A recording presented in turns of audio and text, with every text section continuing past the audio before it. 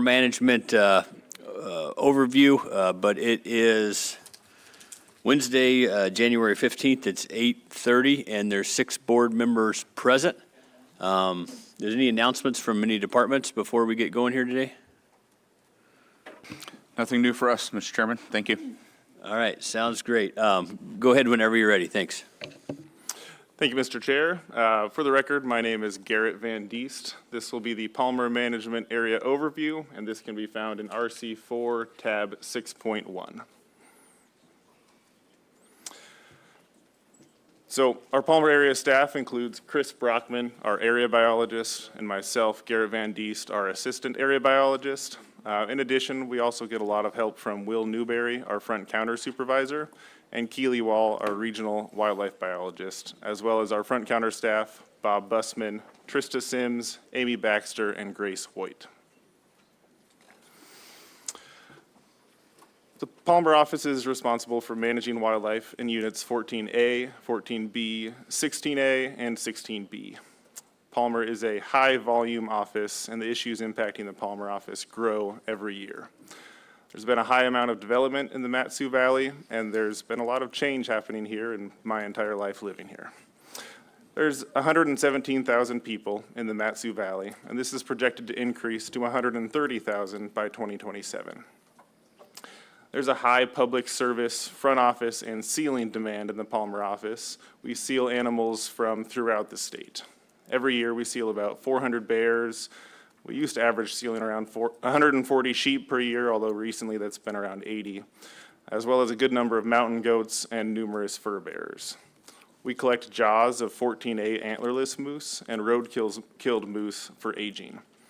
We conduct annual surveys of moose, sheep, goat, and caribou. In addition, we're involved in moose collision mitigation issues, orphan moose calves, nuisance moose, and bear complaints, as well as various other planning activities involving wildlife and development in the valley. We are also involved in various education and outreach activities that are typical for any area office. Game management units covered by the Palmer office include units 14A and B, which encompass the Knik River drainage, the Matanuska River drainage from the Chickaloon west, and the Susitna River drainage south and east of Talkeetna. It's approximately 4,700 square miles. 14A and B are part of the Anchorage, Mat-Su, Kenai non-subsistence area, and therefore have no customary and traditional use findings or amounts reasonably necessary for subsistence for any species. Population hubs for 14A and B include Wasilla, where we currently are, Palmer, Sutton, just north and east of Palmer, and Willow and Talkeetna. We also manage 16A and B, which covers from the Susitna River west to the Alaska Range and from Denali National Park in the north to Lake Clark National Park and Preserve in the south. For the purposes of conducting moose surveys and our intensive management program, we have 16B subdivided into north, middle, and south sub-areas. The total area is approximately 12,200 square miles. 16A is part of that same Anchorage, Mat-Su, Kenai non-subsistence area. 16B is not part of that non-subsistence area, and it does have an ANS for moose, caribou, black bear, and wolves. For moose, the total ANS is 199 to 227, and this is broken down into 3 different areas. For caribou, the ANS is 50 to 70, black bears is 15 to 40, and wolves is 0 to 5. Moose are the species of greatest public interest in the Palmer office. We have a combined 5-year average from units 14A, B, and 16A and B of 1,186 moose harvested per year, and making it one of the areas of highest moose harvest density in the state. Moose mortality from vehicles and trains averages around 300 annually. Reports of these roadkills and nuisance moose were down the last couple of years, primarily due to that population coming down a little bit. Those moose vehicle collisions and train collisions and nuisance moose are typically related to the moose population, the amount of snow, and daylight. Heavier snow years and populations significantly above objective result in more of those issues. Most of our units are within or near the objectives. 16A and B are at the lower end of their objective. 14B is below objective, and 14A is slightly above objective. Bull-to-cow ratios are good in all units except 16B middle, which is low. And harvest in 2023 was within objective in 14A and below in 14B, 16A, and 16B. So 14A was last surveyed in the fall of 2023, and the population estimate was 6,657 animals. This is above the objective of 6,000 to 6,500. We had a bull-to-cow ratio of 30 bulls per 100 cows and a calf-to-cow ratio of 28 calves per 100 cows. 14B was surveyed just this last fall, and the population estimate was 1,648, which is below our objective of 2,500 to 2,800 moose. We had a bull-to-cow ratio of 22 bulls per 100 cows and a calf-to-cow ratio of 22 calves per 100 cows. 16A was last surveyed in the fall of 2023. The population estimate was 3,598 moose. I apologize for the mistake on there. It should say 3,598. This is within our objective of 3,500 to 4,000 moose. We had a bull-to-cow ratio of 19 bulls per 100 cows and a calf-to-cow ratio of 21 calves per 100 cows. 16B was last estimated in the fall of 2022, and it was estimated at 6,789 moose. This population has had several declines due to some severe winters. We have ongoing research on moose in 16B, and we collared an additional 30 short yearling females in spring of 2024 to continue monitoring production and calf survival. We have 3 different mountain ranges containing Dall sheep that we manage in the Palmer office. We have the western Talkeetna Mountains in 14A and B to the north of us, the Alaska Range to the west of us in 16B, and the 14A Chugach to the east of us. Chugach population, our most recent minimum count was from 2023. We had 482 sheep. This population has come down a bit. Although we had a recent high in 2017, which was our highest count we'd had since 2002. This hunt is managed this area is managed under a draw hunt. It was moved to a draw in 2008, primarily for reasons of overcrowding. And it was any ram draw from 2008 through 2022. Then the board changed it to a full curl ram draw hunt, and it's been a full curl draw for the last 2 years. When it moved to a full curl draw, that coincided with a drop in our population. We reduced those permits from 53 permits issued down to 14. This coming year, we plan on issuing 22 permits. We have a 5-year average harvest of 10 rams from this unit.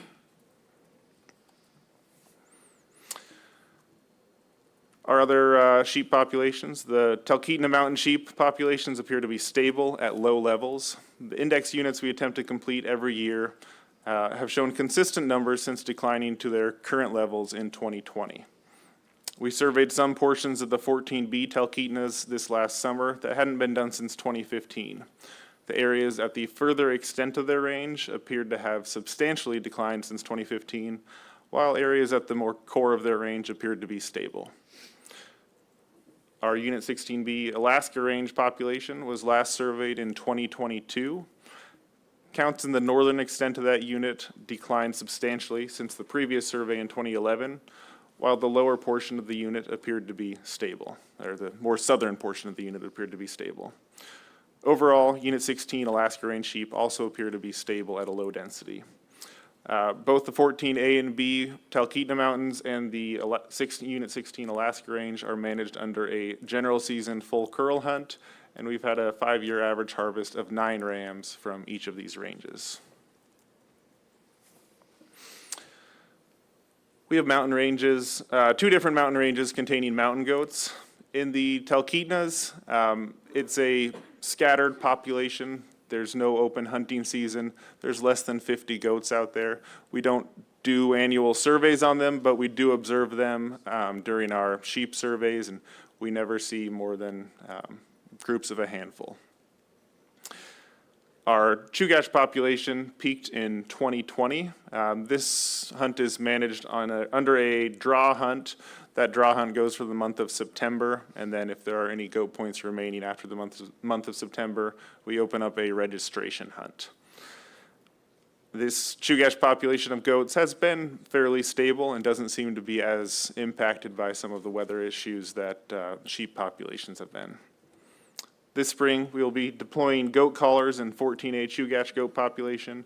These collars will assist us in evaluating siteability for our surveys and identifying areas of seasonal importance to our goat populations to better inform commercial heli skiing operations and that are requesting permits. And this project will complement current ongoing research in 14C.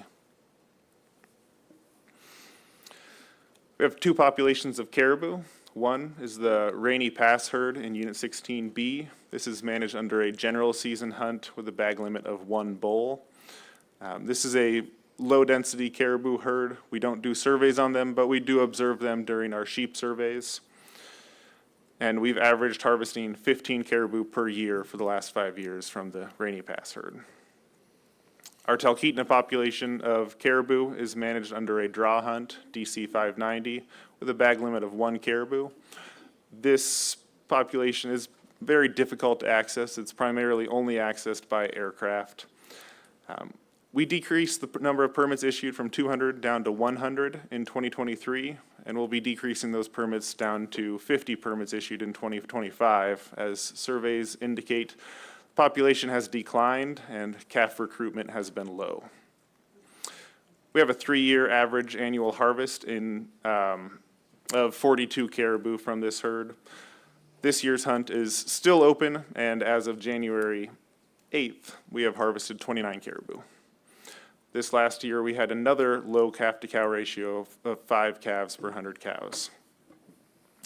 We deployed 19 caribou collars last spring and conducted a survey, estimating there to be a minimum count of 450 caribou in the herd. We did also test for pregnancy, and we had 100% pregnancy rates in that herd.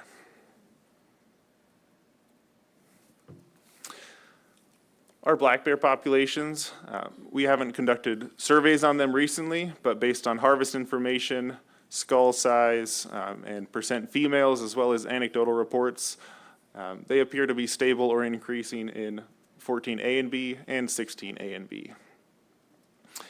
We've had a 5-year average harvest of 92 black bears per year from 14A and B, and 251 black bears per year from 16A and B. We receive some nuisance bear complaints near communities, and these are typically from livestock owners and of bears breaking into rural cabins. We previously conducted black bear control in Unit 16 from 2007 to 2016. Similar for brown bears, based on that harvest information, the skull size, percent females, and what we're seeing in the harvest and anecdotal reports, black bears in 14A and B and 16A and B appear to be either stable or increasing. We have a 5-year average harvest of 18 brown bears per year from Unit 14A and B and 98 brown bears per year from 16A and B. In Unit 16, harvest opportunity was increased in 2022 when the season changed to no closed season. And again, we received some nuisance bear complaints of brown bears in near communities, mainly from those livestock owners and rural cabin resident owners. Wolves in Unit 14A and B appear to be stable or increasing based off of our harvest and wolf tracks observed during moose surveys. In Unit 16, we previously conducted wolf control from 2004 to 2015, and then we shut it off, and we've been monitoring wolves in Unit 16 since 2021 after that moose population began to decline, and we were seeing an uptick in wolves. Our minimum count was 120 wolves in 2022, and it's been over 110 since 2021. The number of known packs has exceeded over 20 for the last 3 years. Our estimate is that there are over 150 wolves, or there were over 150 wolves in the spring of 2023, likely approaching 180. We reactivated our intensive management program and opened it up to SDA in January of 2024, and we had 60 wolves taken in that SDA program in the winter and spring of 2024. Here's the chronology of harvest for wolves in units 14A and B for the last 10 years. This is based on a total of 47 wolves harvested in these two units. The bulk of the harvest comes from January and February from trapping, with another peak in September from hunters shooting them opportunistically while hunting other species. Here's the chronology for Unit 16 for the last 10 years. This is based on a total take of 169 wolves between 16A and B, with the majority coming from 16B. Harvest is slightly more distributed in Unit 16, in part due to there being more wolves overall, but still the majority comes from January and February, with another bump in harvest in August and September, primarily from moose hunters. Unit 16 holds onto its winter conditions longer than 14, and is able to support access into the area further into the year, allowing for a substantial amount of harvest in March and some in April. For fur bearers, this information is based on reported harvests through trapping and sealing, as well as information from the Trapper Questionnaire. Marten, mink, muskrat, lynx, and wolverines are all scarce. Coyote, ermine, red fox, river otter, beaver, and wolves are all reported to be common. There's been no change in any of these species except for wolves, which have been increasing. So we're now going to go into the moose intensive management program for Unit 16. As was stated, it was previously active from 2004 through 2015 for wolves, as well as a period for bears in there as well, and we activated it for wolves again in January of 2024. Here's a map of the current predator control area in Unit 16. It includes the majority of Unit 16B and western portions of Unit 16A. Unit 16B contains part of Denali National Park on the north end of the unit and Lake Clark National Park and Preserve on the south end of the unit. These areas are off limits for predator control. The red portions of the map include both preserve and hard park lands. That is, there are some of these lands that are closed to all hunting, some to rural subsistence only, and others to general season hunting and trapping. The total predator control area is approximately 7,800 square miles. We have a wolf intensive management objective to reduce the spring wolf population down to 35 to 55 wolves. Our 2003 pre-control estimate for Unit 16B was 175 to 180 wolves. Following that, we activated wolf control from 2004 through 2015, resulting in a 2017 wolf estimate of 35 wolves. Recently, we deployed 40 wolf collars in Unit 16 in the springs of 2022 and 2023. We currently only have two of those collars still remaining on air. Based on those capture efforts, pack home ranges, and a minimum count conducted in 2021, where we observed evidence of at least 120 wolves, we estimated there were 150 to 180 wolves in 2023 pre-SDA. During those captures, and when we were sealing hides from the SDA program, a number of those wolves had significant lice issues to the point of hair loss and degrading pelt quality. Here's the reported wolf take from 2004 through 2023. Wolf control started in 2004 with land and shoot and expanded to aerial take in 2005. The predator control area was expanded for the 2006-2007 season to allow for the take of more wolves, or to allow for the take of wolves that prey on 16B moose that spend time in 16A, and wolves that spend time in both units. Wolf control was suspended in 2015 after wolf numbers were reduced and moose populations rebounded to above the midpoint of the objective. Wolf control was activated again in RY23 after observing a decline in moose populations to below the midpoint of the objective, along with not meeting harvest objectives a decrease in calf survival, and an increase in wolf numbers during surveys, and after several years of wolf collaring efforts. Our recent estimated wolf population was close to the pre-control estimate from 2003, but there were not as many wolves taken in the SDA program as we were hoping for. 57 wolves were taken and sealed via SDA and RY23. An additional 3 wolves were shot and identified as dead, but were not recovered, as they were unrecoverable in a place that couldn't be accessed. So in total, 78 wolves were taken in Unit 16 last reg year. The primary reasons for that take being lower than what we were expecting or hoping for is due to the poor quality of the pelt due to lice and pilots not preferring those wolves as much, and some of the neighboring units being open to predator control, which created a limitation on experienced and effective pilots. We have a brown bear intensive management objective to reduce the spring population down to 375 bears.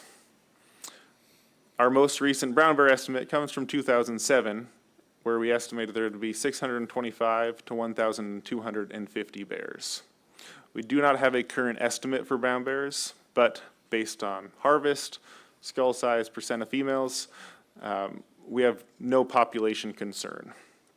These previous estimates that were done were based on line transects bear surveys that were conducted by Earl Becker in Unit 16 in 2007, and on surveys that were done in Lake Clark National Park, just southwest of Unit 16B. We previously conducted brown bear control beginning in 2010, and that was suspended in 2016.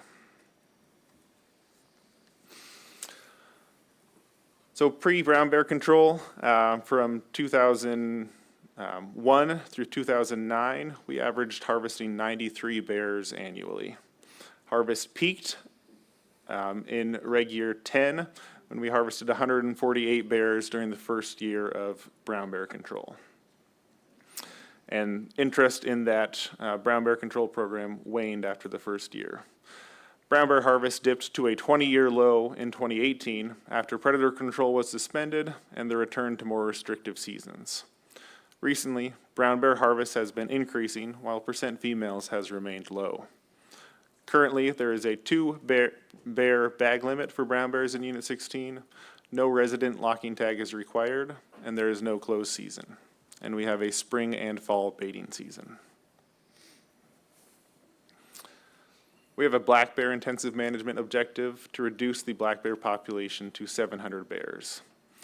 That same 2007 estimate estimated there to be 3,200 to 3,800 black bears in Unit 16. And we don't have a current estimate, but based on that same information, we have no population concern for black bears in Unit 16.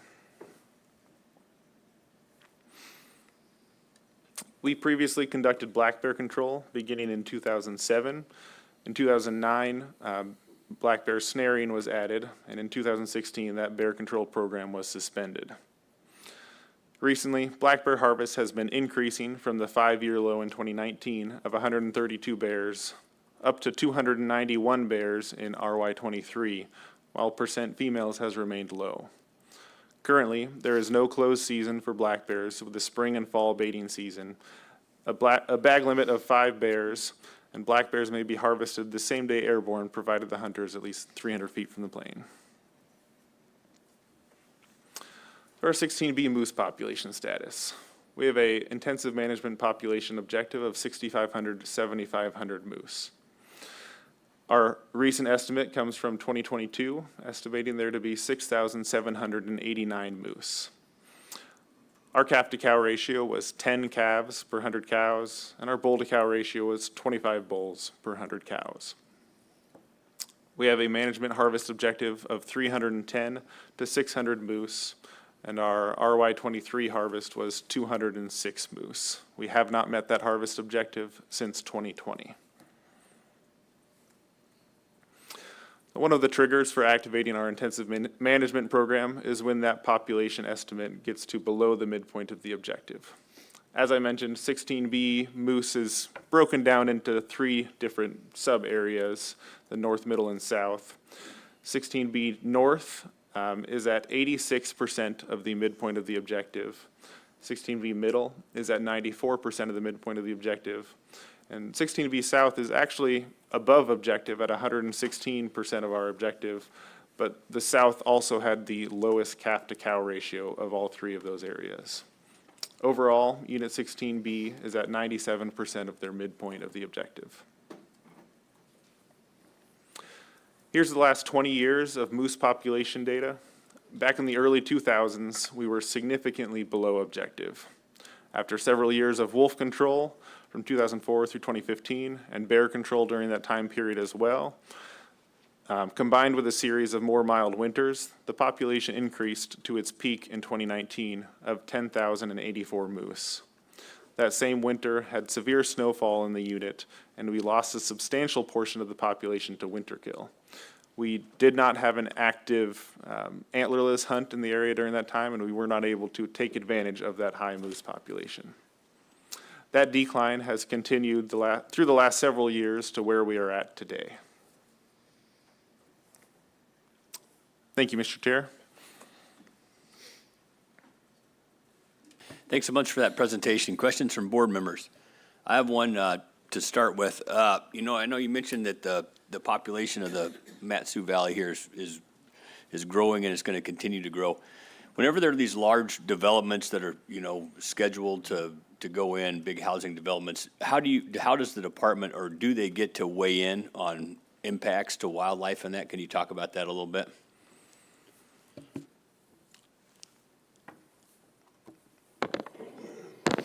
Yeah, through the Chairman Fletcher, this is Todd Rinaldi for the record. I'm the assistant, the regional management coordinator. It depends. We have Manny Eichelt, who's the assistant management coordinator. He coordinates development projects for the region. So when we hear about Nyacook or wind projects or significant road developments, we seek out participation in that. It really comes to us. There is the access defense shop that the department has, and oftentimes permitting requests go through them as well. So we are often given an opportunity to provide input on development projects. Unfortunately, it's often not at a time when our input will have significant consequences on that development. So we try to work and communicate regularly with DOT and development and other natural resource industry. We also work with DNR on some permitting as well. So it can be challenging. There's a lot of projects that go on that we don't hear about until after the fact, or until it's well under past the design phase when we can actually put significant contributions into that design. So, Thanks for that. Other questions from board members? Member Loring. Thank you, Mr. Chairman. Thank you for your very informative presentation. I really enjoyed it. Can we go back to black bears just real quickly? Slide 13, where you talk about the 14 A and B and 16 A and B harvests. Sealing is required in these units, is that correct? Sealing is required in Unit 14A and 16, but not in 14B. Okay. So when you seal the bears, you ask, I imagine probably method to take is, so is bear baiting a pretty major driver of this higher harvest that we wouldn't have if we didn't have bear baiting? Through the chair, Member Loring, there is a pretty substantial amount of bear baiting, especially in Unit 16. In 14A, it definitely happens, and there's a few areas that there's higher concentration of bear baiters. Yeah. Any other questions from board members? Thank you. Oh, sorry. Vice Chair Hoffman. Yeah, thank you for that presentation. I was just curious about your Rainy Pass caribou herd. What's the range? Do they make it as far as like Big River or that far west?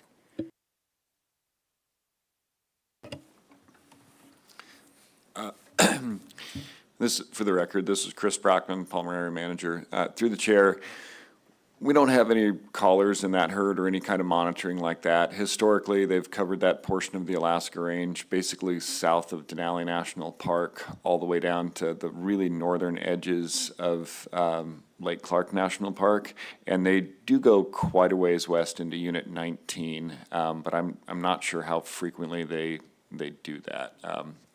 But they definitely, Rainy Pass is kind of the center of their range, if you want to picture it that way. And so about 50 miles north or south is pretty common that we see them. And we typically don't see them down into the timber at all. They like that higher section of the Alaska Range. Yeah, thank you. You mentioned you didn't have population surveys for them, but, and then they even spend the winter in the mountains?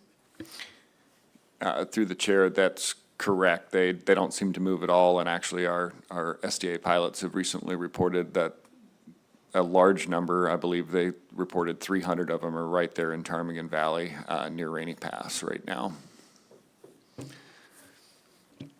More questions for Member Brett? Yeah, thank you. Thank you, Garrett. That was a good presentation. I'm looking at slide 16B, moose population status. My question is your margin of error on the population estimate is almost 1,200. What's the reasoning behind that? That seems pretty large. Through the chair, Member Barrett, are you talking about this slide here? Yeah. So that error is actually incorrect. I wasn't able to fix it before we got these slides up here. I believe it's actually 852. Oh, yeah, that's much better. Thank you. And one more follow-up on that is, what's hindering the harvest out there? You know, you got 206 and you're allowed 310 to 600. Is there a reason? Through the chair, Member Barrett, a lot of it is, Unit 16B is a fairly difficult access area. There's rivers throughout the area, but otherwise it is very heavily forested. And we haven't seen a significant amount of harvest recently. I'll do one more and let somebody else. Have you thought about or talked about or considering treating those packs of wolves for lice? Through the chair, Member Barrett, we've talked about it, and I believe we've done that previously. Some other staff may be able to speak more to that, but even though it was done previously, we've seen it return. Okay, thank you. Any other questions from board members? Oh, Member Brett. Yeah, I'll do a couple more. Have you guys monitored how fast the wolves repopulate after a predator control implementation? Through the chair, Member Barrett, we didn't do consistent surveys after that control program. We did have that 2017 estimate of 35 wolves. And then beginning around 2019, just through observing wolves and wolf tracks during our moose surveys, around 2019 is when we started to see an uptick. And in 2001 is when we started doing some more wolf surveys. We haven't been monitoring production, but we have been monitoring the overall population. If I could just elaborate a little bit on that. Yeah, I was AB during a period of this time when the program shut down. In contrast, during comparison to some of the other units, the recolonization of wolves in Unit 16 took a lot longer than, say, Unit 13, where it happened in just a matter of a few years. So, All right, thank you. Your last, do you have another one, Al? Your last brown bear study was in 2007. Was it an aerial survey, and what time of year was it done? Mr. Chair, that was in 2007. That was an aerial line transect survey. I don't. That was done in May. Thank you. Other questions from board members? If not, thank you very much. I'm sure we'll have much more questions for you when we get into these proposals here.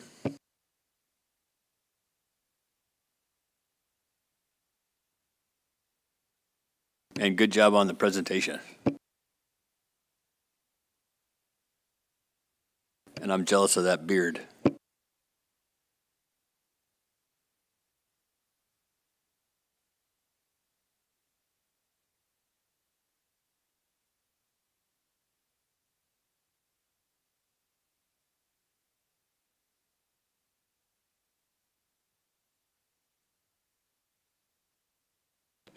Mr. Chair, I move to adopt Proposal 64, reauthorize the antlerless moose drop permits in units 14A Alpha and 14B Bravo. Second. It's been moved and seconded. Department? Thank you, Mr. Chair. For the record, my name is Chris Brockman. I'm the area manager for Palmer. Proposal 64 is to reauthorize the antlerless moose drawing permits in units 14A and, this can be found in RC4 tab 6.2. 64 is to reauthorize the antlerless moose drawing permits in units 14A and B. It is a department proposal, and our recommendation is to support. I want to point out that we have advisory committee support. Matt Valley supported it 13-2, and Sioux Valley was unanimous. I believe that was 8-0.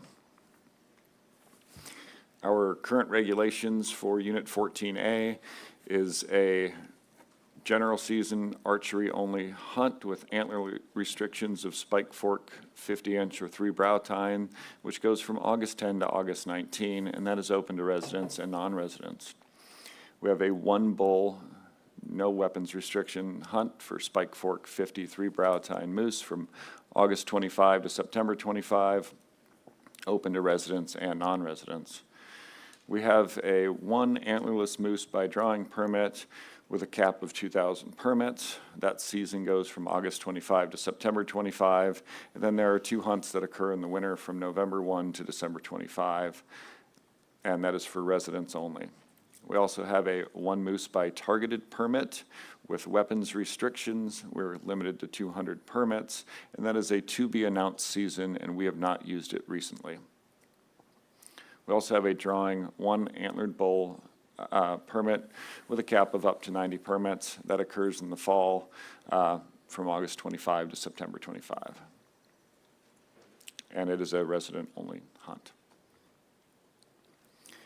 In Unit 14B, the regulations are 1 bull with spike fork 50 or 3 brow tines by bow and arrow only, August 10 to August 19.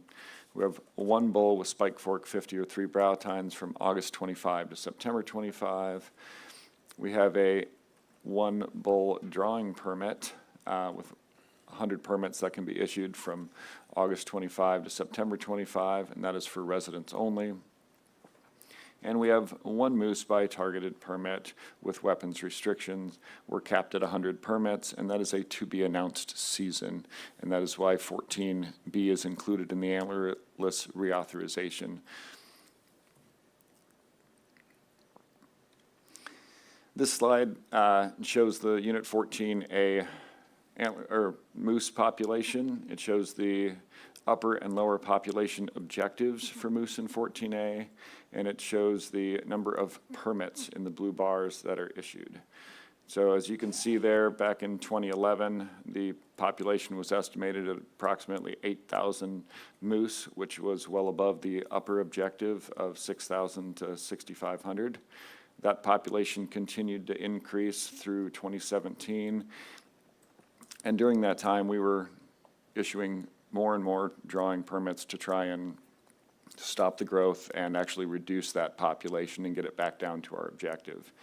In 2018, that was after the board increased our antlerless permit cap from 1,000 to 2,000. We were able to issue the maximum number of permits that we have issued, not the maximum that we were allowed, but that was about 1,300 permits.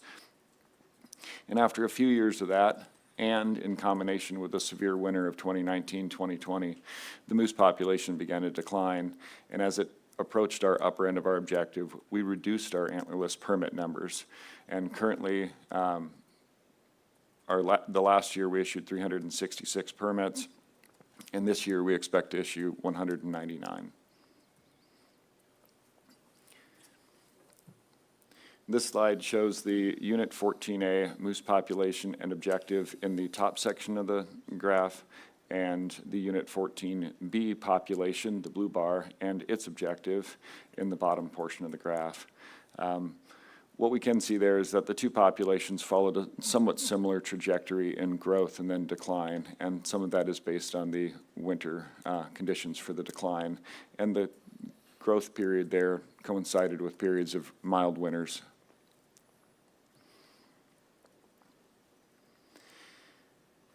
This figure demonstrates the results of our Unit 14A twinning surveys.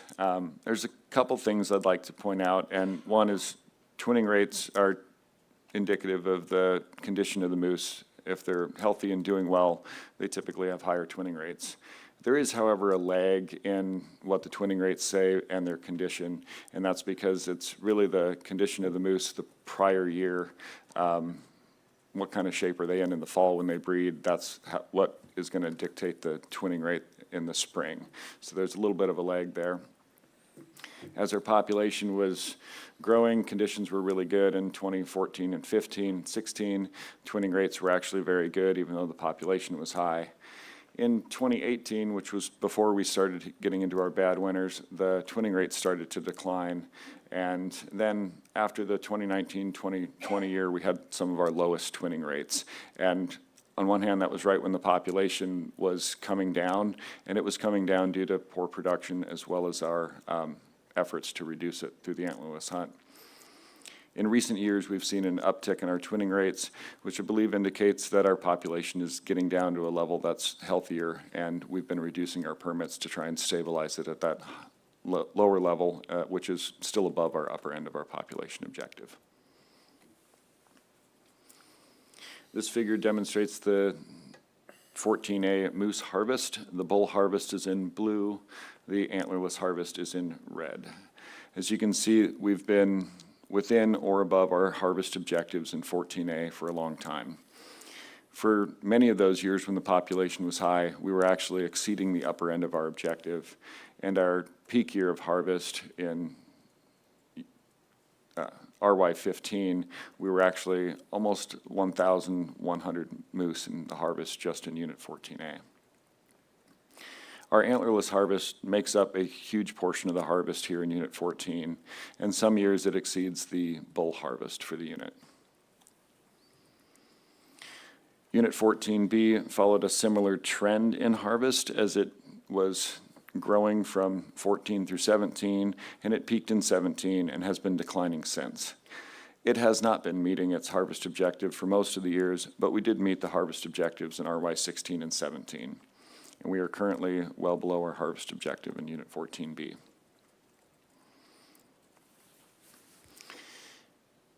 This map shows Unit 14A and how the fall antlerless hunts are divided into 8 separate hunt areas.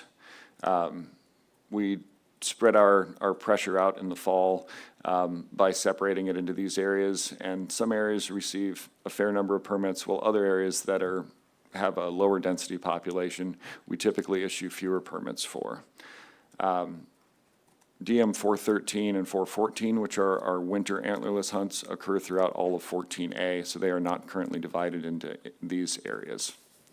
And the youth hunt, which also occurs in the fall, is YM 412, and that occurs in the same area as DM 402. We typically adjust our permit levels for these hunts based on success ratios for the prior year, and then just a general knowledge of how our moose density is and populations in the fall. This table shows the number of permits and the number of moose harvested in the AM 415 targeted hunt. We've not held that hunt since 2016. And on our highest year of that hunt, we harvested 26 males and 81 females. I believe that was the highest harvest. We were using that at the time to address issues with nuisance moose on farms in Point McKenzie, where we had a large amount of, I don't know if I want to call it depredation, but we had large groups of moose getting into stored hay. We've used it to address vehicle collision issues along roads, which is probably the primary source. And then dealing with aggressive and nuisance moose if they're in a situation where we can take the time to get a permitted hunter out there instead of responding ourselves or calling GPS because it's a situation that needs a quick response. So in summary, Unit 14 population estimate is currently at 6,657. Sorry, there is a typo on that line. And that estimate was derived in November of 2023. In RY 2023, we issued 366 antlerless permits for Unit 14A, and we've reduced that to 199 in RY 24.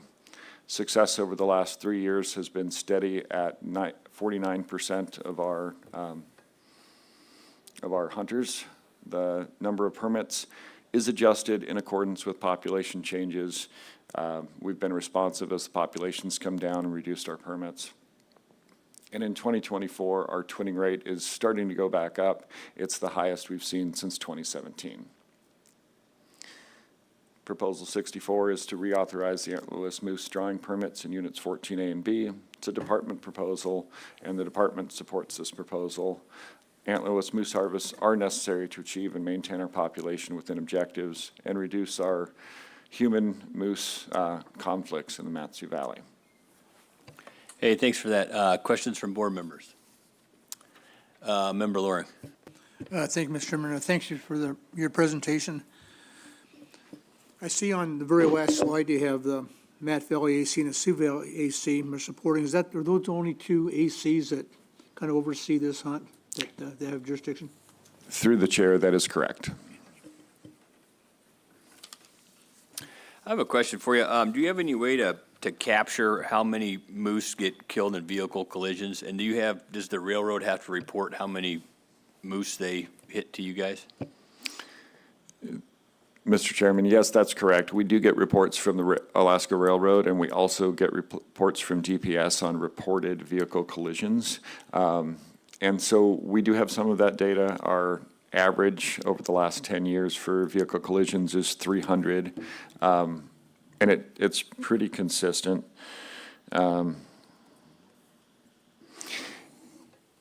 There's always some kind of lag there, and some of that information, especially on like exact location, is sometimes difficult to derive. We get a generalized location from that. It's not accompanied with a GPS or a certain milepost on a road. And a lot of our vehicle collisions may result in mortality, but they don't occur right on the highway. You know, the moose gets hit, stands up, runs off into the woods, and those are often unreported. We respond along with DPS to a lot of injured moose calls. Much of that, I suspect, is the result of vehicle collisions where something has a broken leg and manages to get off the road. So those don't end up in those reported numbers, but we do get pretty good information. There has been some times in the past where that has not been very accurate information, but it is getting better. And specific location data, we don't get that. And Captain Johnson, just generally speaking, most of your calls in for defense or life of property, are they in the late winter months, early winter months? Is it equally spread out throughout the year? And I hate to put you on the spot, but just kind of generally speaking. Yeah, Mr. Chair, generally speaking, yes, DLP, Defense of Life and Property with moose, would tend to see an uptick when they're kind of at their most stressed, which we would expect kind of in the late spring timeframes, especially when we have winters with heavy snow and stuff. We get those trail conflicts with dog mushers, skiers, snow machiners. We kind of see an uptick there. And then sometimes right around calving season too, you might see an uptick more in the more urban areas potentially. If cows are starting to drop their calves near somebody's yard or something, that can potentially be an uptick. But it's I wouldn't call it a significant one though. Thank you for that. Vice Chair Hoffman. Yeah, thank you, Mr. Chair. Thank you. For your, what time of year do you do your moose twinning surveys? Our Through the chair, our twinning surveys are done in the spring, right just past the peak of calving. And so we typically do 2 flights. We have a set route that we fly, which is up the Knik River and down on the Palmer Hay Flats. And we fly the same route every year. It's fairly open habitat, so we don't have to try and find them in the timber, which is often very difficult to do, as leaves are just starting to emerge in late May and would obscure them if they're in the woods. And so we fly them twice. We separate those flights by about 4 to 5 days, and that's typically just after the peak of calving. And so we've been doing those for pretty consistently now for almost a decade. Vice Chair Hoffman. So in some of these areas, I think this isn't Unit 16, but in areas with high bear densities, how many of those calves, a lot of calves are lost right at birthing to usually black bears. And how does the department adjust for that? Through the chair, yes, Member Hoffman, that's correct. In Unit 16, we have collared cows that we fly, and we check them daily until we observe them with a calf. And some of those we never observe with a calf, and we assume that's on many of them it's because bear or something else has killed that calf beforehand. Fortunately, in 14A, one of the reasons we have the highest harvest in the state by orders of 4 or 5 times is because we have a lot of people and relatively low predation on our moose population. And so when we find cows out in the Knik Valley, although we do see brown bears and black bears, wolves and wolverines out there, I think the impacts from those predators on our 14A moose calves are relatively low, especially in comparison to other areas. Other questions from board members? Member Brett. Yeah, thank you, and thank you, Chris, for your presentation. Your targeted moose hunt, I'm kind of curious on, 2017 to present, it just shut off. And even if I look at 14A population, which still seems to be at just above its population objective on the high side, there's no more issues with, having a targeted hunt in 14A? Through the chair, I think it's a great tool to have, and we still have the sign up for it, and every year we discuss issuing permits, especially when we have a severe snow winter, which increases our nuisance and roadkill issues a lot. But right about that time of 2017 or so, we were in a period of real mild winters, and so even though our moose numbers were higher than we'd like, the conflicts between people and moose and also our roadkills were not as high as they had been, say, back in 2012. In 2012, we had a really severe snow year. I think I put down over 100 moose myself. The troopers were super busy. We had the Moose Federation out there trying to feed moose. And it was a situation that there was no good answer to, and that targeted hunt was a tool we could use during that time.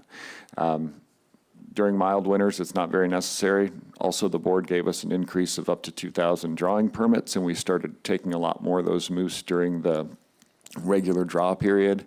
And so almost every year we look at and evaluate about this time of year, do we want to start using that tool?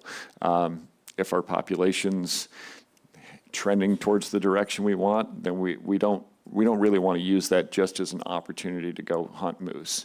But it is something that we like having as a tool. All right, thank you. Other questions from board members on this? Any comments, intent? Member Brett. Yeah, I intend to support it because the AC support it, and I can't change it. I'll echo those sentiments. Any, Member Garner? Yeah, I think the presentation shows that the antlerless hunts are working to meet management objectives, and it also provides additional opportunity, so I would support this proposal. Any further discussion from board members? Member Batesville. Yes, I tend to support this based on the information we got and the comments from the AC. Thanks. With that, we might be ready for the question. Call the question. The question's been called. The board has heard no concerns from the public regarding costs to private persons if this regulation is adopted. Thanks for that, Christie. Will you pull the board? Yes, Mr. Chairman. Final action on Proposal 64. Mr. Hoffman. Yes. Mr. Batchel. Yes. Mr. Garner. Yes. Chairman Fletcher. Yes. Mr. Loring. Yes. Mr. Brett. Yes. Proposal carries 6-0. Mr. Chair, I move to adopt Proposal 65, decrease the number of antlerless moose permits for Unit 14A Alpha. Second. It's been moved and seconded. Department? Proposal 65 is to reduce the maximum number of permits to be issued by the department and to break up the Unit 14A winter antlerless hunts into separate hunt areas. This proposal is from the Matt Valley Advisory Committee, and the department's recommendation is neutral on the reduction of permits from a cap of 2,000 down to a cap of 1,000, but we were opposed to the direction to create additional hunts by breaking up the two winter hunts. So this proposal would reduce the total number of antlerless moose permits that may be issued in Unit 14A from a current cap of 2,000 permits to a cap of 1,000 permits. And it would break up the 14A winter antlerless hunts, which are DM 413 and 414, into separate hunt areas matching the fall antlerless hunts. This would create 16 new hunts. And this portion of the proposal is based on the perception that lots of the winter antlerless harvest is concentrated in just a few areas. This is the same regulation slide that we saw in the previous proposal, so I'm just going to skip over it unless you have questions. This is the same moose population slide, which indicates permit levels. It indicates the moose population and the population objective. And for this proposal, if you look at the line of 1,000 there, you can see that we have 3 years where we have exceeded the suggested cap of 1,000. And those 3 years were when the moose population was approaching 9,000 moose. It was considerably over the upper end of the objective. The same harvest slide we saw in the last figure. Antlerless harvest makes up a large portion of our harvest here in Unit 14A, and even without antlerless harvest, we have typically been meeting our harvest objectives. This slide shows the 8 separate hunt areas for our fall antlerless moose hunts.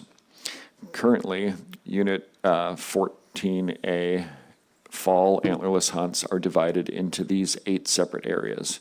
And this proposal is looking to separate our 2 winter antlerless hunts, DM 413 and 414, into these 8 separate areas. Currently, they are not separated that way. Permit levels for each of these units is adjusted based on success ratios for individual hunts and overall participation in the hunts. Participation has been very high and success rates have been stable. Part of this proposal seeks to break up the winter hunts to match the distribution of fall antlerless hunts. This is based on the perception that most harvest is coming from just a few areas. This table shows the distribution of antlerless harvest for the last 5 years for those 2 winter hunts, DM 413 and 414. You can see that while there are a few areas that receive more harvest than others, harvest is well distributed throughout the Unit 14A. Our last GSP was conducted in November 2023. We estimated 6,657 moose, which is above the upper end of the population objective of 6,000 to 6,500. In the spring of 2024, we had a twinning rate of 28%, which is the highest we've had since 2017. The number of antlerless permits issued is adjusted in response to our population changes. And the success rate for antlerless hunts over the last 3 years remains steady at 49%.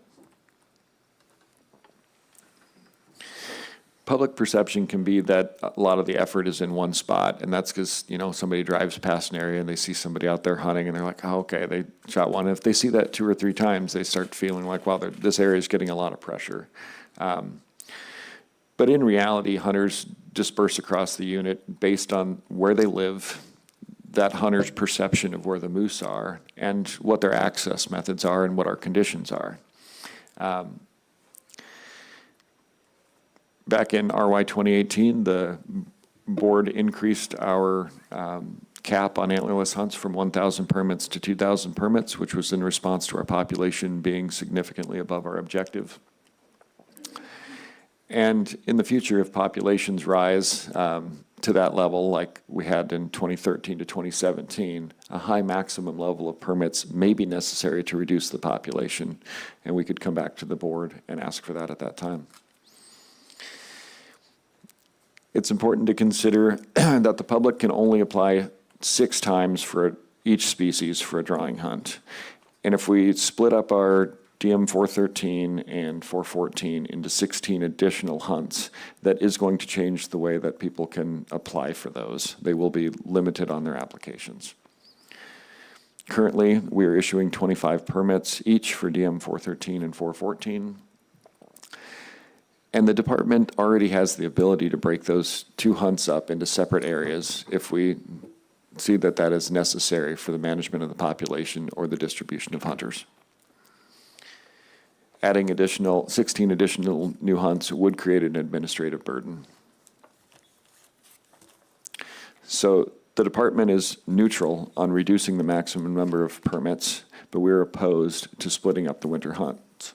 The department adaptively manages moose populations with the current estimate, and the department does not anticipate issuing more than 1,000 permits in the near future.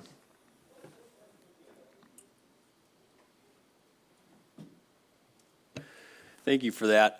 So just to make it really clear, if the department saw a huge uptake in, take in the butte, you could react to that, and you could I guess, address like a public concern of taking too many moose out of one of these specific areas. Mr. Chairman, that is correct. Thanks. Other questions from board members? Member Loring. Thank you, Mr. Chairman. So right now, that 2,000, up to 2,000 permits that you have is just a number, and you don't expect to see that. If we were to reduce that down to 1,000 permits at this board meeting, and as you're watching this population, I know that you're going to manage it perfectly, and it's going to grow again, and we have to use more permits. So when that happens, what would be your process of getting those permits back above 1,000? I mean, would you have to wait for the full cycle? Could you explain to us how you do that? Through the chair, yeah, that's actually a relatively easy process. Our antlerless hunts are reauthorized every year, and we would work with our AC and go to them and say what we're seeing is an increase in the population, and it's to the level that we need to respond, and we would bring it up to them and say we'd like to ask for a increase in our antlerless limit on the permits. I believe the last time we came to the board with that, we suggested 1,500, and the board looked at the numbers and said, you need 2,000 to be able to manage this. And so that's the process that I would take in the future, is we'd start with the ACs. Well, we'd start with the biology. We'd go do a survey. We'd find out that the moose population is too high, and we would respond by going to the AC and suggesting that, and then coming to the board with a proposal, which fortunately for antlerless hunts, we have every year. Thank you for the explanation. Member Brett. Yeah, thank you, Mr. Chairman. I think I heard Member Fletcher was talking about, if there's too many moose harvested in one specific area, that you had the ability to correct that. That was for in-season, your question? So could you explain how you could do an in-season adjustment on, too many moose coming out of, one drainage or another? Through the chair, thank you for that. I misunderstood that. It would not be an in-season correction. It would be we would notice that it happened one season and we would adjust for the next. However, with 2 permits, DM 413 and 414, we do always have the ability to emergency close. And for instance, if DM 413 was somehow out of control, we could EO any of those seasons closed. At our current level of 25 permits per hunt, and my experience here in the valley, I don't foresee either of those being an issue. But we do have the ability to respond with an EO. Otherwise, it would be the following year. All right, thank you, Chris. Any other questions for board members? Member Brett? Yeah, thank you, Mr. Chairman. I don't intend to support this. I think up to language is great. I've never seen the department abuse that. They usually do it conservatively, and I think, we offer 2 winter hunts already, and I think the department has the ability to control some of that harvest through those permits. I agree with those statements, and also to add a little bit, I think it's going to complicate the draw process with your only having, 6 chances to put your ticket in the bucket. Any other, Member Loring? I think, Mr. Chairman, I agree with Member Barrett's reasoning on that. The department has shown that they do adeptly manage that actively. They're down to 25 permits now, even though they have opportunity to do a whole lot more. So they're taking a real conservative look at what they have and applying the permit numbers based on what they see. And I'm comfortable with that. They're comfortable with this current regulation as it is, with the current number of areas that are on regulation. So I'll go ahead and continue to support that. Yeah, I know the Matt Valley AC had, brung this proposal, and they were, really worried, not really worried, but they were wanting to address this situation, and I really think that the department is addressing it currently and will continue to address it, so. Any other questions or comments from board members? If not, we might be ready for the question on Call the this. question, Mr. Chairman. The question's been called. The board has heard no concerns from the public regarding costs to private persons if this regulation is adopted. Thanks for that. Will you poll the board, please, Christie? Yes, Mr. Chairman. Final action on proposal 65. Mr. Barrett? No? Mr. Loring? No. Chairman Fletcher? No. Mr. Garner? No. Mr. Batchel? No. Mr. Hoffman? No. Proposal fails, 0-6.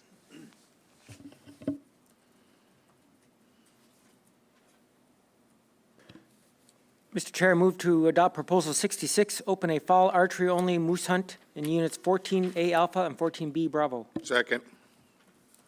It's been moved and seconded. Department? Proposal 66, open a fall archery-only moose hunt in Units 14A and B. This is a public proposal, and the department's recommendation is neutral. This proposal would extend the general season moose hunt for archery only by 5 days in Units 14A and B from September 26 to September 30, with a bag limit of 1 moose with spike fork, 50-inch antlers, or 3 or more brow tines. Current regulations are a bag limit of 1 moose with spike fork, 50-inch antlers, 3 or more brow tines on at least one side, with an archery season date of August 10 to August 19, and a general season date with no weapons restrictions from August 25 to September 25. There are additional drawing opportunities for any bull in both 14A and 14B, and there is an antlerless hunt in 14A. This graph shows the chronology of harvest for the units under discussion. It also includes Unit 16A, which will come in a prior proposal, and it's just kept to show a trend in what the moose harvest looks like. The first block of time is archery only, where they have 10 days to hunt without rifle competition. In addition, archers may choose to use archery equipment during the general season. Harvest increases significantly the further into the season you get. 42% of the harvest in 14A comes from the last 12 days of the season, 60% in 14B, and 70% in 16A. And this is primarily due to moose becoming more susceptible later in the season. You've seen this moose population figure in a previous proposal. The top section is Unit 14A's population in regards to its objective. You can see that it's still above objective, and Unit 14B is currently below objective. The two populations followed a similar trend, probably due to larger scale climate patterns. This is the Unit 14A harvest. You can see that we've been meeting our harvest objectives every year and often exceeding our harvest objectives. The bulls are in the bottom section of those bars, and the antlerless harvest is indicated in the upper portion of those bars. In Unit 14B, the harvest has only met our objective in RY 16 and 17, and we've seen a consistent decline in our harvest since the population began declining. 14B currently has a bull-to-cow ratio of 22 bulls per 100 cows, and a calf-cow ratio of 22 bulls per 100 cows.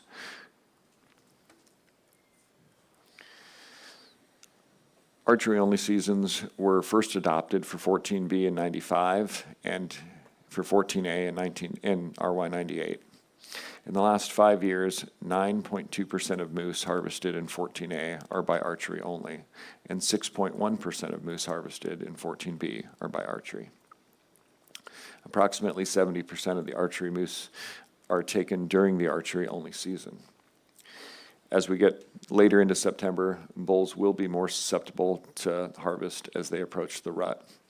And we suspect that success rates for a late season archery hunt will be higher than they are in the early season.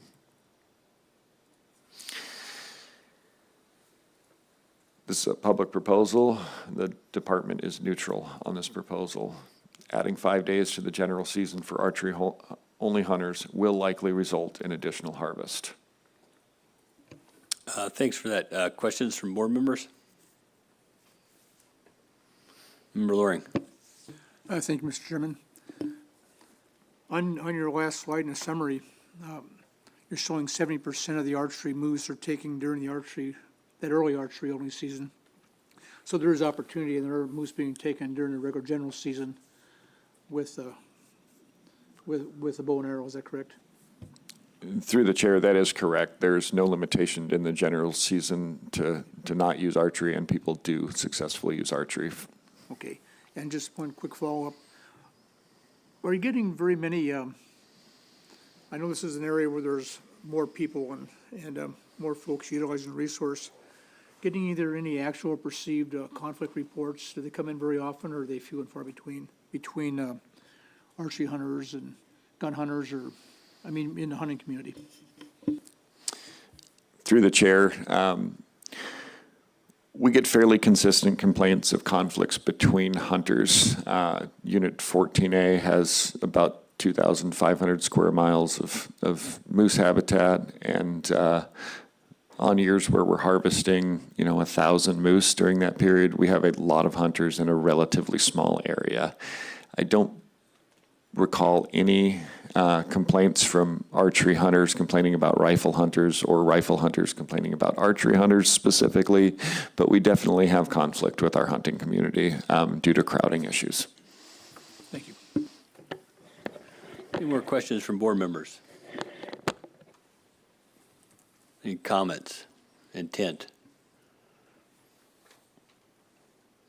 Member Batesdale, can you look and see what the AC said about this proposal? Yeah, we have one AC in support of the proposal and 3 ACs in opposition. Thanks for that. Member Brett.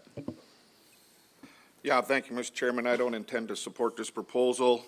We're already meeting our harvest objectives, and currently there's an opportunity to hunt with archery only. Thanks for that. Yep, there's definitely archery only, plenty of ability to participate in this already. I don't think it warrants adding a special season. Member Loring.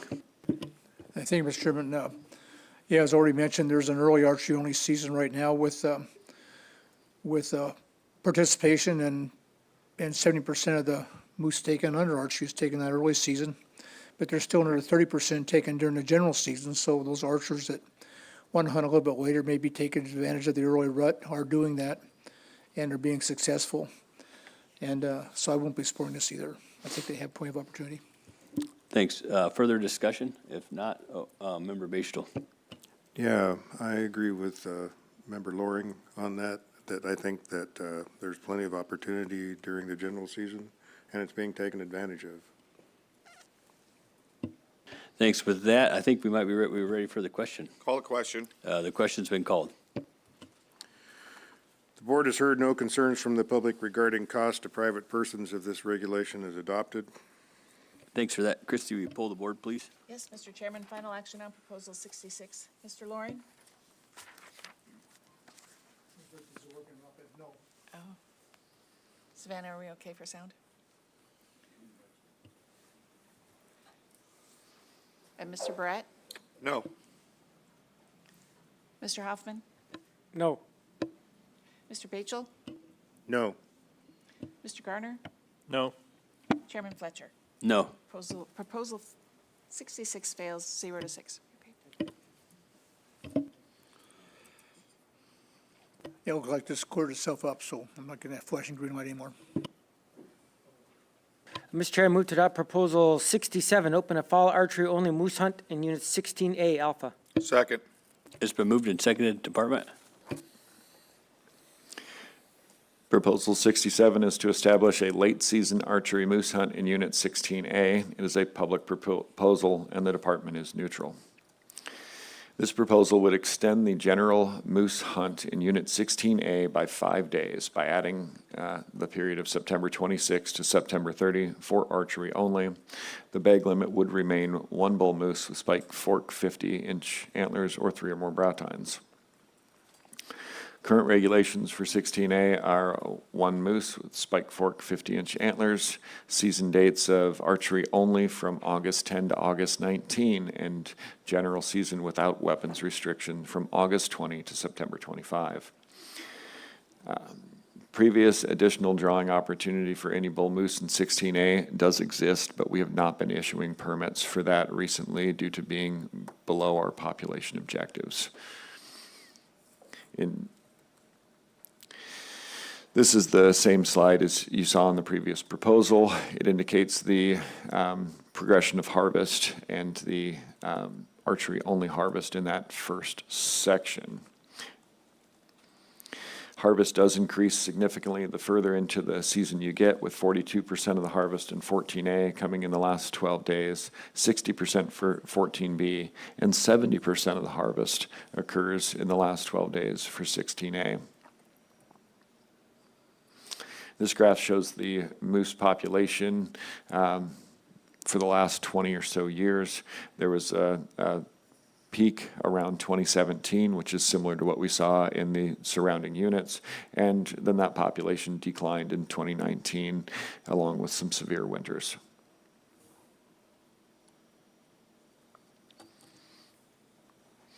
Our last population survey, we estimated 3,598 moose.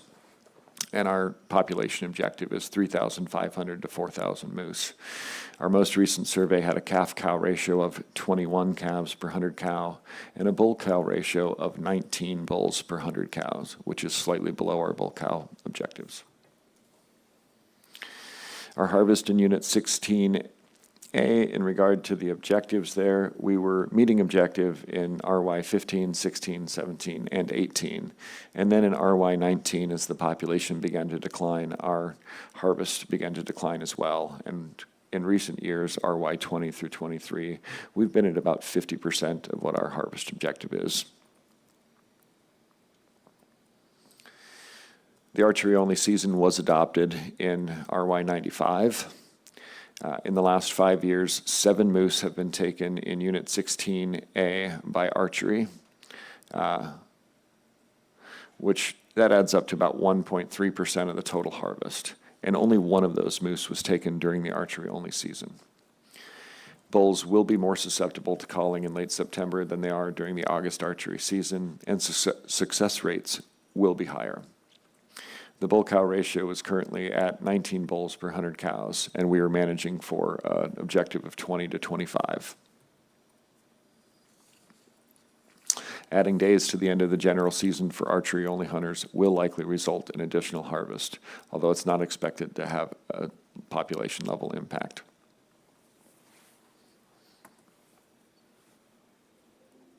Thank you for that. Questions from board members?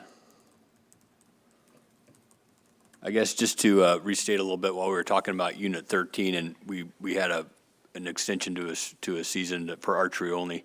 I asked the question, if they're worried about additional take of bulls over time affecting the bull to cow ratio in a population. And could you just speak to that again? I know you covered it in that last slide, but. Mr. Chairman, we don't expect that the harvest would be something that the population, couldn't sustain. But currently, we're below our objective, so we're not issuing any drawing permits for any bulls, which we have as a tool to get harvest up, and we're not offering that opportunity. Additional opportunity for archers would result in some harvest, and that would take away from us being able to achieve that bull cow objective. Whether it's the scale of that, I can't really speak to, but it would not be something that at this time I would be in favor of. Thank you. Other questions from board members? Member Brett. Yeah, thank you, Mr. Chairman. I intend not to support this proposal. Currently, there's a archery season in place. It's archery only.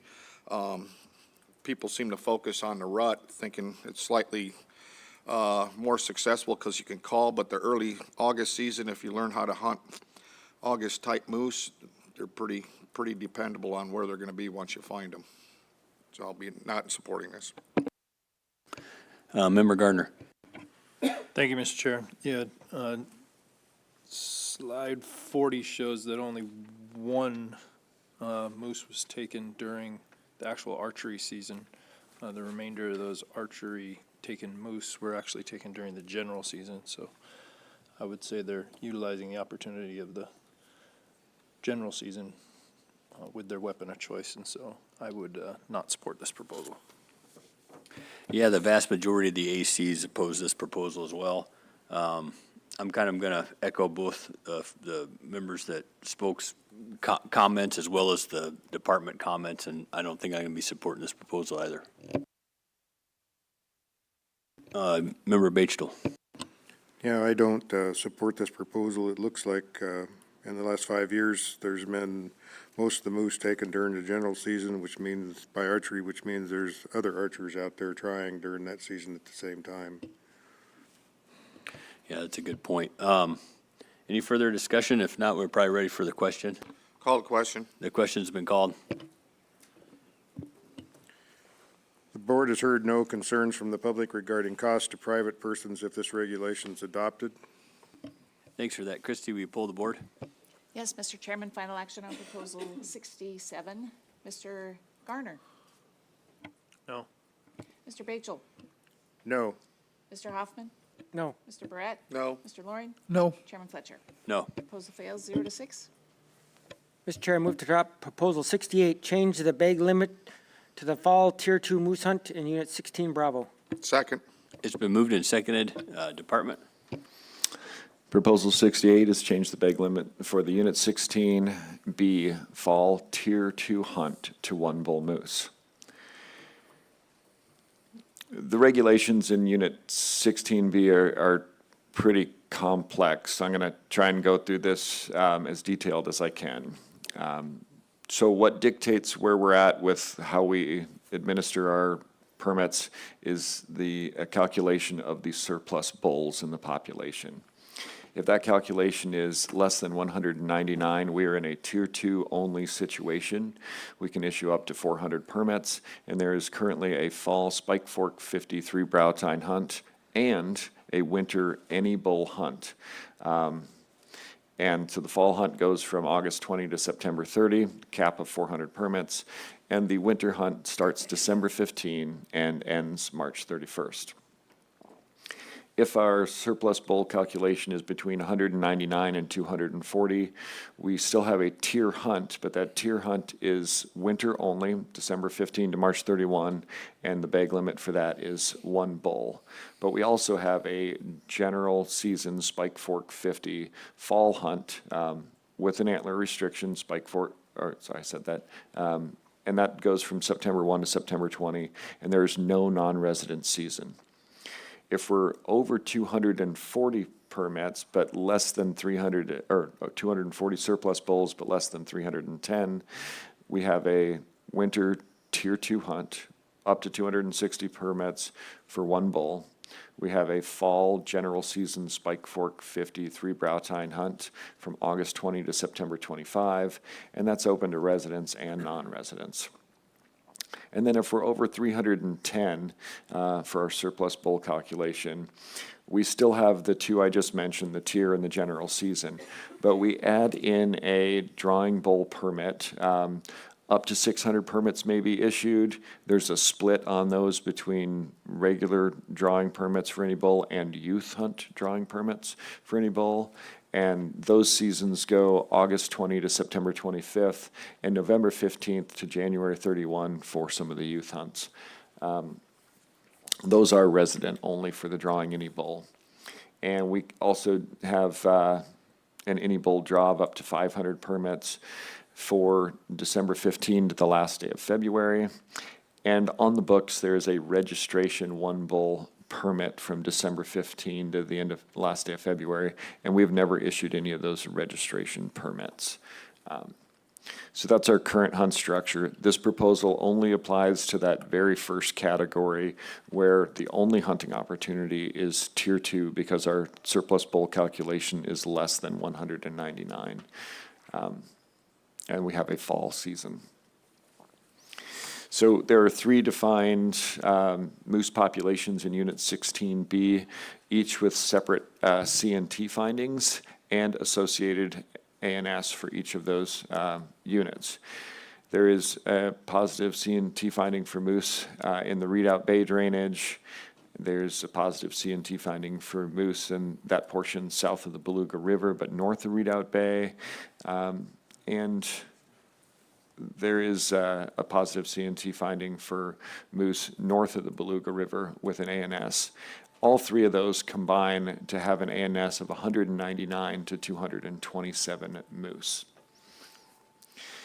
And the figure you see up on the screen there, that's the TM refers to our tier moose hunt. We have 3 different tier moose permits that we issue. And we have a different number of permits for each of those. Currently, we're issuing 266 as directed by the regulation. But if we go to tier only, we get up to 400 permits, and we would divide those in a similar fashion between those hunts. This figure shows the moose population over the last 20 years. Back in 2004, we were substantially below our population objectives. Wolf control was initiated at that time.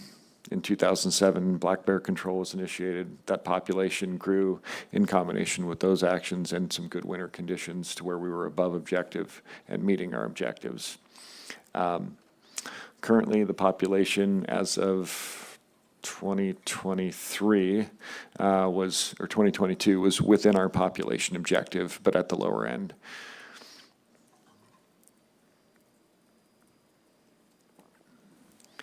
This graph shows our winter severity index. It's used for tracking how bad the winter was in relation to primarily snow depth. You can see that what's considered severe for a moose is anything over about 35 inches of snow depth. That's indicated by the red line. Our average snow depth over this period for Unit 16B is indicated by the gray line. And so even on average, we pretty much are always in severe for Unit 16. We do have some periods of mild winters, which you can see there from about 2013 or 14 up to about 2018. They were pretty mild. And then we hit 2019, and that is the third most severe winter on record. And it was followed by 3 other winters, which were very high in snow depth. And that's kind of what led to our current situation of the decline in the moose population out there. This figure indicates the moose harvest for Unit 16, and it's separated out into the different types of hunts. On the top there, you can see the Tier 2 hunts are pretty consistent, and they've been held throughout this period, and that they don't vary a whole lot. The harvest is pretty stable. The blue bars on the bottom are the general season harvest, and that's a little bit more variable, but fairly consistent. And the yellowish bars in the section of the bar in the center there, those are our drawing any bull permits. And we are no longer issuing any permits for those as our population is declining and it's within our objectives. Those are a tool we were using when the population was high to try and take advantage of those extra moose.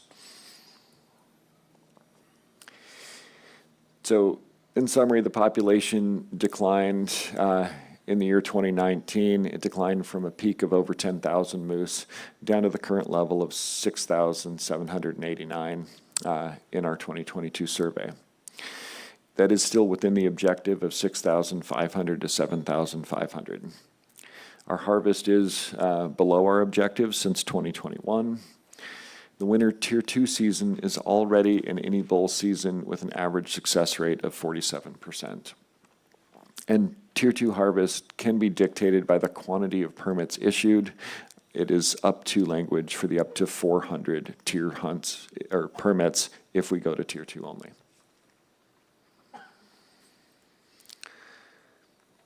Thank you for that. Questions from board members?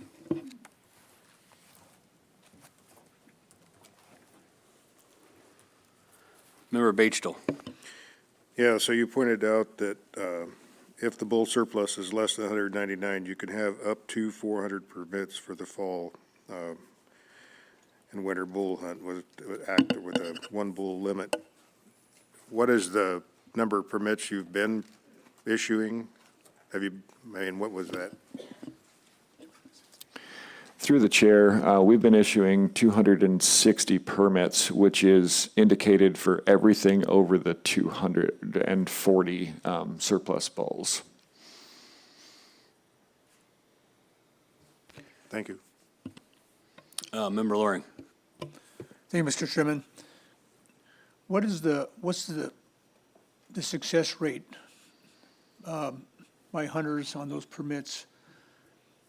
Are you getting maybe 20% success, or what kind of success rate are you getting on those permits that you issue right now? Through the chair, we've been issuing 260 tier permits for the entire time, and you can see that's in the red bars on this figure. Sometimes we're just slightly over 100. I think the highest is 108, 105, and then there's some of them down as low as 60, and these are for winter hunts, which are pretty highly successful. And some of these hunters, actually a fair number of these Tier 2 permit holders, actively hunt during the fall general season. And so they apply, they get a tier permit, and they choose to harvest their moose in the fall. And then they don't participate in the tier hunt because they've already met their bag limit. For those people who go and actively hunt, I think we're at a success rate of 47% for people who reported hunting. Okay, and that's for the current Spike Fork 53 brow tine, or is this for any bull right now? Through the chair, no, that is a winter-only tier hunt of any bull. Okay. And so this proposal is asking for a change from the antler restriction to an any bull permit? Through the Is that what I'm chair, reading? that's correct. That would change the fall portion of the Tier 2, which we would only have if we were below the 199 surplus bulls. It would change that to an any bull hunt instead of an antler-restricted hunt. Okay, so from prior analysis, what do you think the success rate would jump to if we were to take it from an antler restriction to an any bull? Maybe double, or what do you think? Through the chair, we've not been in a fall tier-only hunt for over 20 years, or about 20 years. We would definitely see increased harvest in the fall if we changed that. But it's already, and would remain so, a winter any bull permit as well. And some people just prefer to hunt moose in the winter when access is good and they can ride a snow machine. Others prefer to do it in the fall when bulls are in better condition. I would struggle to guess, but we would be issuing no more than 400 permits. We never have 100% participation or success, and I would guess that our tier harvest would probably be somewhere between 200 and 250 moose if we were to do a Tier 2 only hunt. Okay, thank you. Any other further questions from board members? Oh, Member Gardner. Thank you, Mr. Chair. You were explaining that the Tier 2 hunters will hunt general season, but the statistics that you showed were a 47% success rate. That Tier 2 population would have a higher success rate, being that they're taking their moose in the general season, correct? Through the chair, the general season hunt doesn't apply to our calculation of success. So that success rate is the number of people who reported hunting on the Tier 2 permit and were successful. So if they had already harvested a moose in the fall, they should report that they did not hunt on their tier permit. So does that answer your question? And forgive me if I missed it while I was digging around in here. How long have these numbers for your bull surplus been in here for this hunt? Mr. Chairman, that's probably a better question for our regulation specialist. I believe it's approximately 20 years. I know there's been some variation in discussion and some changes. We have a 50-page document describing the history of moose management in Unit 16. I could try and comb through that for you to answer the question, but it's been a while. Safe to say long-standing. Yes. Okay. Member Brett. Yeah, thank you, Chris. Looking at your moose population, it seems, and I didn't quite catch it because I was doing some looking, it appears to be that we've had harvestable surplus of bulls over 227 for quite a while, haven't we? Or what are we currently at? Through the chair, Mr. Brett, that is correct. We've been doing really well since the population started to grow, and we hit our population objectives in about 2010-ish. But we're currently seeing a decline in the population. Our calf survival from our monitored cows is very low. We're getting poor recruitment at this time, and our calf-cow ratios are very low. And the population has been declining primarily due to severe winters, but we are not getting recruitment currently. Our last survey put us pretty close to that line of having to make some kind of restriction with our surplus bull ratio. I don't have the specific number, but it was pretty close to that. So depending on if we're having an impact with our current predator reductions, if we're getting better calf-cow survivals, we're not that far from possibly having to do this. If we had a real severe winter, I think we'd be into tier only. If we're unable to change the current trajectory, we will be back in there. And just a follow-up, so in the 2010s era, there's quite a stretch there of growing and peaking. Why was there Tier 2 hunts offered? Through the chair, that is a question that may be better answered by someone at the other table, or I could refer you to that 54-page document of the history of Unit 16 and moose management. Dr. Rita. Thank you, Mr. Chair. I'm happy to help out with that. The board determined that a winter season provided essential, and this is a quote, essential subsistence opportunity because winter was the time when moose was locally available, customarily taken, and easily preserved. Thank you, Mr. Chair. Natalie. Thank you, Mr. Chair. I thought I might throw this out there. So the proposal itself is asking to, when the population is so low that we can only offer these Tier 2 hunts in the fall, to change that bag limit, which is an antler-restricted hunt, for where we're trying to protect those animals, to an any bull hunt. So we're already talking about when we are way, way, way lower than we ever hoped to be. So liberalizing that, the bag limit at that point is what the proposal is asking to do. Thanks for that clarification. Any more questions from board members? Comments from board members? Member Brett. Yeah, thank you, Mr. Chairman. This is a really super cool unit. I got a study later. But I have no intent of supporting this proposal as the population of harvestable surplus bulls goes down. The general use of one bull would exacerbate the management plan for that, so I won't be in support of it. Yeah, deeming that the winter harvest is essential, and I'm concerned about the increase in the fall harvest, I'm not going to be supporting this proposal either. Any other board member comments? Questions, intent? Member Loring. Thank you, Mr. Chairman. I won't be supporting this either. I think when the population is that low, and then we increase the probability of taking more moose under the any bull permit over the current antler restrictions, I'm a little bit uncomfortable with that, so I won't be supporting this. Thanks. With that being said, I think we're ready for the question. Called question. The question's been called. The board has heard no concerns from the public regarding costs to private persons if this regulation is adopted. Thank you for that. Will you poll the board, please? Yes, Mr. Chairman, final action on Proposal 68. Mr. Hoffman? No. Mr. Barrett? No. Mr. Loring? No. Chairman Fletcher? No. Mr. Garner? No. Mr. Bachel? No. Proposal fails 0-6.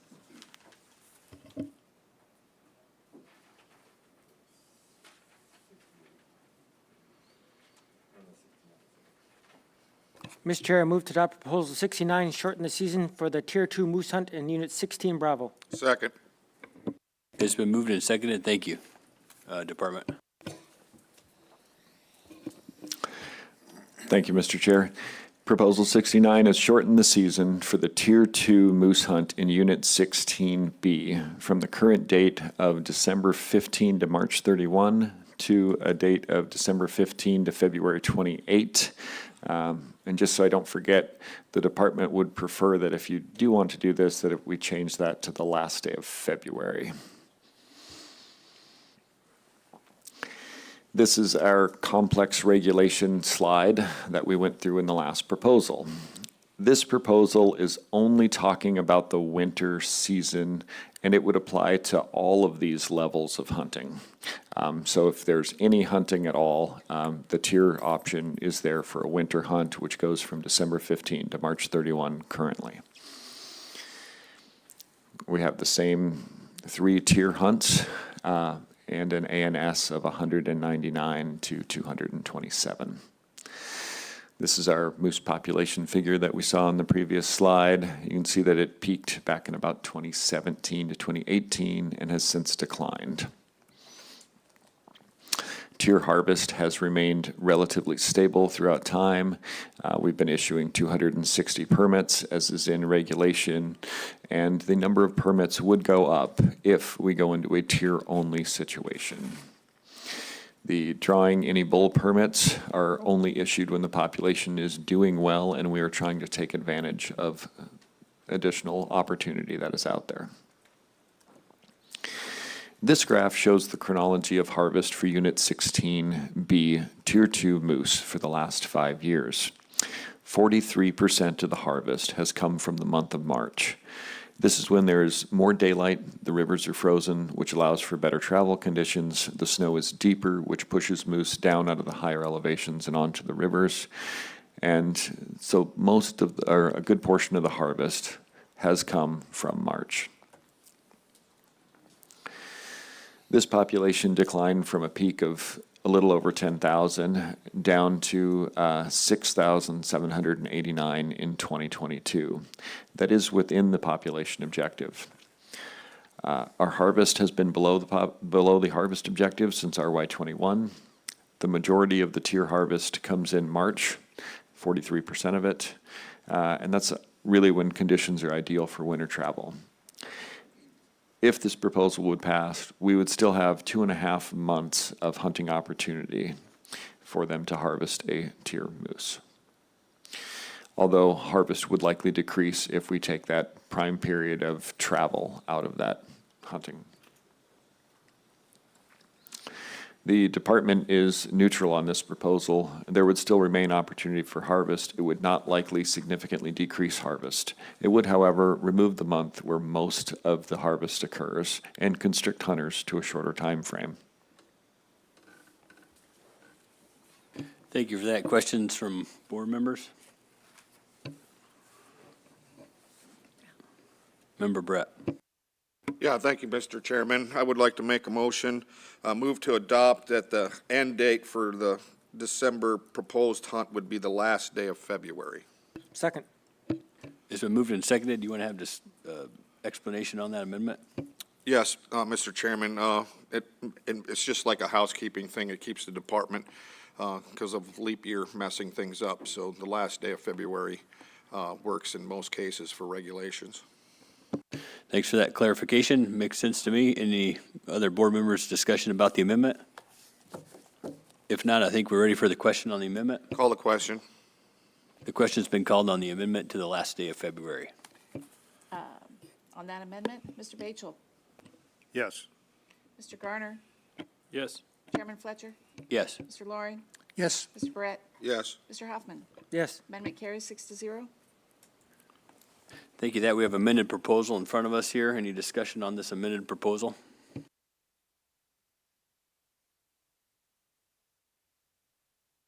Member Brett. Yeah, thank you, Mr. Chairman. I'm leaning towards supporting this proposal. Even though it would shorten the season with 1 month less, it's still going to provide a reasonable opportunity for subsistence. And it would, it would also address some of the concern about late March harvesting of moose. Vice Chair Hoffman. Yeah, thank you, Mr. Chair. I pretty much see it the same way. I'll be in support of it, but I got a question to the department on this. If we eliminate the March harvest, and would you, I assume all those people harvesting in March are only going in March because of daylight and the conditions and so forth. So realistically, they're all going to move to February, and it may not change much, but you'll have much more hunters in the field in March. February. Through the chair, Member Hoffman, the hunt is spread out into 3 separate hunt areas. We issue 100 permits for the northernmost one, and the other 2, I believe, get 80 permits each. And participation in that hunt is I think overall we end up with about 200 people who have been taking advantage of that hunt overall. Yes, most of them have been harvesting in March, but typically the rivers, Unit 16 is snow machine access in the winter, and it kind of requires the rivers to be froze up, and that's why December 15th was picked for kind of a start date. They can't reasonably access the area most years until that time frame, and this year people are actually still getting stuck out there and unable to travel due to our warm weather. But yes, if we remove March, people will move up and hunt during February. I don't think that will result in a crowding issue. They'll still have a lot of area to spread out into if they choose to. Member Loring. Thank you, Mr. Chairman. Speaking of access, so you're still going to have access through January and February on a normal winter. And that's 60 days of access, or pretty close to 60 days of access still they'll have, even though they'll end up losing that last month. So there's days are getting longer in February, not quite as long as March, but especially down here in South Central. It's not like the interior, you're still going to have 5, 6, 7 hours to hunt, even in the midwinter months. So I'll be supporting this proposal. Thanks. A lot of AC support for this proposal, and Member Loring and Member Barrett, I just going to echo their comments. I think there's going to be ample opportunity out there. There'll be plenty of time for folks to get out and hunt moose. Any further comments, or Member Batchel? Yeah, looking at the public support for this and AC support for this and the way it's been proposed, I would be in favor of this. Thanks. Natalie. Thank you, Mr. Chair. Similar to yesterday, if the board intends to adopt this, I would ask that they consider implementing this next year to let the folks who've applied for these hunts for this coming season be allowed to participate in them as it was when they applied for it. Thank you for that. That would be my intent. Can I ask for unanimous consent from the board members that that's what we were discussing here? All right, we have that. All right, so we have, this amended proposal in front of us to end, to strike February 28th to the end of February. And I think we've had a pretty good discussion about it. I think we might be ready for the question. Call the question. The question's been called. The board has heard no concerns from the public regarding costs to private persons if this regulation is adopted. Thank you for that. Could you pull the board, Christie? Yes, Mr. Chairman. Final action on Proposal 69 as amended. Mr. Barrett? Yes. Mr. Hoffman? Yes. Mr. Batchel? Yes. Mr. Garner? Yes. Chairman Fletcher? Yes. Mr. Loring? Yes. Proposal carries as amended, 6-0. All right, at this time, we'll take a short break and come back and take on Proposal 70.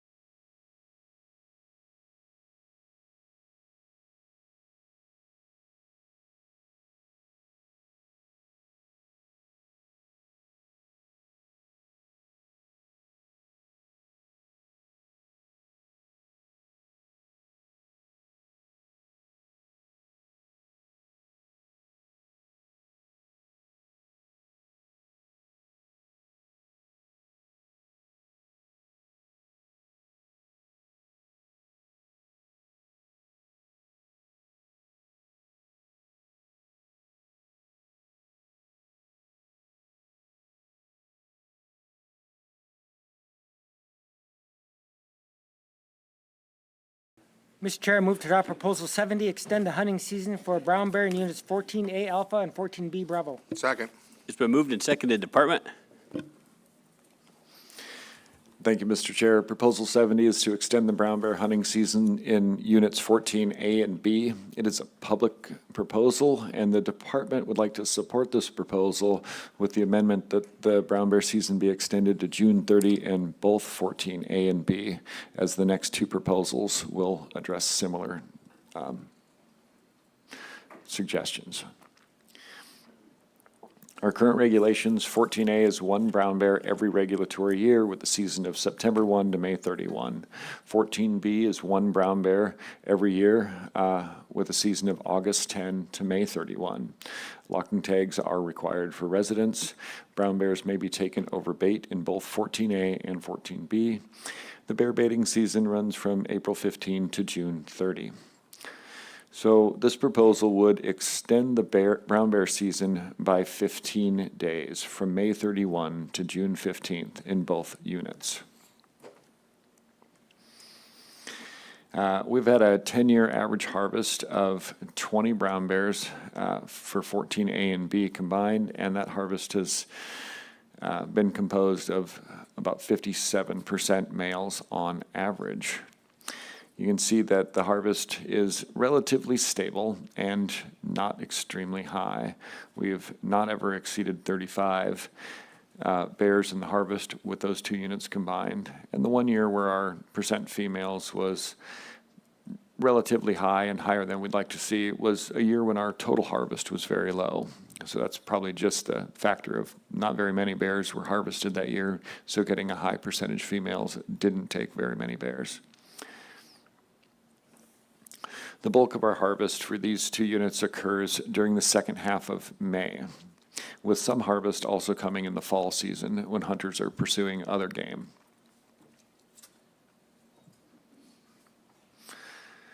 The management objective is to maintain a population that can sustain a harvest of 25 bears per year, composed of at least 50% males. Our 10-year average harvest for 14A and B combined from RY 13 to 22 was 20 bears and an average of 57% males in the harvest.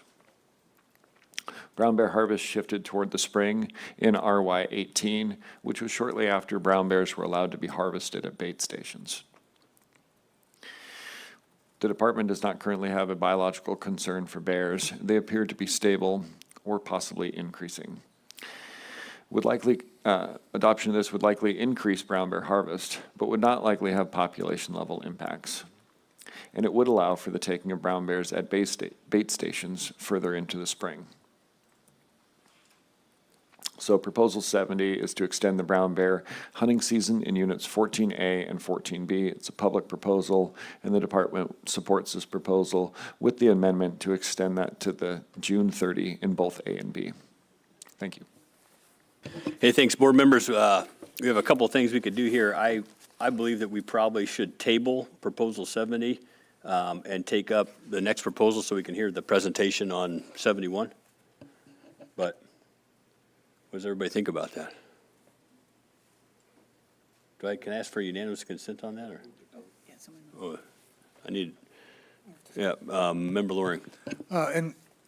Yeah, I agree unless the presentation on 71 is the same one as 70, but if we have some additional information, then I think we should, since we're dealing with the other subunit in this first proposal, we should probably listen to the presentation on 71. Thanks for that. That's a good idea. So was that seconded, that motion? I'll move. Okay. Mr. Chair, I move to table Proposal 70. Second. All right, it's been moved and seconded. I'm going to ask for unanimous consent on that to table 70. All right, we were tabling 70. Mr. Chair, I move to adopt Proposal 71, extend the brown bear hunting season in units 14B Bravo. Second. It's been moved and seconded. Department?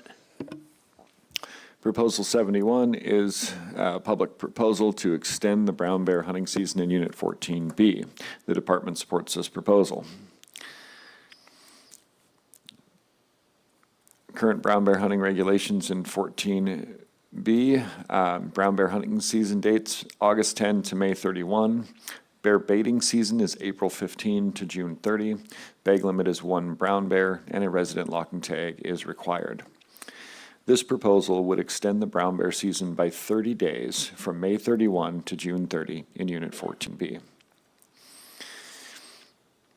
We've had a 10-year average harvest of 12 bears in Unit 14B, which has been composed of 60% males. Female harvest has been relatively low since 2017. The bulk of the harvest is split between September, when hunters take bears opportunistically while hunting other species, and the second half of May, where hunters are primarily harvesting bears at bait stations. The management objective is to maintain a population that can sustain a harvest of 25 bears per year from 14A and B, which is composed of at least 50% males. The 10-year average harvest for Unit 14B from RY 13 to 22 was 12 bears, and it averaged 60% males. Brown bear harvest shifted toward the spring season in RY 18, shortly after brown bears were allowed to be taken at bait stations. The department has no biological concern for bears, and they appear to be stable or increasing in the unit. Adoption of this proposal would likely cause an increase in brown bear harvest, but it is not likely to have a population level impact. And it would allow for the taking of brown bears at bait station throughout the baiting season. The department supports this proposal as it has not identified a biological concern for bears in 14B. Adoption of this proposal is expected to increase brown bear harvest, and aligning brown bear seasons with black bear seasons does reduce regulatory complexity with hunters. Thank you. Thank you for that. Questions from board members, and just to kind of clarify the action the board just did. The first proposal asked for an extension in the season to the 15th, and this proposal asked for an extension to the season to the 30th. So we're going to be addressing that in this proposal. So questions to the department? Member Loring. Thank you, Mr. Chairman. You might have mentioned earlier in your presentation, but why do you think there's 8 out of 10 bears were female in 2016, that harvest? That's really super high.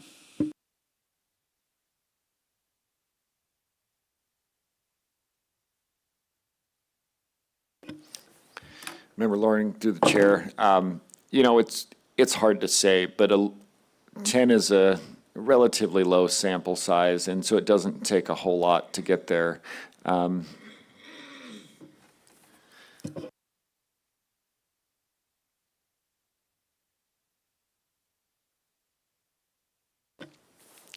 Yeah, and that's all I could really point to is with a relatively light harvest, it's just not a large enough sample size to get it an average, and that's why it's quite a bit of an outlier. So you just think it's just an anomaly and nothing really to worry about? I'm not concerned about it at all, given the long-term average of the harvest in that unit. Thank you.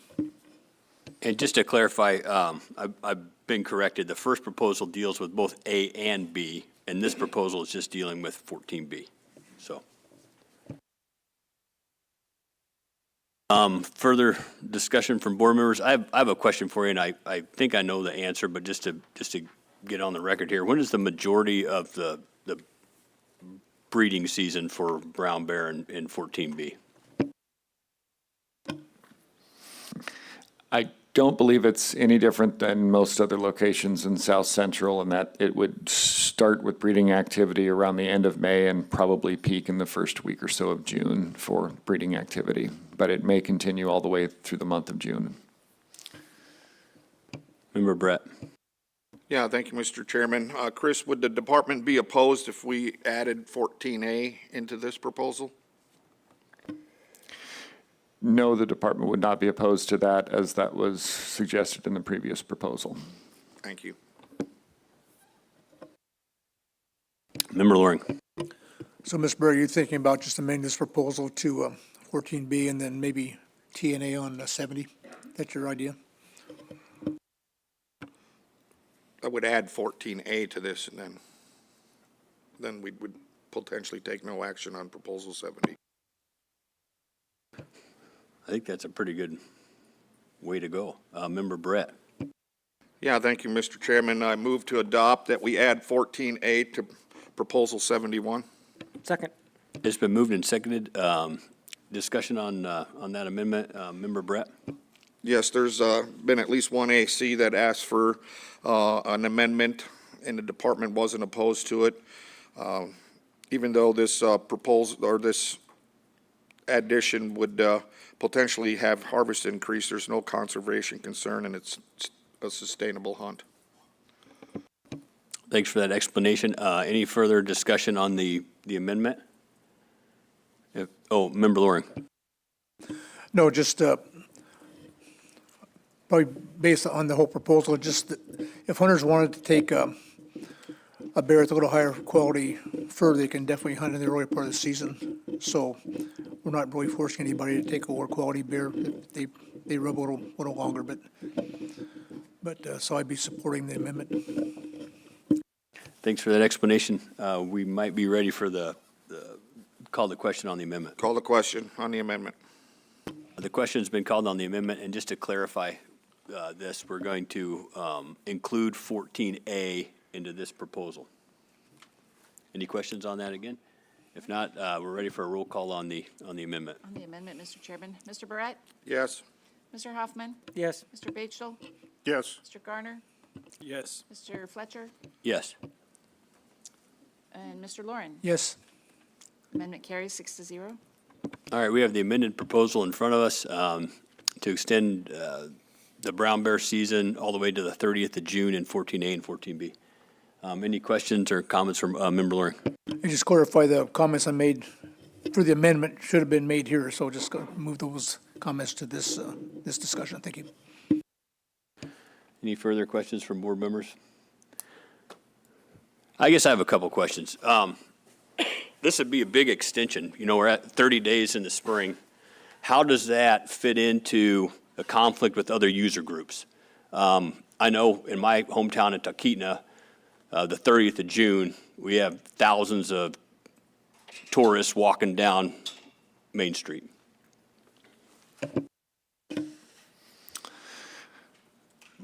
Excellent question, Chairman. It's hard to say specifically. We have definitely had user conflicts between bear baiters and other recreational users. Most of the conflicts are between bear baiters and other bear baiters, although we do get reports of conflicts of bear baiters with people who are out trying to fish or spend time out in the woods. Most of our baiting areas and regulations have setbacks from cabins, trails, roads, and so that really reduces some of those interactions with other users like hikers and stuff. And so the main street of Talkeetna will be full of people, but where people are baiting bears, hopefully is not that full of people. In addition to that, baiting is already legal and occurring for black bears during that time frame. So the only real shift there is that when a brown bear shows up at the bait station, someone can harvest it. Obviously, bear hunters don't rely only on bait and could go into the field and hunt bears during this season. I believe that June's a bit early for them to be on salmon streams. I don't think that, typically our kings are the first to show up, and those usually are really accessible to bears during July. They are there in the month of June, but just not in the shallower water where the bears are really heavily feeding, although there is potential for, someone out fishing a stream to run into a bear hunter. The degree of that I would struggle to quantify. Thank you for that. Questions from board members? Member Loring. Thank you, Mr. Chairman. Do you think that in this extended season that most of the harvest would be folks hunting over bait, that there'd be very few people or fewer people actually targeting brown bears not using bait than using bait?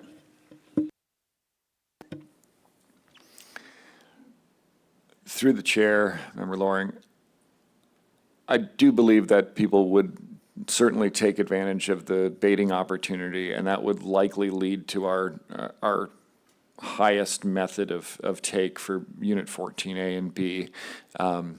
a short ways away in 13. I believe we already have a year-round season and baiting available. And we do have some people who target bears on salmon streams in the summer months.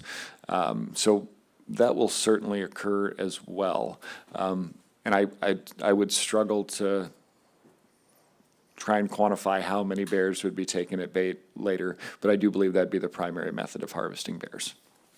The board took some action down in Soldotna, in Unit 15 down there, and I realized that these two bear populations are managed completely different without a quota system. And the action the board took we extended the spring season. There was more harvest on bears, and because of that, the fall season got restricted. I realize that it's completely different populations, completely different management strategy, but do you have any concerns about the additional take in the spring and that affecting the fall season? Chairman, I do not have any concerns that that will happen. It is likely that we'll reduce some of our bear densities, perhaps near access points, roads, rivers, communities, because that's where people start when they go out to conduct baiting activities. The more remote portions of especially Unit 14B are fly-in only, they're difficult access, and we see lots of bears while conducting our fall caribou comp surveys in the 14B area. And that happens in October, so it's pretty much after most hunters are out of the field, and we don't get a lot of harvest after that. So I currently have no concerns with our bear harvest levels, and I don't suspect that we would get to that in the future, even with this addition. Thanks for that. Vice Chair Hoffman. Yeah, thank you, Mr. Chair. To the department, just to clarify, so for units 14A and B, there's a regulation that you have to set your bear bait stations a quarter mile off the river? Through the chair, Member Hoffman, without specifically reading it from the regulations, we do have some rivers that allow for, hunting on the other side of the river. I believe it's 1 mile from residences, a quarter mile from the shorelines of the Susitna and Little Susitna rivers. Yes, A and B. Yep, go ahead. One thing thank you, Chairman Fletcher. One thing I'd just like to add to the conversation is a recognition of how this fits in the ecological scheme of everything. It's important to note that over the last few years, we've had almost complete salmon population collapses in the valley. And certainly that's going to affect brown bear populations moving forward. To what extent, we don't necessarily know, and it may not affect bear populations and bears in more remote areas of the region, but we've pretty much seen some pretty significant declines throughout not only 16, but in watersheds in 14 and 14B. So something to keep in mind as we move forward. We're going to have to keep a closer eye on bear populations as a result of this. There's a direct ecological correlation with salmon runs and bear populations. So we'll be keeping an eye on that. And I just wanted to make you guys aware of that situation that may unfold. Thank you for that. Member Loring. Thank you for that. That's a really important piece of this whole thing. And do you think that you'll be able to see a trend over, a year, 2 years? If this goes into effect, I'm not sure how many bears will end up adding to the harvest with this extended season, but I guess you can come back to the board or maybe have an EO to direct towards a reduced season or a reduced harvest. Member Loring, through the chair, we have let me see if I can find it here, a management objective, I believe, for 25 bears, and that's for an average in those two units. And we haven't been achieving that yet. So I think we have a ways to go before we're concerned. But if we were concerned, we would definitely come back to the board. Yeah, Member Loring. Okay. So, I see you had a management objective of 25 bears with 50% males. And so this salmon collapse has just been in the last couple of years. So everything's going to start to manifest itself at the same time, with what happens with the reduced food in the environment, and also maybe additional bears being taken with but if you're still comfortable, then I am too. Other board members, questions? Member Batchel. Yeah, thank you for the presentation. When I see your percent females in the harvest and it dropped in 2018, do you think that's a reflection of the amount of bear baiting effort and being able to scrutinize a little bit more from the bait station? Member Rachel, through the chair, that is a very likely possibility. Baiters do have the ability to sit in a stand and observe an animal for a longer period of time, and so they can and typically are more selective. Again, with a sample size of 15, I'd struggle to make any large conclusions myself, but it is a possibility, and that average kind of bounced back up in 2020 to be about, 35% or so, and it's really hard on a 1 year thing like that. It could just be an anomaly. It could also be that they were able to be selective. Is it possible, do you have the breakdown of the registered bait stations in 14A and 14B?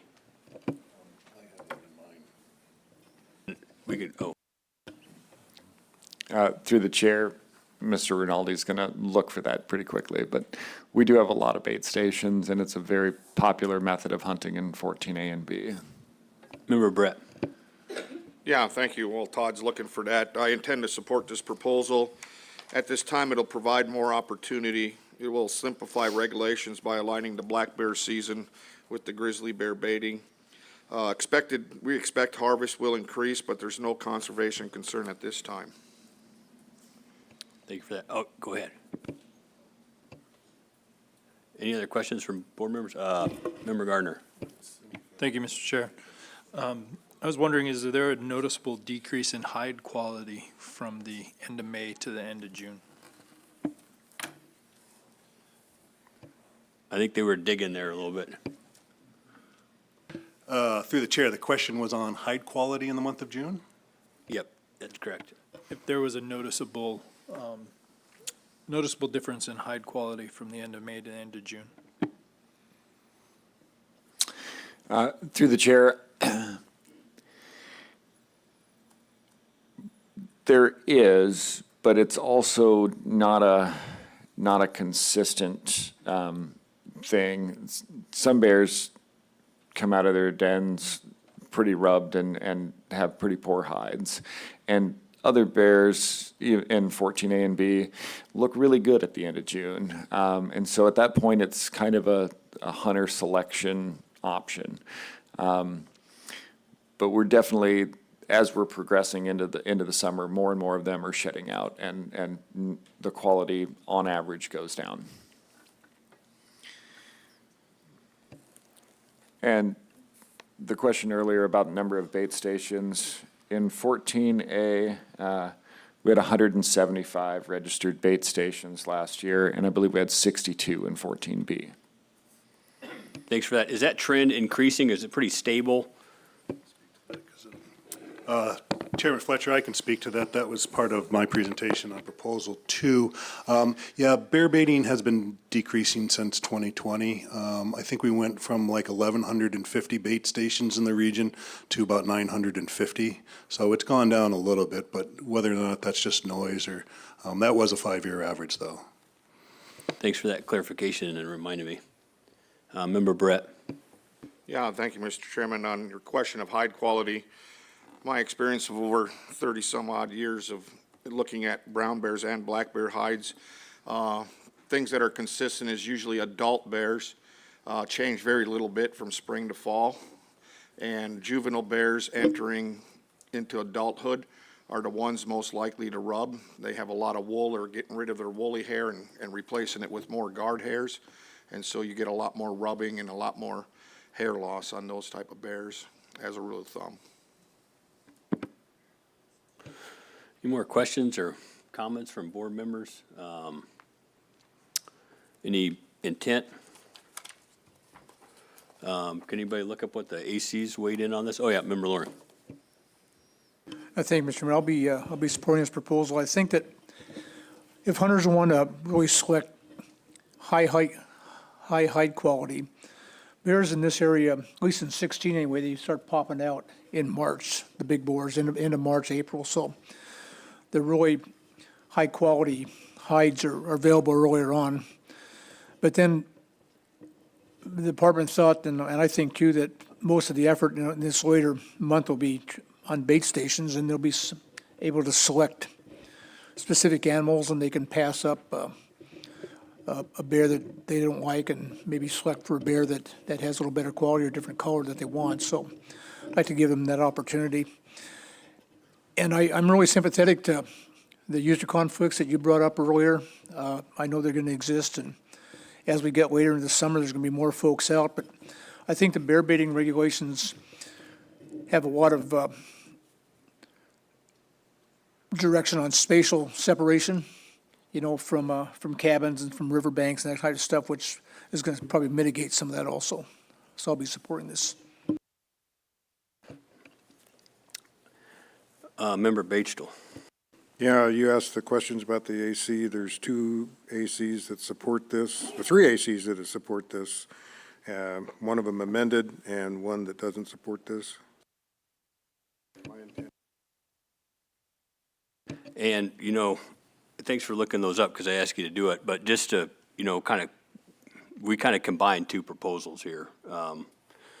And my feeling on this is that, with the diminishing salmon runs that we have,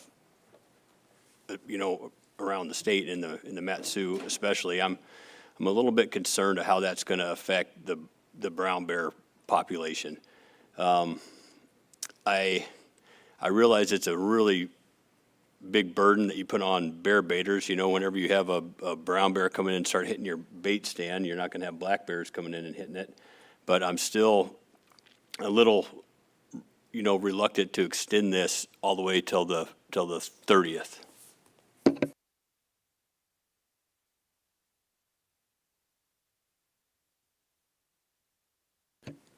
Any further discussion? Member Loring. I didn't look at the AC that had the amendment. Was the amendment to shorten it to the 15th, or do you remember what that amendment was? The amendment was on the proposal that we tabled. Member Brett.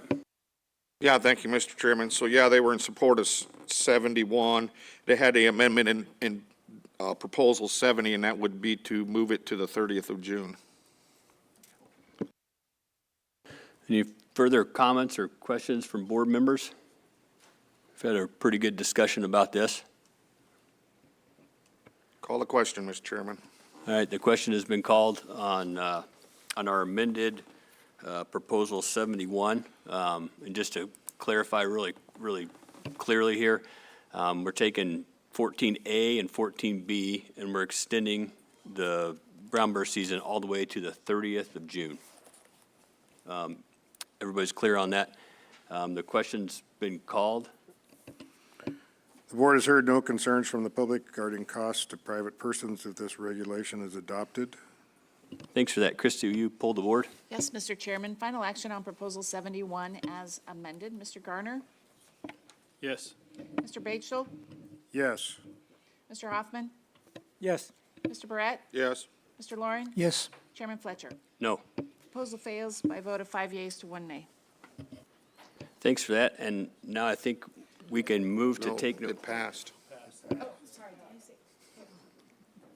Proposal carried as amended, 5 to 1. And now we can perhaps deal with the tabled proposal 70. So, yeah. Probably remove from table and then take no action. Mr. Chair, I'd like to Remove this table. from the table. remove the tabled proposal 70. Second. Any questions on that? If not, we'll remove 70 from the table, and we have 70 in front of us right now. Mr. Chair, I move to take no action on proposal 70 due to the action we just took. Second. It's been moved and seconded. I think it's pretty clear with all the board members that we took action on 70, and we encompassed that in 71. So with unanimous consent, we'll take no action on 70. All right, we'll take no action on 70. How's 77 fit into this?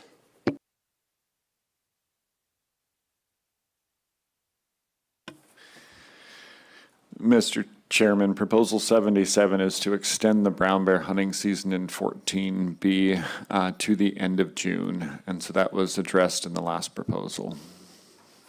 Right, with that explanation then, I would entertain a motion to take no action on 77. Mr. Chair, I move to take no action on Proposal 77. Second. It's been moved and seconded. Any discussion on that from board members? I think we're pretty clear what just happened. We can take no action on 77. Mr. Chair, I move to adopt Proposal 72, eliminate the harvest ticket requirement for hunting black bear in Unit 16. Second. It's been moved and seconded. Department? Proposal 72 is to eliminate the harvest ticket requirement for black bear in Unit 16. This proposal is from the Mount Yanlo Advisory Committee, and the department is opposed to this proposal. Current regulations are a harvest ticket is required in all of Unit 16. Unit 16B, that portion within 1 mile of the mouth of Wolverine Creek, has a 5 black bear bag limit with a season of September 15 to May 31. The remainder of Unit 16 has a 5 bear bag limit for black bear with no closed season. And 16B does have a positive C&T finding for black bear with an ANS of 15 to 40.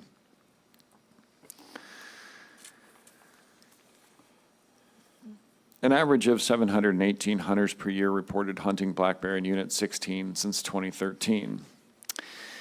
Hunter harvest and success rates have all been increasing since 2019, with total reported harvest going from 133 in 2019 to 343 in 2023. I'd like to point out on this figure that there's always some discrepancy between the number of bears that are sealed and the number of bears that are reported as harvested. Sometimes that's a lag in when we get those reports because sealed bears may be sealed at an authorized sealer and we may not receive those for a year or sometimes even 2. But they're also generally pretty close. One of the advantages we get from harvest tickets is we can get at the number of people who hunted, and with that and our harvest, we can estimate success rates. And success rates do give us some indications as to what's going on in the population. For example, if harvest is declining, but the number of hunters are also declining, then that doesn't really indicate that we have a population concern. If we look at this figure here, we can see that the number of hunters are increasing, the number of bears harvested are increasing, and I'm talking about the most recent 5 years there. But success rates are also increasing. And so as a manager, I can look at that, and that tells me that we're probably not losing bears since success rate is improving. So success rate it's an important factor. It's not always necessary to manage a population, but it does give us additional information, which is beneficial and helps us kind of determine what's going on in the absence of, maybe a population survey. Harvest tickets are required in Units 1 through 7, 11 through 16, 19D, and 20, except where a permit's required.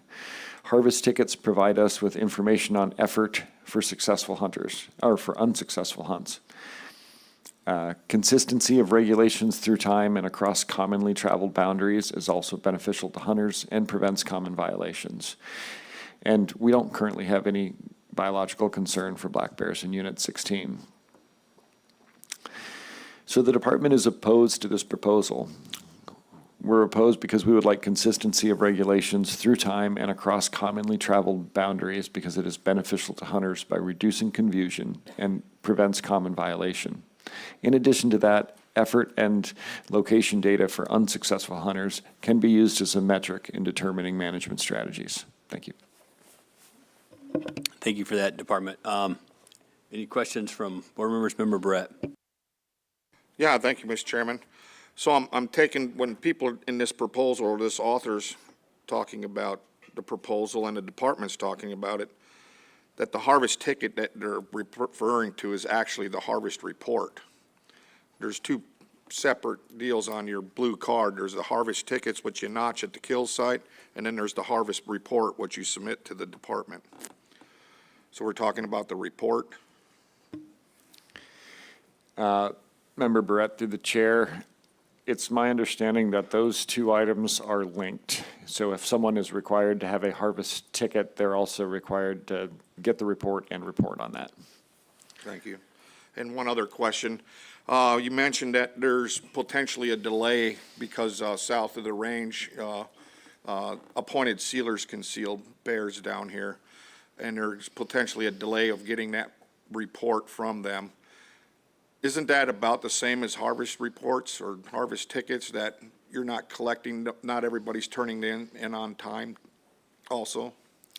Through the chair, yes, that is accurate. We do get a fair number of online reports now for harvest tickets, and so that has sometimes sped up those processes. And I just wanted to point out that there is a difference in our reports from what people reported that they harvest on their harvest ticket and what we sealed, even though sealing is required for all bears. Director Scott. Thank you, Mr. Chairman. I guess just to add on to that discussion, if you recall, bears are a pretty high focus for intensive management work in this unit, and that's both brown bears and black bears. So it behooves us to have as much information as we can on, effort and success and location, whatever we can get. We seal hide, so we get good harvest data in that regard. But that other information is pretty darn important, especially when it's really tough to fly and count bears, specifically black bears. Thanks. Any other questions, comments from board members? Member Loring. Thank you, Mr. Chairman. Yeah, we've heard testimony over the years that harvest tickets reporting is not the best, but it still gives us information. It gives us information like did they bear bait or not, or what type of access did they get there, foot, aircraft, boat, or airplane, that type of thing. And even though it might not be as good as we want, it's still information we need to have, and especially if we're answering questions to the board about, how many hunters took bears over bait or access an area with an aircraft. We at least get some idea what the percentage is from the information we have, or if we didn't have that harvest ticket, we wouldn't have any of that, except for the information you get from the successful hunters, but all that unsuccessful hunt information just goes away. So I really see the value of it, and I know the board's worked with in other areas to even go past the harvest ticket reporting it to registration hunts to get even more in some more important areas that they need more information, but we're not there yet here, so I'd definitely be in support of keeping the harvest ticket. Thanks for that. You encompass my thoughts, totally on that. I think it's really important for the department to collect data. It's really great for us as board members to have data to act on, and the difficulty of flying, aerial surveys for these animals, these black bears. It's tough, and it takes time and money away from maybe other activities the department would be conducting. So I'm a member Loring on this. But just to be clear, we're going to be eliminating the harvest ticket requirement. So anyway, Member Brett.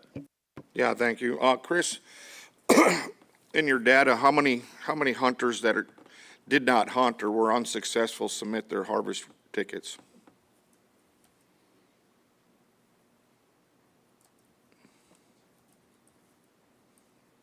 And I ask that because that's the only added information a harvest ticket gives versus sealing the bear.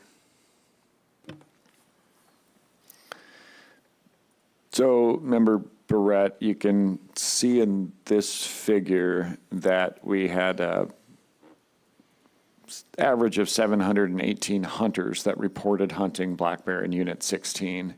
But our average harvest, it was down below 200 until about 2021, and then it started to climb up. So, we have at least, 400 to 500 unsuccessful hunters reporting that they hunted black bear.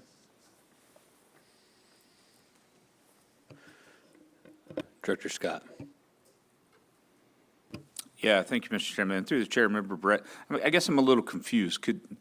When we get a harvest ticket, certainly we'll find out that they did not hunt, but we also find out if they hunted and were unsuccessful. So maybe I missed something. No, that's what I was basically saying. They- Okay. They either hunted or they were unsuccessful is the only difference between a sealing application and versus, you know, a self-reporting. Member Loring. I guess I'm confused, but what is actually on the hunt report that the hunter fills out if he's unsuccessful, but, or he hunted but was unsuccessful? Don't you ask questions like how you got there, what unit you hunted, or am I missing something? You remember what's on that, that report as far as information required? So I could miss a few things here since I'm not looking at one, but yeah, it's, you know, I think maybe Natalie will take that. Absolutely. I happen to have one of those right in front of me. So the report for the black bear harvest tickets asks basic information such as did you hunt, days hunted, game management unit, subunit, specific location of your hunt or kill. If you killed a bear, if so, the day to kill, sex, method to take, transport, and we have a spot for our sealing certificate if the animal's sealed.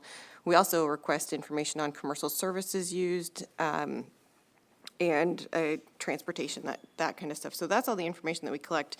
And we get that from successful hunters and unsuccessful hunters. So these reports are bringing in a fair amount of information for those that do report. And again, one of the things that might somewhat limit the data is that these harvest tickets aren't specific to the game management units.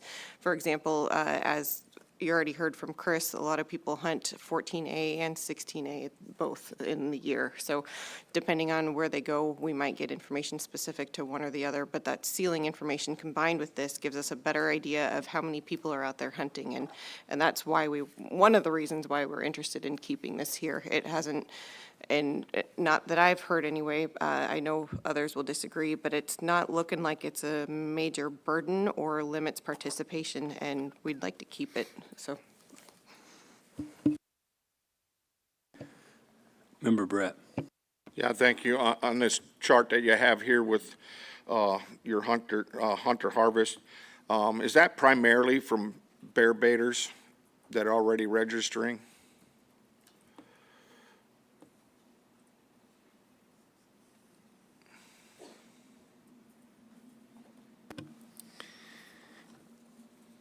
Member Brett, through the chair, there's definitely duplication in there. And many of these hunters do hunt at bait stations. However, there's a lot of people who live and hunt in Unit 16 and don't bait bears. There's also a lot of hunters who go with a friend or a father or a family member and sit on their bait station and hunt bears, but didn't register a bait station. And so there's a lot of valuable information that is not related to the baiting permit or the registration of a bait station that we would not be getting without a harvest ticket. Member Gardner. Thank you, Mr. Chair. Yeah, I would be opposed to eliminating the harvest ticket. Our AC is opposed 4-1, and I do believe it's a pretty minimal effort to carry and report a harvest ticket, especially when it's providing additional hunt information to the department. Thanks. Further discussion from board members? Member Bechtel. Yeah, I do not support eliminating the harvest ticket. And there was one AC who supported eliminating that and 4 who did not. Thanks for that. Member Loring. Just to clarify, I said I supported keeping the harvest ticket, but I oppose the proposal. It's the same thing, but just, so I'd be opposing it for those same reasons. That sounds great. Any other questions, comments from board members? If not, we might be ready for the question. Call the question. Question's been called. The board has heard no concerns from the public regarding costs to private persons if this regulation is adopted. Thank you for that. Christie, will you pull the board? Yes, Mr. Chairman, final action on proposal 72. Mr. Bachel? No. Mr. Garner? No. Chairman Fletcher? No. Mr. Loring? No. Mr. Barrett? No. Mr. Hoffman? No. Proposal fails, 0-6.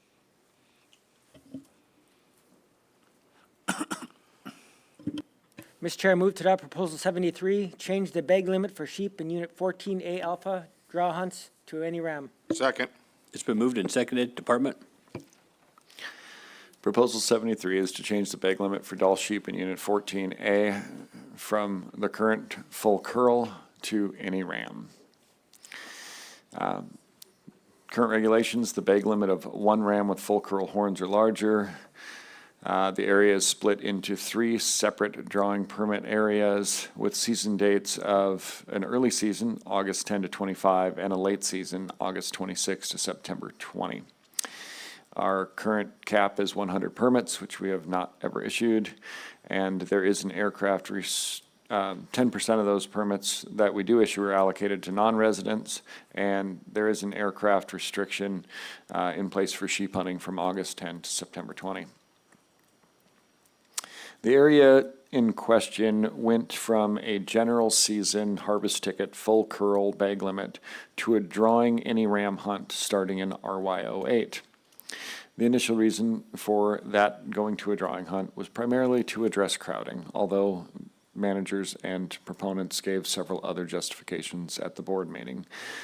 The area changed from an any ram to a full curl hunt in RY23. And the previous any ram structure received a large amount of interest. This is a map of the area in question. It is part of the Chugach Range, and it is just east of Palmer. The hunt area is divided into those 3 areas I described, with 2 hunt periods in each of them. And that hunt structure has been in place since 2008. The Chugach sheep population in 14A has declined substantially between 2017 and 2022. In 2022, we had our lowest count on record. This population decline is occurring in all areas of the state, in hunted and non-hunted areas, and in all segments of the population. This indicates that hunting from the current hunt structure or either of the 2 previous hunt structures is not responsible for the population declines. The board changed the area to a draw hunt in 2007, so that would be the hunting season of RY08, which followed a decline in sheep numbers and continued high harvest pressure. In the 5 years preceding the move to a draw hunt, the area averaged 108 hunters per year with an average harvest of 25 sheep per year and a success rate of 23%. During the any ram draw period from 2008 to 2022, we averaged 42 sheep hunters in the field per year and a harvest of 16 sheep per year for an average success rate of 37%. Since changing the hunt to a full curl draw for the 2023 season, we had 11 hunters per year with an average harvest of 4 sheep and a success rate of 36%. Prior to the implementation of the draw hunt structure, it was believed that we were taking a large portion, or almost all, of the legal rams. Since we've gone to a draw hunt, we have harvested an average of 36% of the observed full curl rams from our surveys. As that population has declined, population level or permit levels were reduced in response to that decline. And after it was changed to a full curl hunt in 2023, permit levels were adjusted based on the number of full curl rams in the survey.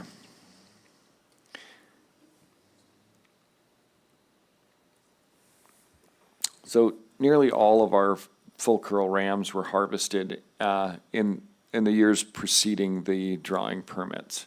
Under the any ram structure, we've averaged 39% of the full curls that were observed in the survey harvested in the fall hunt.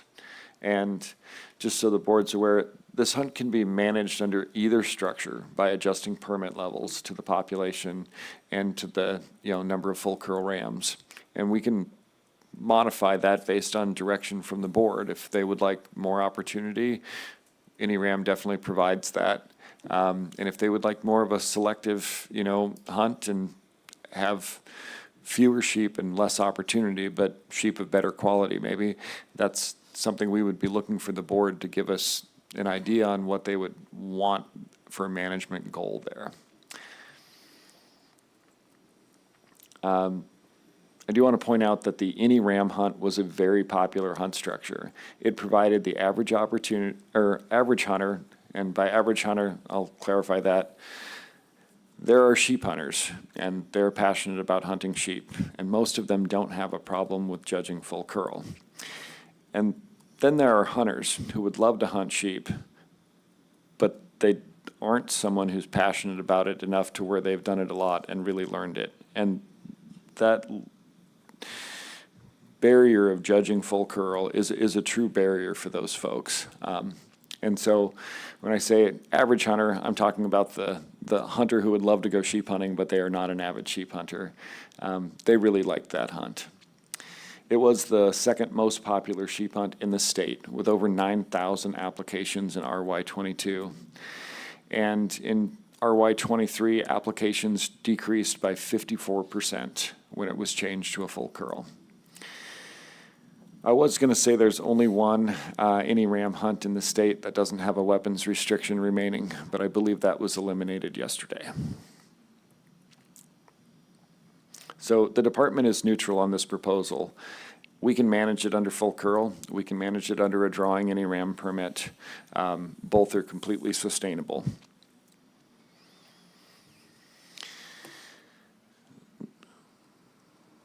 That was not what I wanted to do. There we go. We do have a recent decline in sheep populations. That decline has been seen across the state in draw permit areas, in the national parks, and in general season areas. And that decline's not related to the management structure that is in place. And really, this is an allocative decision, and so it is up to the board. Thanks for that. And I'd like to start off by saying, you know, it seems like every Board of Game meeting that I've been a part of, it seems like one or two topics, you know, for lack of a better word, become like a hot topic. We've had a lot of public comment on this, and we've had a lot of public testimony, you know, about this. We've heard a lot from people that are very passionate on both sides of this issue. So, questions from board members? Member Loring. Thank you, Mr. Chairman. So with it being full curl right now, it's pretty much managed as a trophy area. I didn't see any information on horn length or age structure on the current harvest. Do you have any of that, or can you maybe talk a little bit about that? Through the chair, Member Loring, we absolutely have that. Prior to going to a draw, we had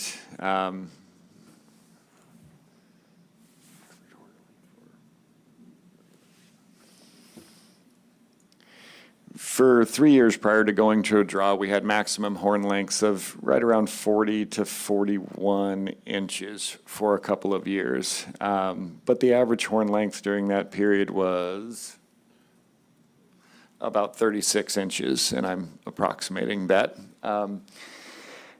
After we went to an any ram draw, the maximum horn length did hit that 41-inch size a couple of times, and it actually did so about 6 to 7 years after it went to that. And the first year or two after it went to an any ram, we didn't see any in the 40s. Obviously, that's not because we harvested them when they were younger. That's just how that population cycle was going at that time. Our average horn length after going to an any ram draw definitely did decline.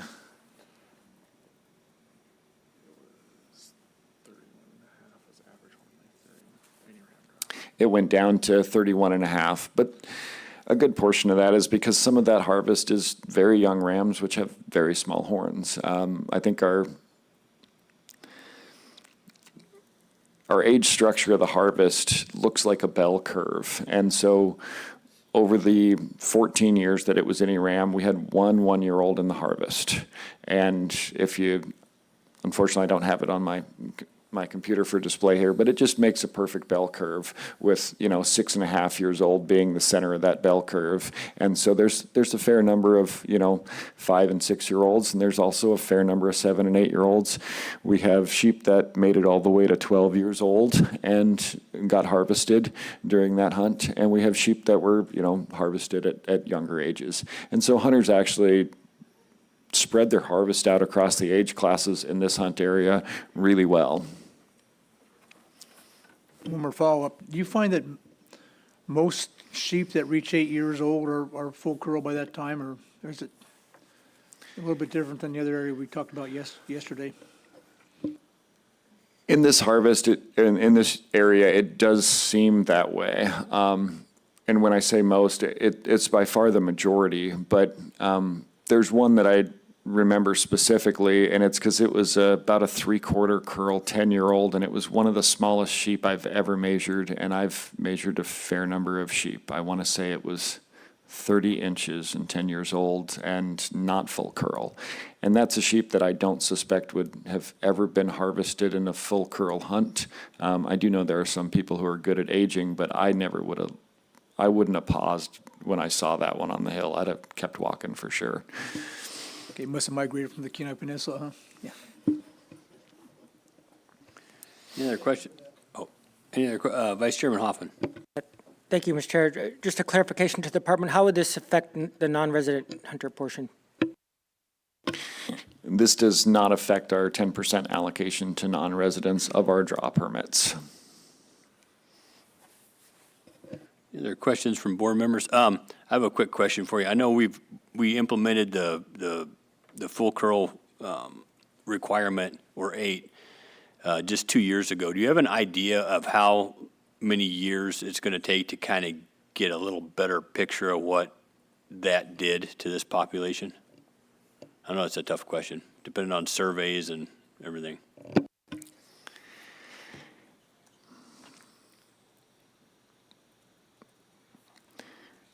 So it's a very difficult question to answer, Mr. Chairman. If our population grows, which I suspect it will because we're currently at relatively low levels throughout the state, and if we get favorable weather conditions, we'll have a bunch of young rams entering the population.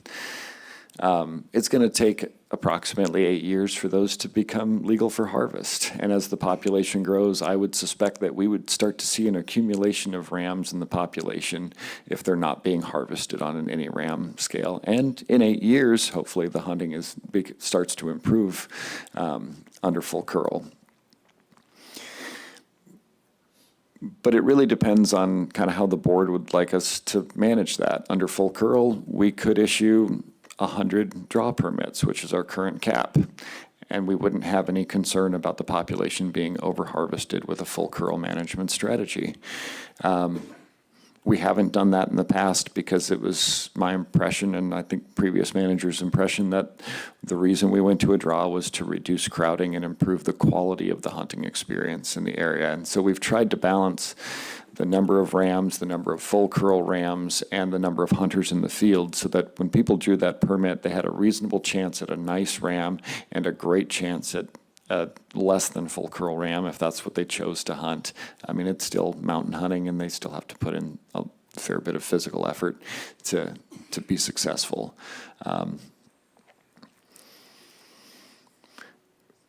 If it stays at full curl, there will definitely be opportunities that are lost. But we don't manage sheep for maximum opportunity of harvest. We have maximum opportunity to participate under full curl for sure, but maximum harvest is certainly not one of the things we're managing for with sheep populations. Director Scott.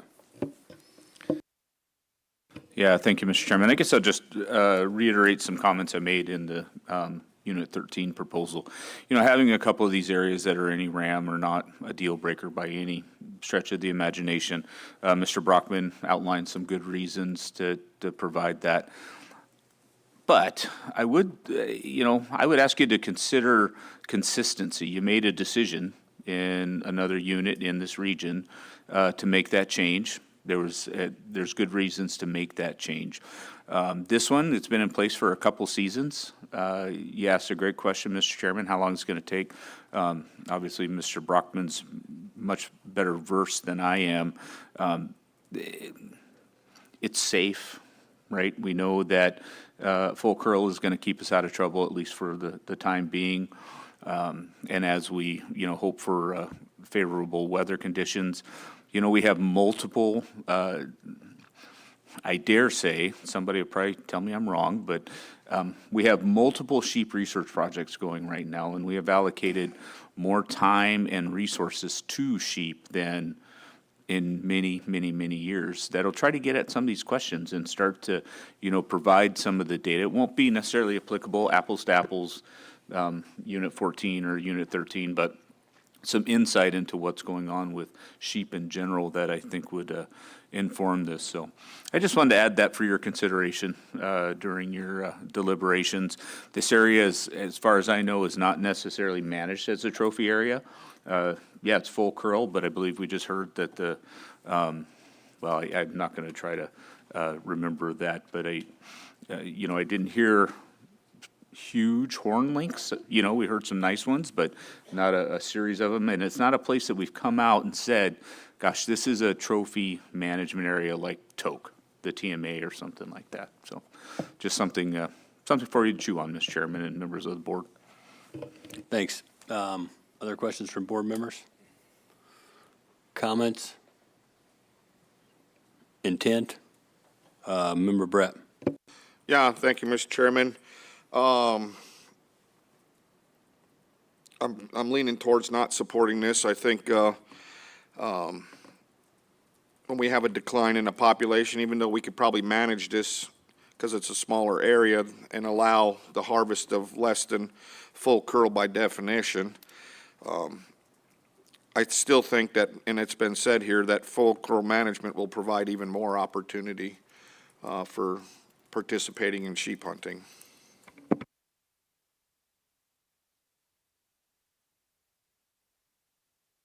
Any other board members? Member Loring?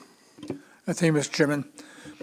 I know it's really hard to project what any changes is going to be, especially with a population that's reduced that has nothing to do with hunting. They're down statewide for other reasons, whether habitat or predation, whatever, or a combination of all of them. So it's kind of hard to see what any new scheme is going to do or not do. And I kind of like keeping it where it's at for at least the next cycle anyway, and looking, seeing what the full curl management strategy does for the sheep on the mountain.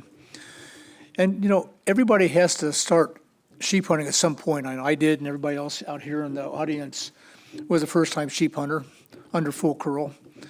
And we all managed, or most of us managed, not to shoot a sublegal sheep because we took a lot of time and effort into looking at the sheep and looking at the sheep at every single angle and not pulling the trigger immediately and, giving it 10 or 15 or 20 minutes or sometimes hours before he actually decided that it was a legal sheep. And that's just part of the process of being a sheep hunter. It's a little bit different than harvesting a moose or caribou where you need the meat.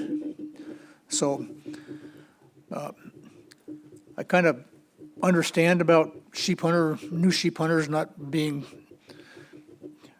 not feeling uncomfortable in a full curl area, but I also understand that if they put the time and effort into it before they go, they can be comfortable. So I won't be supporting this either.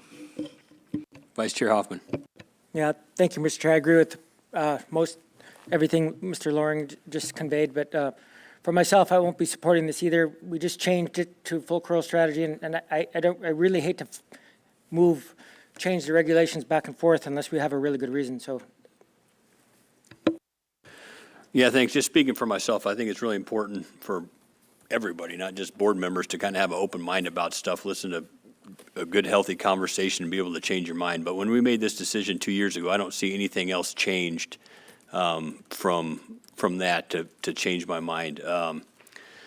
So because of that, I really do appreciate all the public outreach. I really appreciate how passionate folks are about trying to provide any RAM opportunity, but I'm not going to support this proposal. Member Bachtel.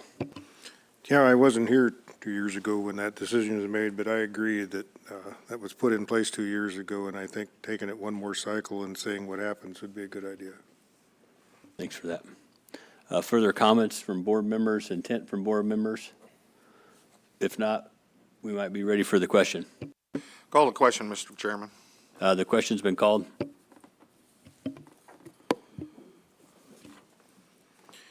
The board has heard no concerns from the public regarding costs to private persons if this regulation is adopted. Thank you for that. Christie, will you pull the board? Yes, Mr. Chairman, final action on Proposal 73. Mr. Hoffman? No. Mr. Barrett? No. Mr. Loring? No. Chairman Fletcher? No. Mr. Garner? No. Mr. Batchel?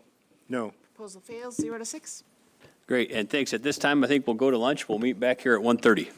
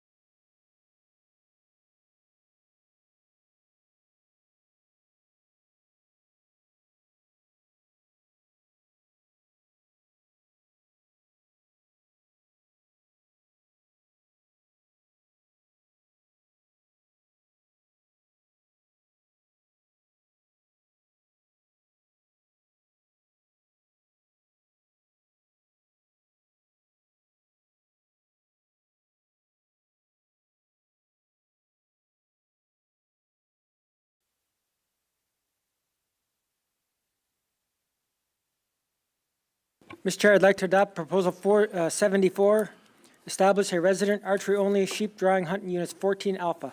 Second. It's been moved and seconded. Department? Thank you, Mr. Chair. Proposal 74 is to establish a resident archery-only sheep drawing permit in the Chugach Mountain portion of Unit 14A.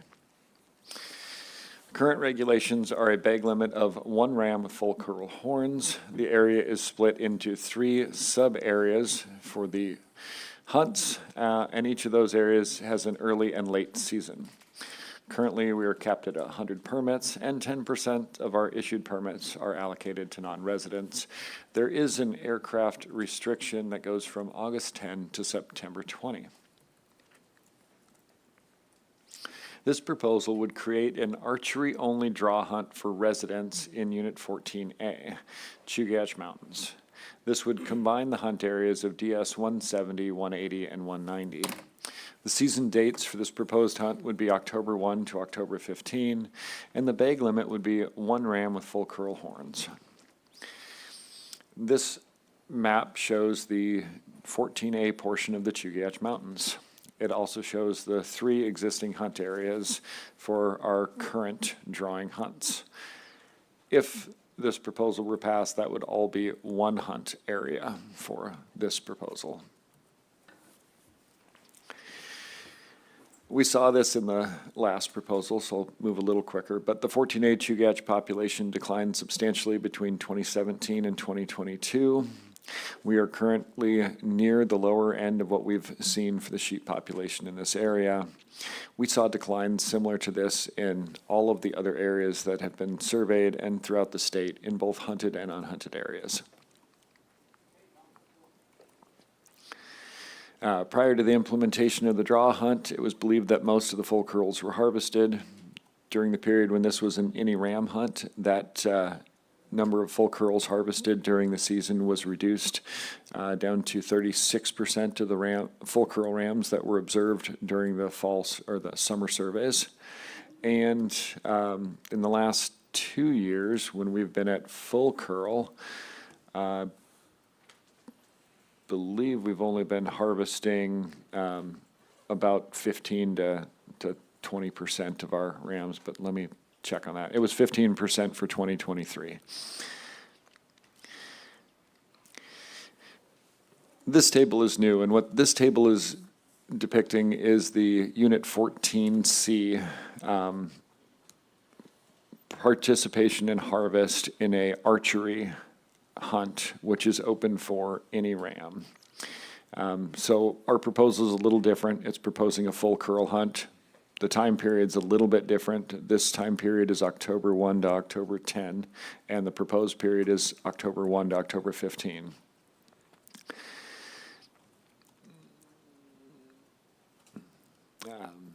Access in the area of 14C is typically easier than the access to Unit 14A where the hunt is proposed. Despite being easier access and any ram, the success rates for the existing hunts in 14C are fairly low. There's an average participation rate in those hunts of 60%, and of the people that go hunting, only 9% of them are successful in harvesting a ram. And so the proposed hunt would likely have even lower success rates, given that the location is a bit more difficult to access, and it would have a full curl restriction instead of any ram. So archery sheep hunts typically have very low success rates.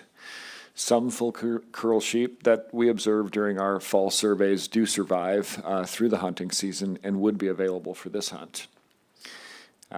During the any ram period, about 39% of the full curl sheep that we observed in the summer were harvested that fall. And in RY23, only 15% of the full curls were harvested. Part of the reason that was only 15 was our population had been declining. That was the first year of the full curl hunt, and we issued relatively few permits, and we have since increased those permits. So next year we'll be issuing about double what we did last year. Access to this area is difficult. It's primarily by aircraft. The hunt would be occurring after the aircraft scouting restriction that ends September 20. The area does have frequent winter conditions which start in usually the end of September or early October. And adding this hunt could cause some conflicts between sheep hunters and the registration goat hunters that are in the field during this period. The department is neutral on the allocation of hunting opportunity to archery hunters. We have not identified a biological concern for sheep managed under full curl harvest strategy. Thank you. Thanks for that. Questions from board members? Member Loring. Thank you, Mr. Chairman, and thank you for the presentation. Can you tell me the history on why the archery-only season in 14C, it used to be further east than just west of Kootenai? I remember hunting in up East Fork of the Kootenai before in the past with bow and arrow, but there's nothing open east of the Kootenai Lake now, which would then eventually bump into the glacier, then bump into this area. You know what the reason is that they closed that down to archery only and everything's kind of west of that now? Was it a population issue or a concern? Member Loring, through the chair. Unfortunately, I can't give you a great history on that. I do know that the sheep population in 14C, as well as many other places in the state, used to be doing a little bit better. I recall when they had a ewe harvest by drawing permit in 14C. And I know that we've progressively gotten more restrictive regulations and lowered our permit levels as we've been going. So I'm not sure what the history is on the archery hunt there. Okay, I was just concerned that maybe, since it's just really right adjacent to that East Kootenai, Lake George country, that just kind of the next drainage over, we're looking at opening this season where they don't have an archery season right now and where they used to. So, thank you. I have a question for you. This proposal, we have kind of three areas here that we break down the take in with, the full curl take. And this proposal seeks to kind of knock down those boundaries. Do you have any sort of concerns about, an extra season archery hunt with no parameters on restricting where that archery hunter could go?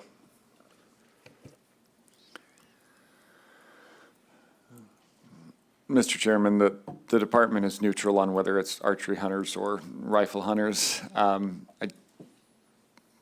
We're able to manage that any way that the board would like us to if they choose to have that hunt. And with full curl harvest, we don't have a population concern there. If they wanted lots of opportunity and large numbers of permits, it could potentially, do what we see in many of our general season hunts where there's just not a lot of full curl rams making it to the next year to, maybe be 10 or 11-year-old sheep in the future.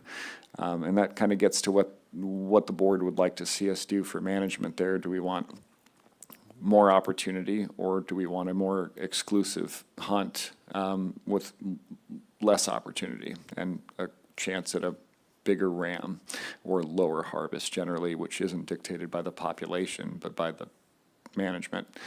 But we don't have any concerns about them being restricted to a certain area. That would be kind of up to the board. Do you have any concerns? Let's say we decided to adopt this proposal and we had very few permits offered. Do you have any idea on, I know it's archery equipment, you have a very low success rate. The later on in the season, you have even a lower success rate. If a couple animals over, 3 or 4 seasons were harvested, would it affect, your ability to provide more tags for the regular season? I know you said you planned on issuing more tags. Would that affect that decision-making process very much? And if it did, could you reflect on maybe perhaps how it could, or if you're not worried about it? Yes, Mr. Chairman. The way I would do that currently is we'd conduct a survey in July and we would determine about how many full curl rams we saw. We'd look at our participation rates in the hunt and we would try and issue permits so that a reasonable expectation of finding a full curl ram would be out there. So if archery hunters are removing full curl rams that aren't there for our following year's survey, then that would lower the number of permits that we would issue. How much would depend on the extent of the harvest, the production of the population, and everything that goes into those kind of assessments. It probably wouldn't be significant, but it certainly could be a tag or two that we're, if they harvest one or two in the archery season and we have 50% success in our general season draw, then we might, two to archery might be 2 less permits or 4 less permits during the general season. Thanks for that. Member Loring. So thank you. So what I think I heard is that you would manage if the archery season was put in, you would manage as a combined take.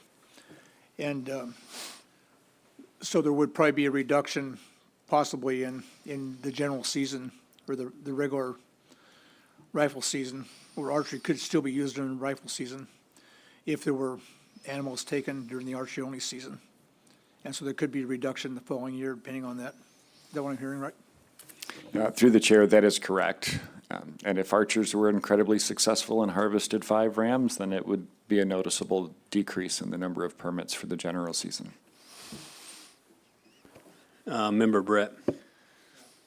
Yes, thank you, Mr. Chairman. Chris, you mentioned goat hunting opportunities in there at the same time. Do you have an average number of how many goat hunters would be within that portion of 14A at the same time?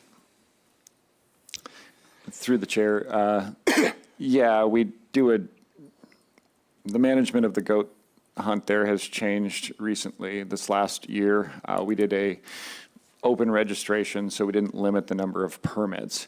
And our quota is about 14 or 15 goat points.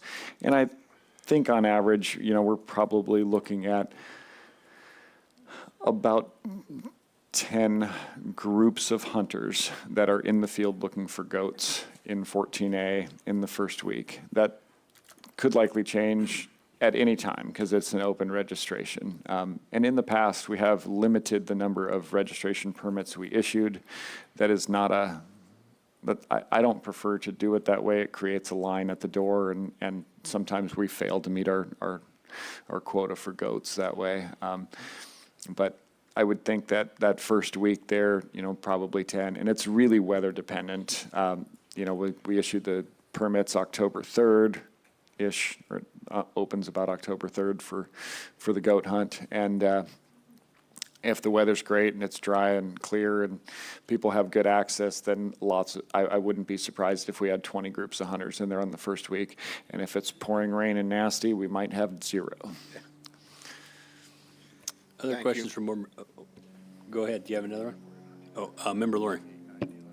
Thank you, Mr. Chairman. So I know it's hard to predict in the future, Chris, what might happen, but based on how you allocated tags for this coming season, if you look at those numbers, let's say we have a static sheep population over winter. If we were to allocate up to 5 permits, how many permits do you think you would issue to archery only on this first year? Looking at 2024 numbers. Through the chair, just for clarification, so if you allocated up to 5 just for archery? If the board gave the department an allocation of up to 5 or 3, or whatever it is, would you issue just 1 or 2 to start with and see what happens, or would you go for the full allocation based on what you see on the hillside today? So last year, we were just getting into making some adjustments by switching to a full curl. Our population had declined, and we probably could have issued more permits than what we did, but we had a new hunt structure, so we were proceeding a little bit cautiously. This year, we've already increased what we're going to issue for permits. But when I look at, the permits for 14C, and I look at the 82 permits issued, on average, 48 people went hunting, so that's 60-ish% or something like that. And so 5 permits, that's probably 4 archery hunters with an average success rate of 9% on an any ram hunt. we'd probably be looking at about one ram, and full curl's more restrictive. So I would probably start by issuing 5 permits. And if I had a year where suddenly we hit 3 or 4 sheep in the harvest, then I would consider reducing that. But it's going to take a couple of years to get a good idea of, what's the average? And we wouldn't want to base it on just one season, because that would certainly have a good likelihood of being an outlier. Quick follow-up. Okay, that makes a lot of sense. So the proposer is asking for 1 to 5, so if we gave you 5, you would be comfortable with possibly allocating 5, or any place in there, if you're comfortable with that. Thank you. Other questions from board members? Member Brett. Yeah, thank you. Chris, did you say, was there some sheep taken during the during the rifle season that used archery equipment? Through the chair, since this hunt has gone to a drawing hunt in 2008, no sheep have been harvested using archery equipment. Thank you. Member Batesville. Yes, because I'm not familiar with how they move on the landscape, and given the weather that might show up the first week of October, are these at a lower position on the landscape that would make them any easier accessibility to them, or what's your opinion on that? Through the chair, I don't have any strong data to support that. We do have places along the Knik River, which is in this hunt area, where sheep come right down to the Knik, and we see them from four-wheelers and on the four-wheeler trail. Typically, those are used in lambs, but I have seen rams that are very low and very accessible. There is potential for that to happen, but I can't say for sure that I'm aware of a spot where the big rams come down low and hang out where they would be more accessible than during the regular season. Member Loring. Thank you. This is to Cheryl for Department of Law. The proposer is asking not allow aircraft for spotting in this area. Can we take that regulation that's currently in place up to the August 20th and apply it to this hunt, separately from anything else, as a one-time application if we do decide to adopt this proposal? Through the chair, yes.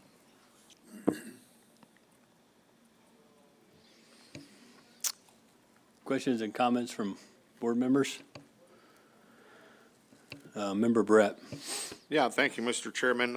Currently, right now, I'm leaning towards not supporting this proposal.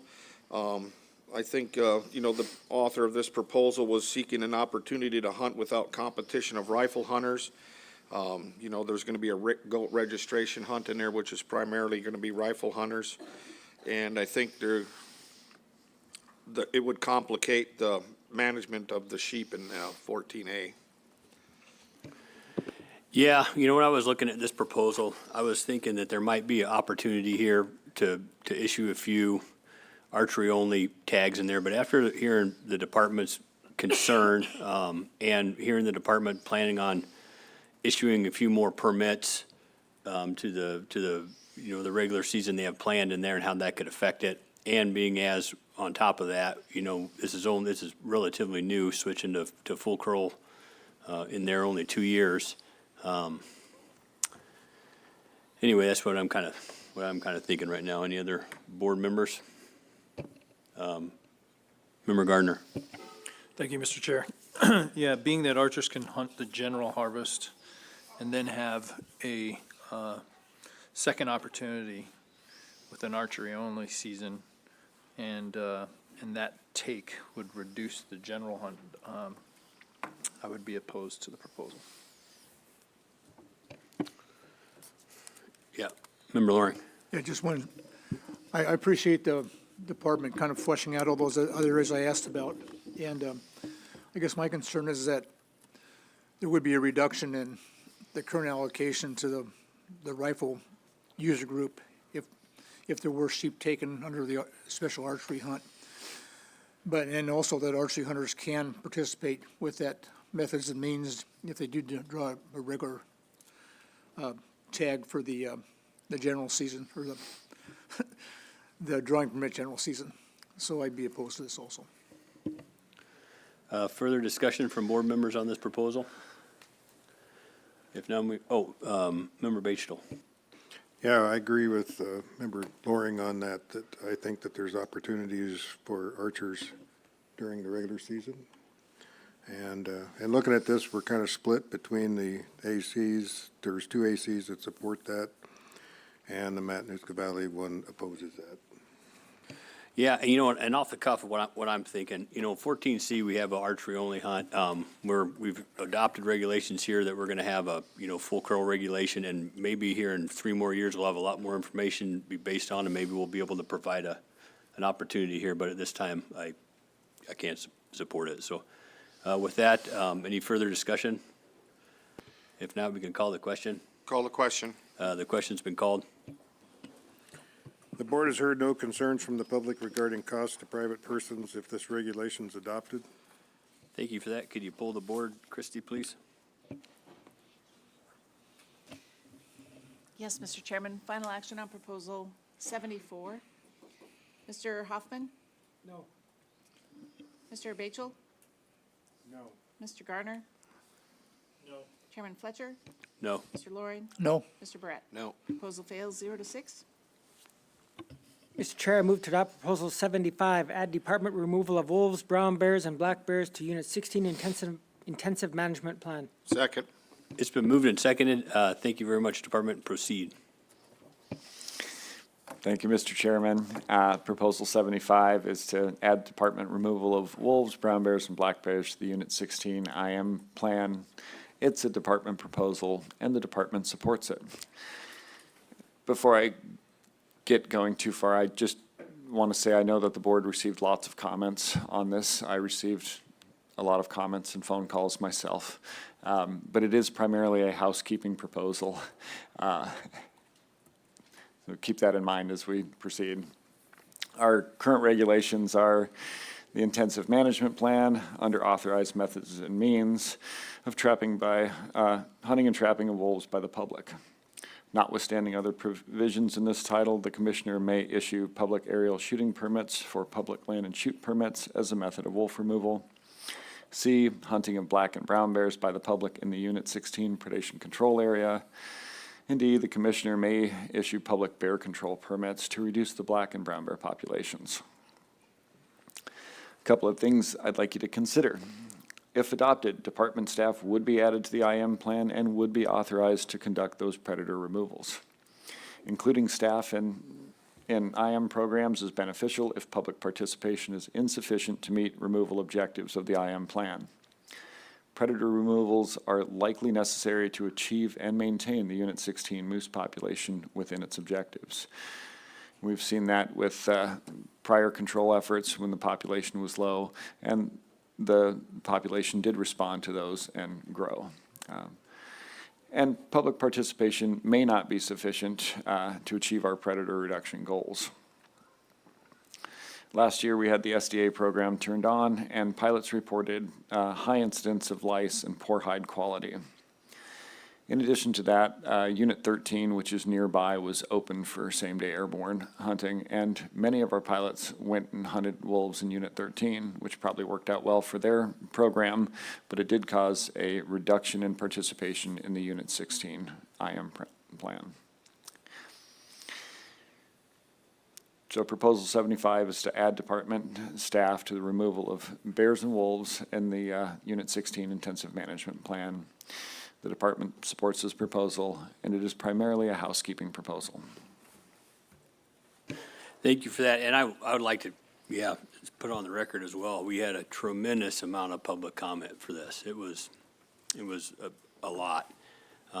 So, we absolutely realize how important this issue is. I'm going to start off here with the question. We talked a little bit earlier about, whether or not we should eliminate the harvest ticket requirement for black bear in Unit 16.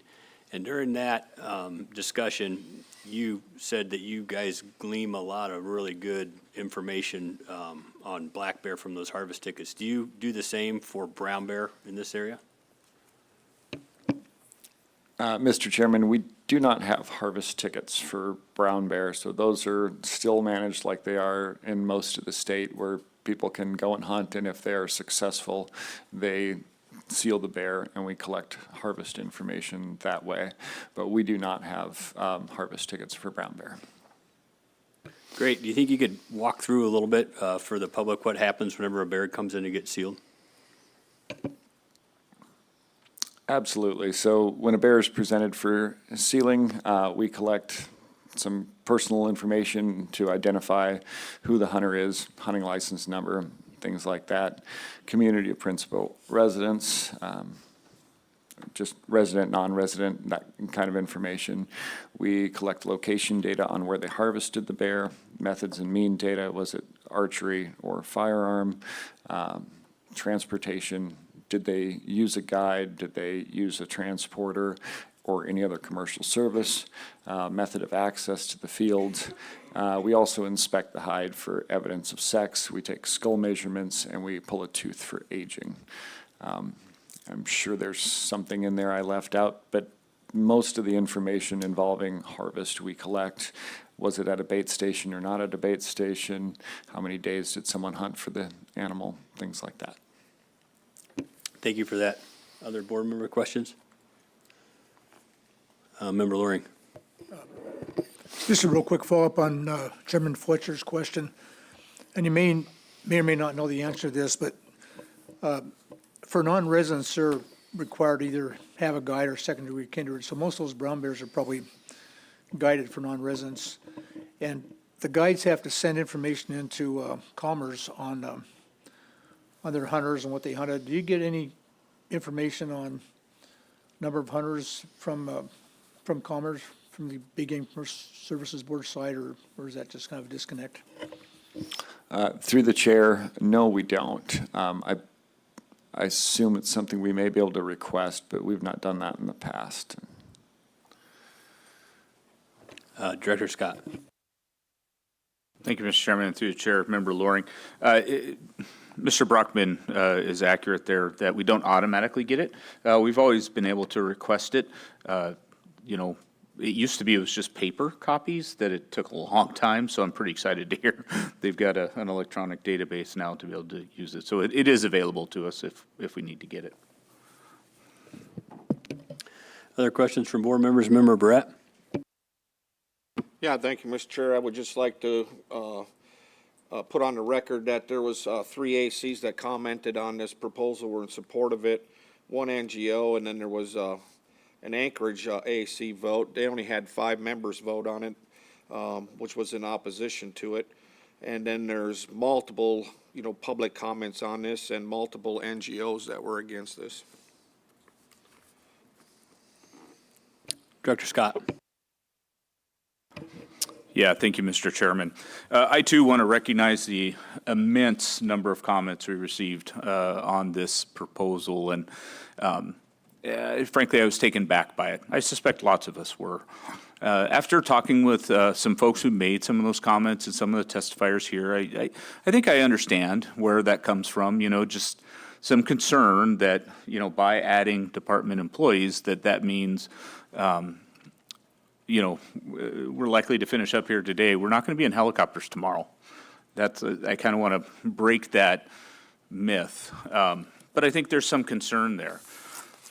We truly have. We've used this term several times about this proposal in that it being housekeeping, administrative, right?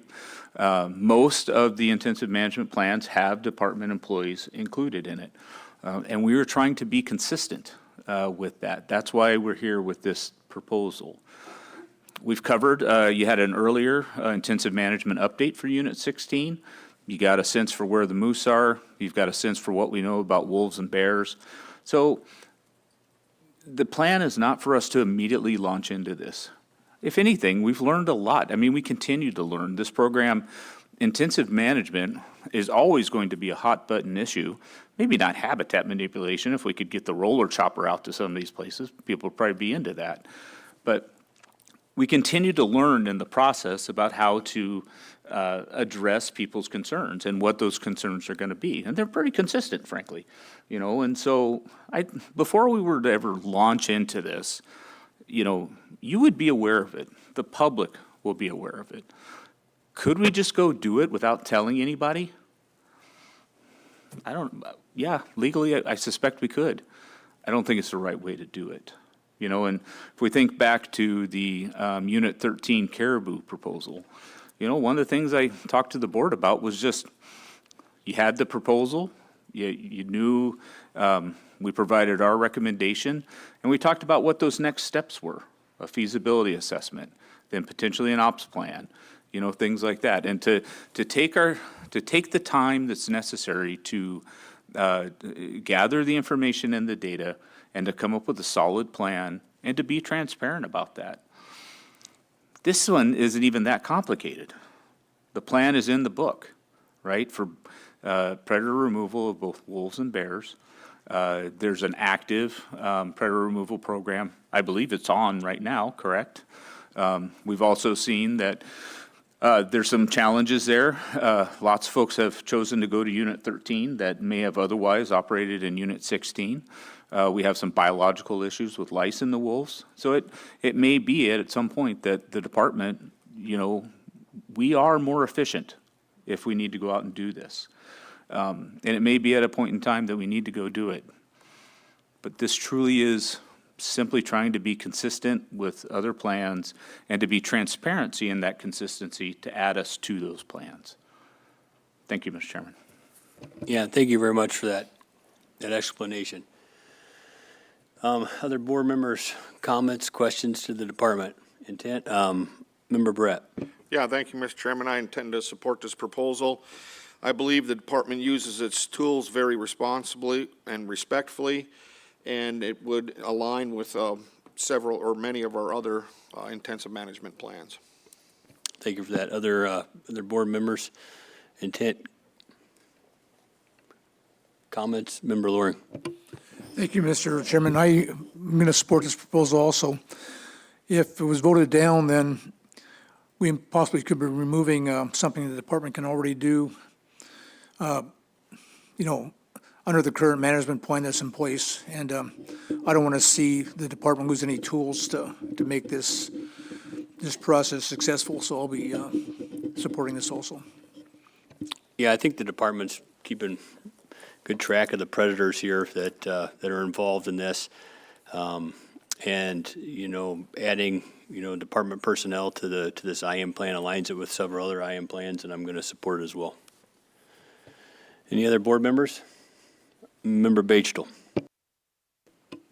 Yeah, I intend to support this plan as a proposal as it's going forward. I agree that putting another tool in the toolbox is really a good way to move forward. It doesn't limit anybody in what could be done out there in the ground. Thanks.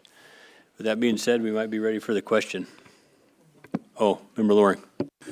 Just to follow up, I really do thank all the public for putting the comments in. It's good to see what other folks in Alaska and the rest of the United States think about our wildlife. They're always looking at Alaska, you know, as one of the premier places to come visit and, you know, see wildlife, and I appreciate those comments. I read them all, and both local folks, groups, and those folks live outside, and so I really want to thank them for taking the time to be part of our process. It's one of the best we have in the country, the Alaska Board of Game process, and this just goes to show that we're not only is our process good, but other folks are looking at it and participating in it. So thank you very much. Thanks for that. With that being said, any further comments from board members? If not, Call the question, Mr. Chairman. the question's been called. Board has heard no concerns from the public regarding costs to private persons if this regulation is adopted.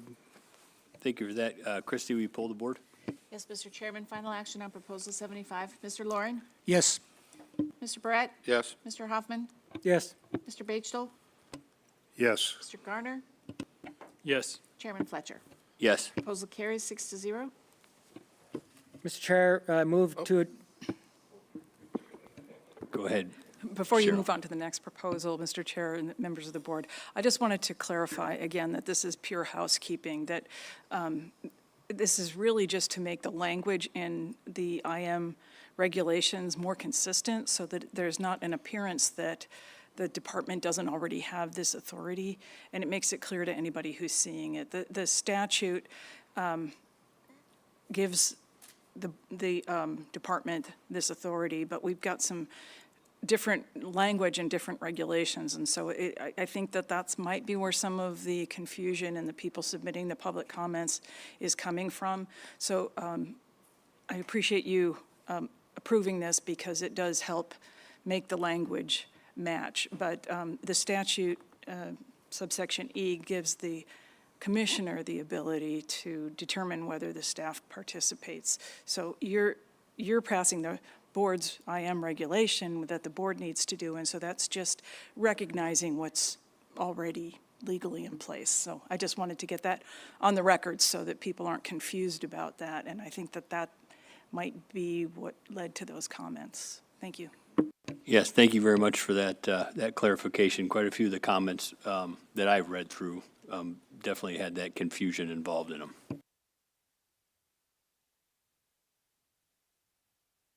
Mr. Chair, move to adopt Proposal 76, allow the take of brown bear in Unit 16, the same day airborne. Second. It's been moved and seconded. Department? Proposal 76, allow the take of brown bear in Unit 16B remainder the same day airborne. It's a public proposal and the department is neutral. What this proposal would do is it would allow brown bears to be harvested the same day someone is airborne in Unit 16B remainder without the requirement of being at a bait station, provided they are 300 feet from the airplane. So this allows the practice of spotting bears from the air and landing to pursue them. Current regulations in Unit 16B are a bag limit of 2 bears every regulatory year. In Unit 16A and 16B remainder, the season dates are no closed season. In 16B, within 1 mile of the mouth of Wolverine Creek, the season is September 15 to May 31. General regulations on airborne is it is unlawful to hunt or help someone else take big game until 3 a.m. the day following the day they have flown. That does not apply to regularly scheduled commercial flights.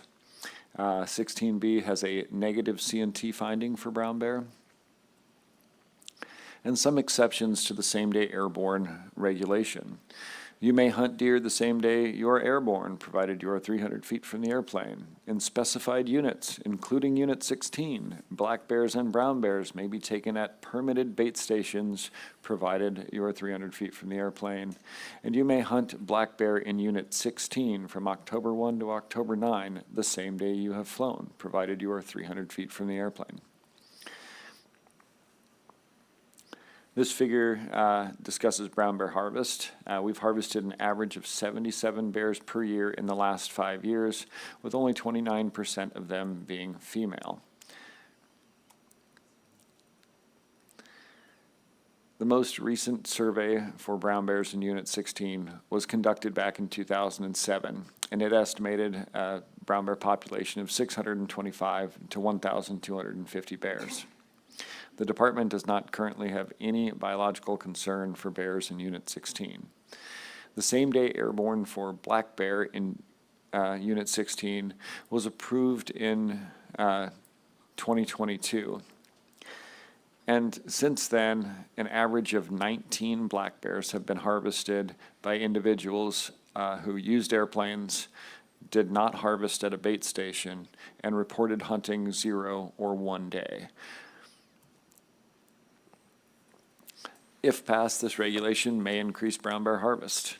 The area is heavily forested, and locations where you could spot a bear and land and immediately stalk it are somewhat scarce, with the exception of the early spring period where there may be good snow left that someone could spot a bear and land on that snow. But throughout most of the summer, those locations are pretty limited. It would allow for hunters, cabin owners, and other property owners who flew out to their property or their hunting camp to harvest a bear that they had not spotted from the air, but harvest it the day that they had flown, which is currently not legal. And it would align brown and black bear regulations and allow both to be taken, same-day airborne in Unit 16. The department is neutral on this proposal. It has not identified a biological concern for bears in Unit 16. Thank you for that. Any questions from board members? Member Loring. Thank you, Mr. Chairman. To the staff, this is requesting for the whole Unit 16, not any parts of it? This proposal is, through the chair, this proposal is specific to Unit 16B remainder, and I should be a little careful. When I called the proposer when I was working on the A&Rs for this and asked if they would clarify what they intended, because I think the proposal was a little bit vague, and I don't recall the gentleman's name, but he did specify that it was for 16B remainder, so it would not apply to that 1 mile from the mouth of Wolverine Creek area, but the rest of 16B it would apply to. Okay, and follow-up, so all that area that's kind of at the foothills of the south part of the Alaska Range in 16 would all be open then? That is correct. Okay. I guess my experience is that those large boars come out pretty much the end of March and all through April, and they're really susceptible to finding them up in that high country before they get down and, start looking for dead moose. And once you find tracks, you can very easily find the bear. And I'm concerned that there would be a higher take of some of those bigger trophy boars if you think maybe the same thing might happen. Through the chair, I do know anecdotally talking to guides, pilots in the area, that a very common approach to spring bear hunting in Unit 16B is to go fly early, look for tracks leaving dens, and typically they find where the bear has come down the hill and is feeding on a dead moose. Often they find where the bear has killed multiple moose, and then they can land an aircraft, and usually they have to stay the night before it's legal for them to harvest. And so that is a very common method that's used for spring brown bear hunting in Unit 16. So if we approve this proposal, then they wouldn't have to spend the night. They can just basically find the bear and get out and shoot them as long as they're 300 feet from the airplane. Through the chair, that is correct. Member Brett. Yeah, Mr. Chairman, I think Alaska Wildlife Troopers have a comment on this proposal. Captain Johnson. Yeah, thank you, Mr. Chair. Correct, I'll just reiterate our written comments. We debated a lot on this. Obviously, from the allocative nature, we're neutral. Our concern was both consistency amongst other areas of the state. Currently, as the department pointed out, 16 is open for same-day airborne for both black and brown bears at a bait site. And then, of course, black bears are outside of a bait site, which I think through the department's own stats kind of showed as a pretty rare occurrence, and I would suspect anecdotally probably incidental. It's from my experience as a pilot on my personal time flying and spending a lot of time in Unit 16, when black bears are out and about, they're pretty hard to spot from the air. It's forested and green. Brown bears, as Mr. Brockman just stated, kind of and Member Loring stated, from my experience and those of our troopers that work the area, that's pretty accurate. They're most likely to be spotted coming out of the den. There's snowpack available, so it would be reasonable to land on them fairly easily, especially up in the high country above the tree line. And so part of our concern, also being the agency that's primarily responsible for search and rescue operations in South Central Alaska, there's a bit of a aviation safety concern there. This is for anybody certainly listening who is a pilot in the South Central Alaska area. The Mat-Su Valley area is quite frankly a nightmare to fly in and out of during any kind of a nice day. I know state troopers who have been involved in mid-air collisions in the Mat-Su Valley. they're an occurrence that happened just because of the busy airspace. And so the thought, I guess, of taking that number of pilots and moving them now to doing what is essentially a pretty risky activity. Of course, and we kind of put in the comments that, the department has a program under intensive management where they vet pilots that are doing same-day airborne operations specifically to be permitted because of the safety factor, one would assume. And there's a possibility that that goes away and we have a high population density of pilots in the Anchorage and Mat-Su area of South Central Alaska that now would have access to a same-day airborne opportunity an hour's flight from this area. And I think the concern is having a large number of people who've never done that activity all on, yes, it's a broad area, but really a concentrated area, all at the same time, trying to take on an activity like this. There's a potential for some certainly not necessarily the board's responsibility, but there's a potential for some aviation safety hazards. We predict that there would probably be an uptick in our search and rescue calls, maybe not necessarily from accidents, but just from people landing somewhere they probably shouldn't have in the excitement of trying to get up air. If somebody has to camp and spend the night, they're probably going to be searching out a spot a little more carefully. They're going to be planning for that activity. Whereas if the only requirement is to be 300 feet away from the airplane, there's a good chance people are going to take a lot more risks to get down and get landed, which could result in something as minor as a stuck airplane and you dig for a couple hours, could result in flipped over airplanes, bent props, and helicopter rescues. So just, I guess, mainly just some concerns of some unintended consequences that could occur. Certainly can't say that they will. We can't predict the future, but I think that was kind of the core of our concerns with this proposal. Thank you, Mr. Chair. Thank you for those comments. Are there comments, questions from board members? I guess my feeling on this, I remember this whenever this proposal was in front of the board for Black Bear, and I'm drawing a lot of the same conclusions on that. And I was in opposition of it. This would to say this would be unique would be an understatement. I know in certain hunting conditions and certain in the spring that you could probably be incredibly effective at targeting specific brown bear. I think there are a lot of safety issues involved here. And as of right now, I'm not going to support this proposal. I also wanted to say that we did have a lot of public comment on this this proposal as well. Any other board members? Member Loring. Thank you, Mr. Chairman.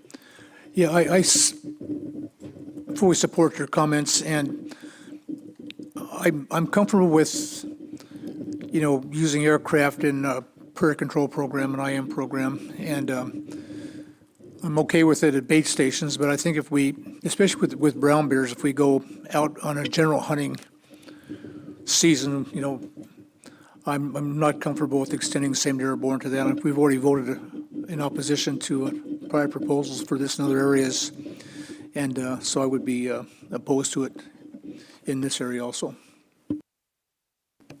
Other questions, comments, intent from board members? Member Brett. Yeah, thank you, Mr. Chairman. I tend not to support this proposal also.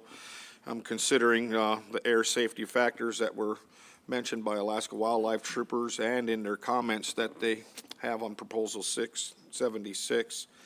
I was for allowing, the same-day airborne at bear baits, which is totally different.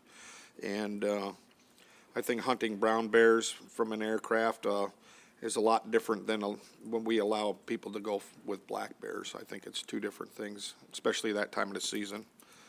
Thank you. Thanks for that. Any further comments from board members? If there are none, we might be ready for the question. Call the question. The question's been called. The board has heard no concerns from the public regarding costs to private persons if this regulation is adopted. Thank you for that. Christie, will you pull the board? Yes, Mr. Chairman. Final action on Proposal 76. Mr. Hoffman? No. Mr. Barrett? No. Mr. Loring? No. Chairman Fletcher? No. Mr. Garner? No. Mr. Batchel? No. Proposal fails 0 to 6.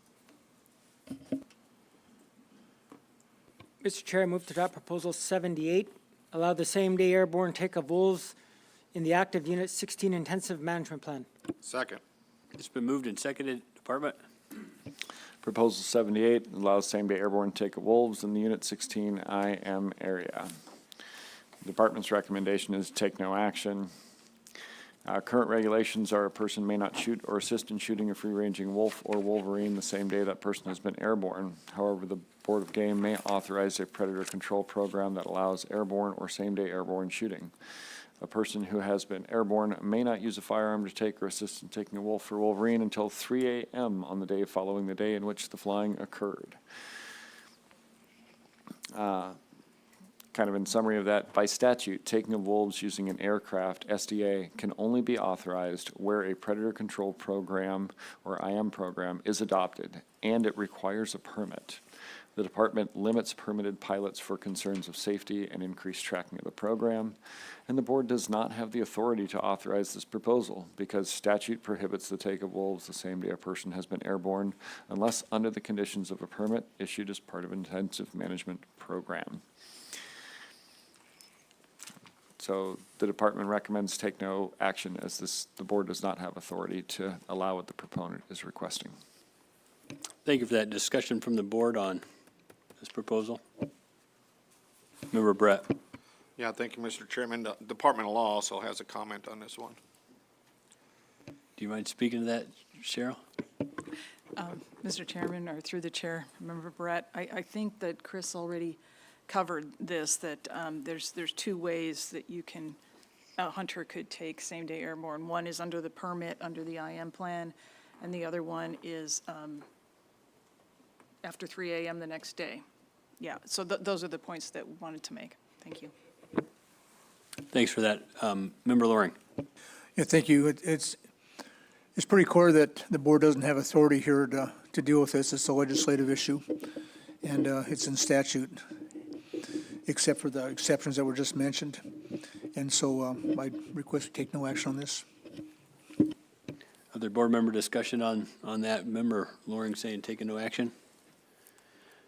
If there's no other discussion, then I would entertain a motion to take no action on Proposal 78. Mr. Chair, I move to take no action on Proposal 78. Second. It's been moved and seconded.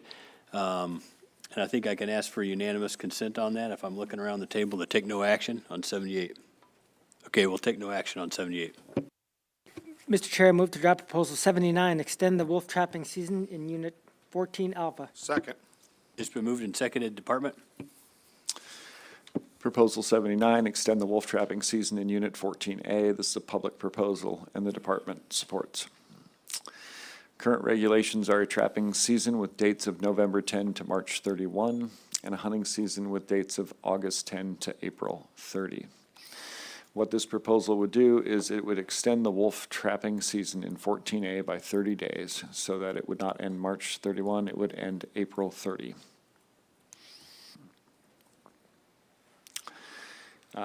This figure indicates the wolf harvest for 14A since 2014.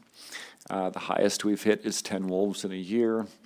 And since 2018, we've kind of steadily been increasing in our wolf harvest. And last year, we hit that previous peak of 10 in 1 year.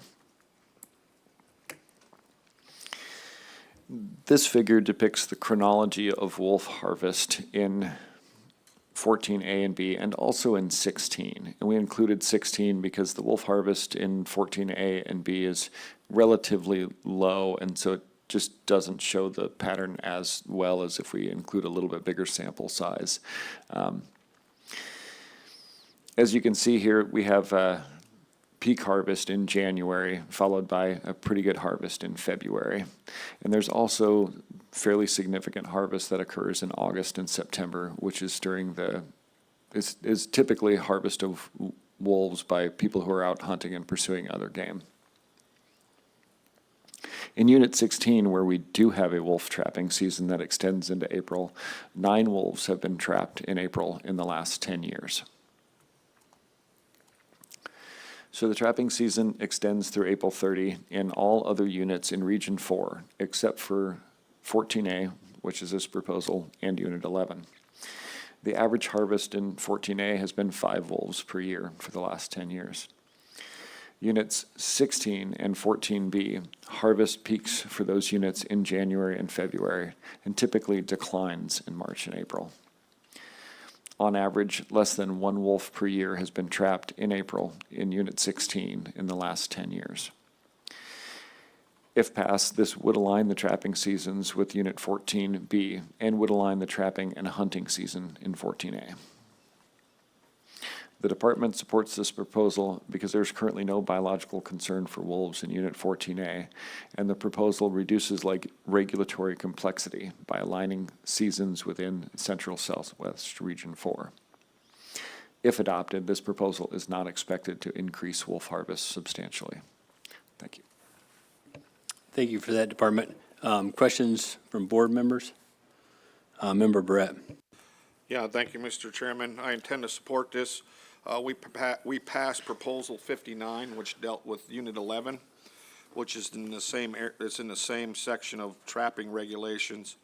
And this would align all of 9, 10, 11, 14, 13, 16, 14B, and 17 end dates to April 30th. Thanks for that. Vice Chair Hoffman. Thank you, Mr. Chair. Question to the department on your graph on Proposal 79 for the wolf harvest from 2014 to 23.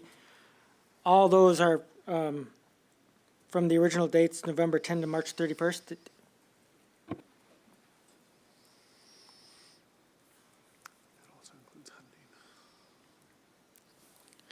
Through the chair, that is the original dates, but it also includes hunting, and that hunting season did go into April, but I don't believe we had any harvest in the month of April.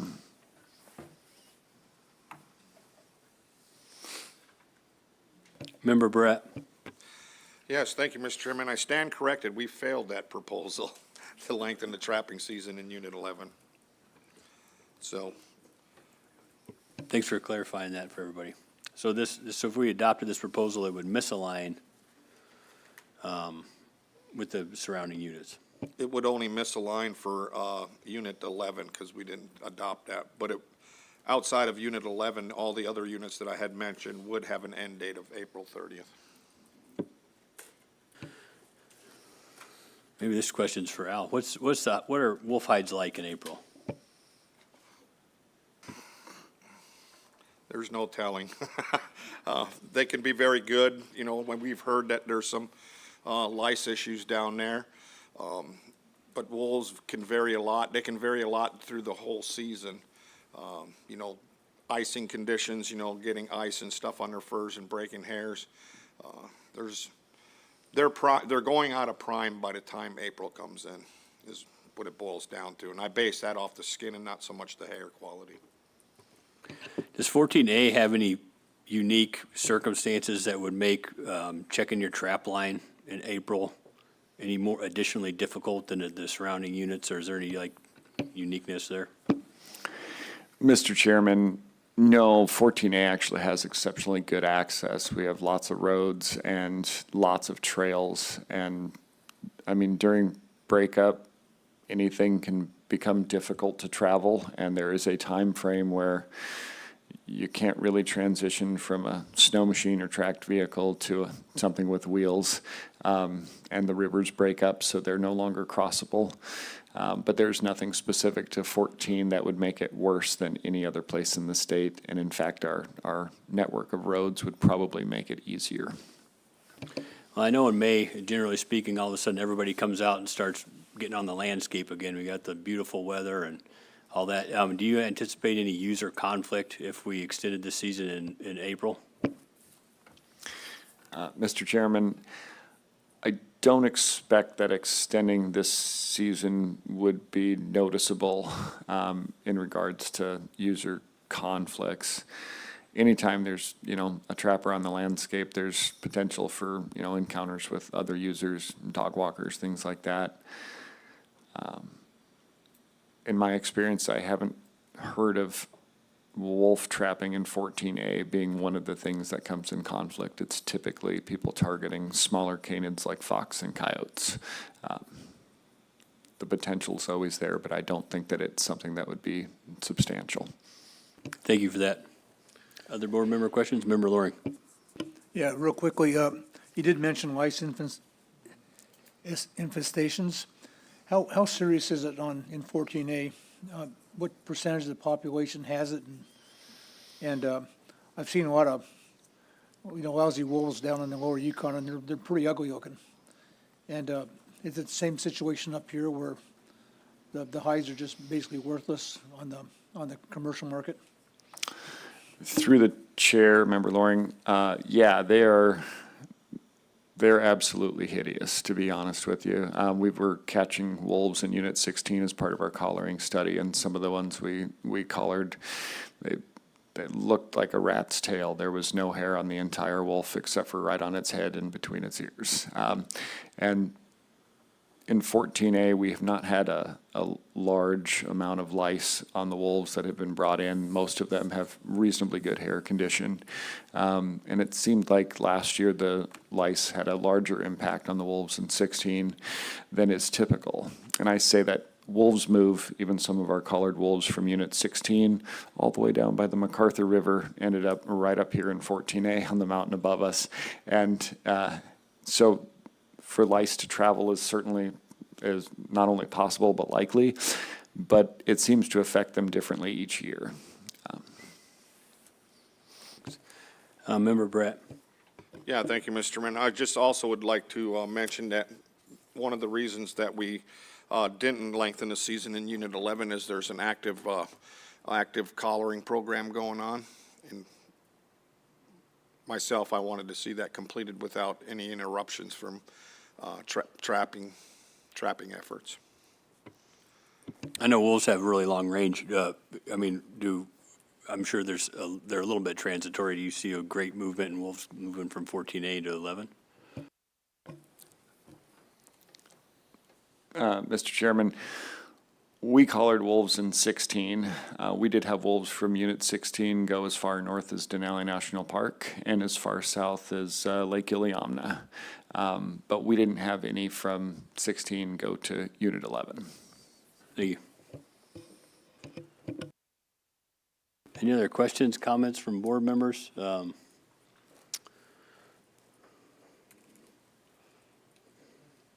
Member Loring. Member Britt mentioned the active collaring program by the Ottner Group there in 11. We don't have anything like that happening in this area that would concern us to maybe not consider that.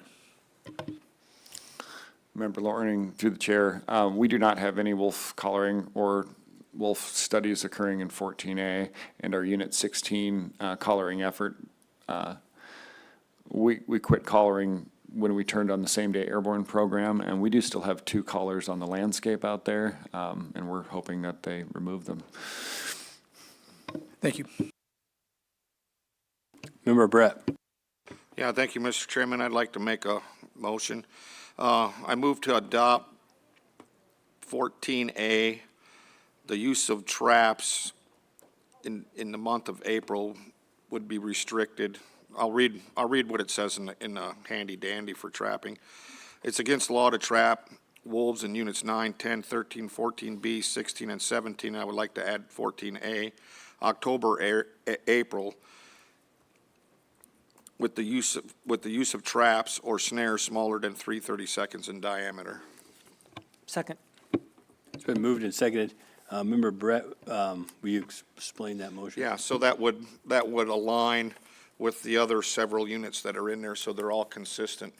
And there's always, and one of the reasons that is because when you make wolf sets with traps, you made a set for potentially every animal out there that, fur bearers that you're targeting. So this eliminates a lot of chances of bycatch. Discussion on the amendment? Member Loring. I'll be supporting the amendment. It aligns it with the other units that have a later season for the reasons that Member Brett mentioned. We've talked about this at past board meetings on bycatch and why those restrictions are put in place there for the no traps, no lake hole traps and the larger wolf snares. So I think it's a good amendment. I'll be supporting it. Further discussion on the amendment? Is everybody really clear what we're doing with this amendment? All right, then I think we can call the question on the amendment. Call the question. The question's been called on the amendment. On the amendment, Mr. Loring, Yes. Mr. Barrett, Yes. Mr. Hoffman, Yes. Mr. Batchel, Yes. Mr. Garner, Yes. Chairman Fletcher. Yes. The amendment carries 6-0. We have an amended proposal in front of us. Any discussion on this amended proposal? Member Brett? Yes, thank you, Mr. Chairman. I intend to support this proposal. It aligns all but Unit 11, and Unit 11 has an exception to it. And this would, account for uniformity in the regulations. Thanks for that explanation. Member Garner? Thank you, Mr. Chair. I too, hearing no biological concerns and seeing that it aligns the seasons, would support this proposal. Any other questions or comments from board members? Member Batchel? Yeah, I tend to support this proposal. Also, there were 2 ACs that supported this proposal and 1 that did not. Thanks for that. Any other board members' discussion or comments or intent? If not, we can call the question. Call the question. The question's been called. The board has heard no concerns from the public regarding costs to private persons if this regulation is adopted. Christie, will you pull the board, please? Yes, Mr. Chairman, final action on Proposal 79 as amended. Mr. Garner, Yes. Mr. Loring, Yes. Mr. Barrett, Yes. Mr. Hoffman, Yes. Mr. Batchel, Yes. Chairman Fletcher. Yes. Proposal carries as amended, 6-0. Mr. Chair, I move to adopt Proposal 80, require sealing of beaver taken in Unit 16. Second. It's been moved and seconded. Department? Proposal 80 is require the sealing of beaver taken in Unit 16. This is a Mount Yandell Advisory Committee proposal, and the department is neutral. Current regulations, beaver can be taken in Units 9 through 11, 13, 14A and B, and 17, and must be sealed within 30 days after the close of season. There is no sealing requirement in Unit 16. You may not disturb or destroy any beaver house or den. It is against the law to take a beaver by any means other than steel trap, snare, firearm, bow, and arrow in Units 11, 13, and 16 from September 25 to November 9, and traps and snares must be submerged. Season dates for Unit 16 are September 25 to May 31. There is a positive, customary, and traditional finding for beaver in all units with a harvestable portion, and the amount reasonably necessary for subsistence is 90% of the harvestable portion. And 16A is in the non-subsistence area. In summary, beaver must be sealed in all units in Region 4 except Unit 16. The sealing requirement was eliminated in, that is actually a typo, it should say 2010, by the board. The average annual harvest in Unit 16 from 2001 through 2010 was 86 beaver. And beavers appear to be widespread and abundant throughout most of South Central, Southwest, and there is no population concern. The department is neutral on this proposal. It has not documented a biological concern for beaver in Unit 16. However, the department does recognize that additional harvest information from sealing can provide information to the department. Anecdotal information suggests that beaver remain abundant in the unit. Sealing may be cumbersome for some remote residents. If the board adopts this proposal with these additional requirements, the board may wish to determine if reasonable opportunity is still provided for subsistence. Thanks for that. And just to restate that again, I know you did it. This is the only unit in Region 4 that doesn't require sealing of beaver eyes. Chairman Fletcher, that's correct. And during the sealing process, you said you get a lot of anecdotal information. Is that just conversing with the trapper, the person with, that's getting the hide sealed, saying, yeah, we're seeing beaver, we aren't seeing beaver, those type of observations? Absolutely, and we also get a feel for how many people are out trapping, and targeting beaver, which if we don't require sealing, we don't get that information from them unless they're sealing some other or species. I know it's kind of hard to say, but during that aspect, whenever a trapper's bringing in their hides to get them sealed, like, how many trappers have to say they're seeing less of a certain species for it to throw a red flag to you? I know you have bad seasons, good seasons sometime. I mean, would it have to be over the course of several seasons for you to say, hey, this might be an issue? Or, in 1 year, could several trappers come in and say, hey, listen, something happened? That is a great and very subjective question, Chairman Fletcher. For me, that depends on a lot of factors. There are some trappers who trap in my unit who are very experienced. They've been doing it for decades. They know the area.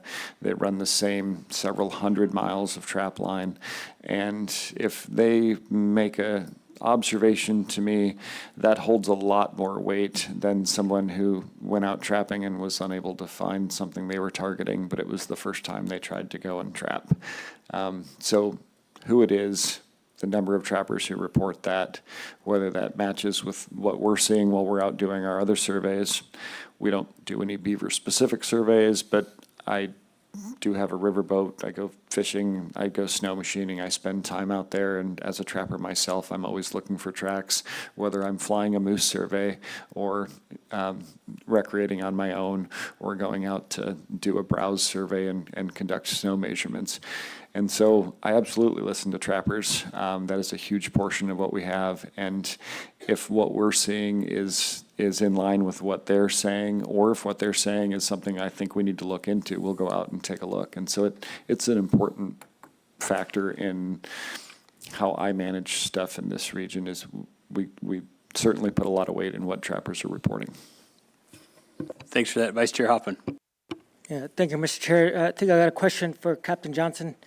If we approve this proposal 80 and it goes forward, what potentially could happen to someone if they didn't seal their beavers? Through the chair, Member Hoffman, typically if we get essentially notified that somebody failed to seal fur, there could be enforcement action taken. At worst, it would be a citation, which would have a fine amount, probably around $100 or something. Nothing would get seized or anything because it wasn't taken illegally. It just wasn't recorded. However, it's kind of the discretion of the trooper that's notified, and a lot of times we try to work with people just to get them to actually report their stuff to the department, that's more important necessarily, and try to provide education. Mr. Pappas. Thank you, George Pappas, OSM. In our comments, I'm going to stick my neck out here a little bit, but we do have a federal regulation 126K, sealing of beavers, Lynx, marten, other what have you, said you may not possess or transport from Alaska the untanned skin of a skip-forward beaver, whether taken inside or outside of the state, unless the skin has been sealed by authorized representative in accordance with the state or federal regulation. Now, I'm uncertain if you don't have a regulation requiring sealing. I'm not certain if that's enforceable or not. I don't know. It's just just saw this in our notes and bring up to your attention. There may be a challenge. Thank you, Mr. Chair. Thanks, Dr. Wida. Thank you, Mr. Chair. I have a question for Mr. Pappas, if that's all right. Yeah. Was that only for transporting it, or if you used it for subsistence uses and kept it within the community, is that also required? This is for transport from Alaska, so it'd be leaving Alaska. That's what I have in front of us. I'm sorry I didn't have more information on it. I just noticed that. Thank you, Mr. Chair. Member Loring. Thank you, Mr. Chairman. To the staff, can you give us just a rundown on the sealing requirements? How long after the season closes do they have to get the beaver sealed? And secondly, are there any designated sealers out there, either, I don't know, Squentna or Beluga or Tyonek or some of the villages out there? And I know there's a lot of cabins and recreational sites in 16 outside the villages, but basically designated sealers and a little bit on the sealing regulation itself. Through the chair, I believe they have 30 days after the close of season to get their hides sealed, although I'm not looking at that regulation specifically. That seems right. We definitely have in the past and do currently have some authorized sealers. I know of one specifically in Beluga. I know of one that lived in the Squentna area, and I know he's used to be one, and he is on the Mount Inlow Advisory Committee. I don't know whether he is still an authorized sealer. I haven't been involved in the sealing process where I talked to those for a while. In 2010, when they did away with this, I believe it was due to a public proposal, and the public proposal, I believe, went through the advisory committee process, and one of the reasons that the public was requesting it be removed in Unit 16 was the burden of having to bring their hides in to be sealed. Member Loring? Well, I can definitely understand if they can't get in, for transportation issues into Palmer or Anchorage or wherever, but I imagine other trappers probably live in some of the communities, and maybe that bird's not quite as bad if we do have designated sealers out there, but I can definitely see it's still a burden, so thank you for that. Member Brett? Yeah, thank you, Mr. Chairman. I'll just speak it for myself as a trapper. Beavers wouldn't be the only thing that had to be sealed. So martin, lynx, otter, wolf, and wolverine also have to be sealed in that, statewide pretty much, except the martin part. So, if a trapper's going in, he's getting his stuff sealed anyways. And he also can send in there's another provision that if you can't get in, you can fill out a temporary fur sealing certificate. And either that can be mailed into a fur buyer or to a tannery or to somebody that's a qualified sealer and get it done that way too. So there are some provisions that help. But my question is because I've heard anecdotally myself that there's a lot of beaver harvest now. And currently you can hunt beaver with no limit. Was that in effect when you were sealing beavers in 2001 to 2010 when only 86 were harvested? An average annual 86? Through the chair, Member Brett, no, that was not legal at that time. It was restricted to only a steel trap or snare. Right. So things could have changed quite drastically. I kind of follow some of the Facebook pages. There's a lot of guys trapping beavers. There's a little bit of money involved in them again for bait and food or dog food. So I'm just curious. How do you feel? Do you think there's been a significant increase in beaver harvest? I typically try and avoid comments about how I feel.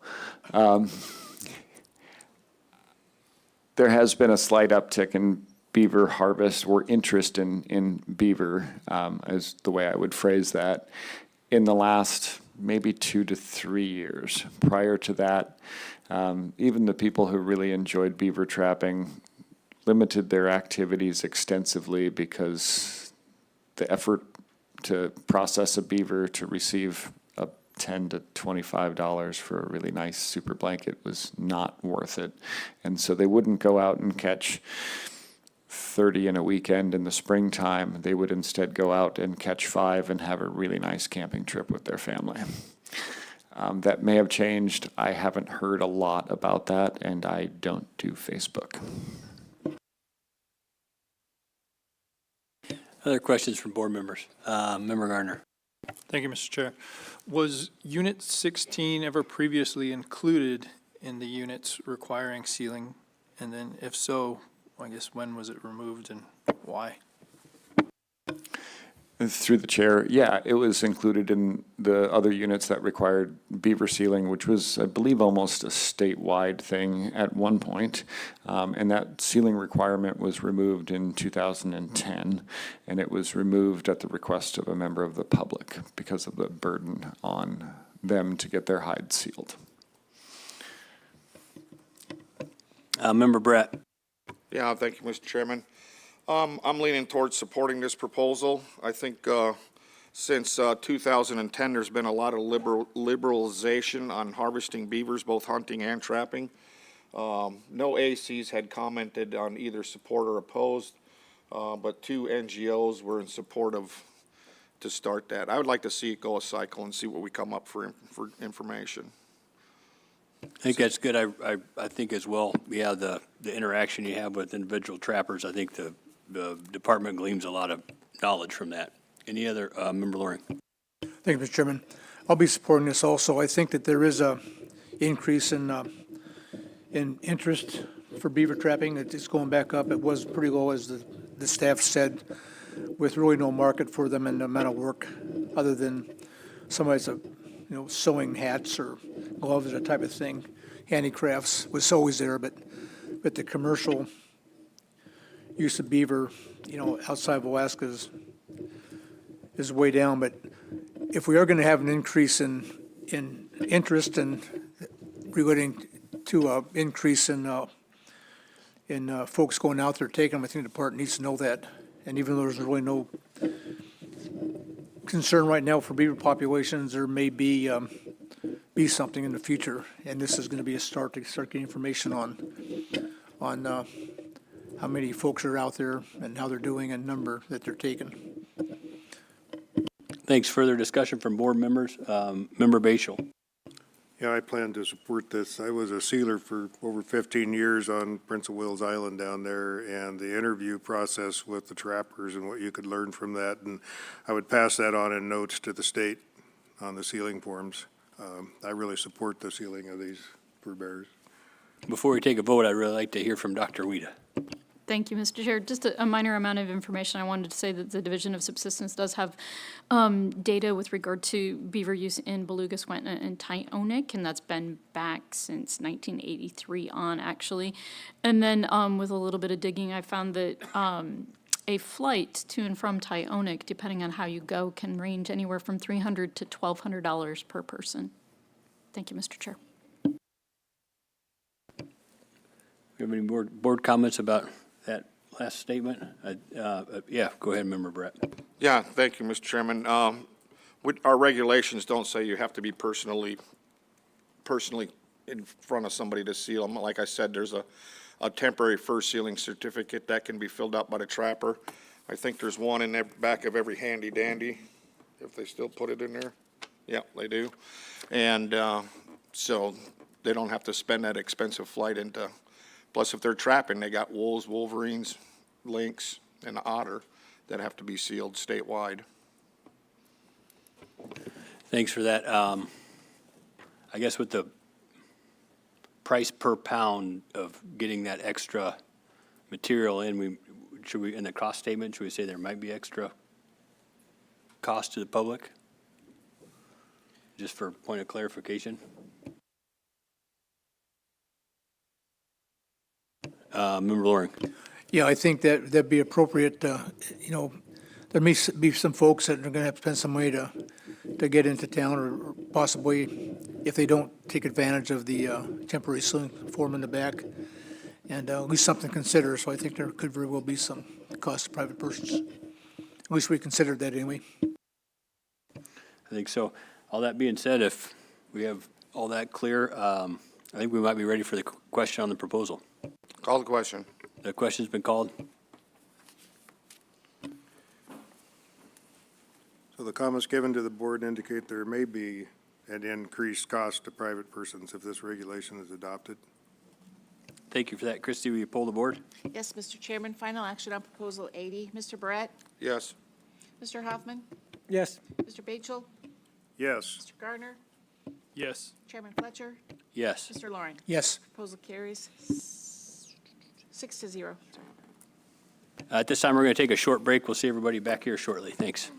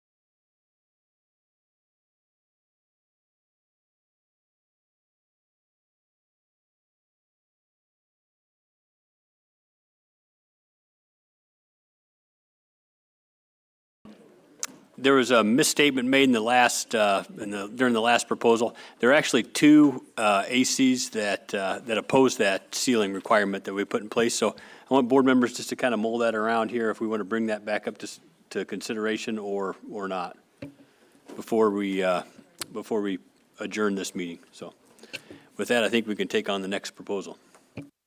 Mr. Chair, I move to adopt Proposal 81, require traps and snares set within 2 miles of publicly maintained roads in Unit 14 Alpha to be checked at least every 36 hours. Second. It's moved and seconded. Department?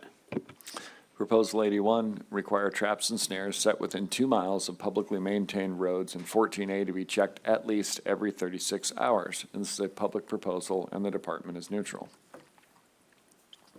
Current regulations, there are no requirements to check traps on a time-sensitive scale in Region 4.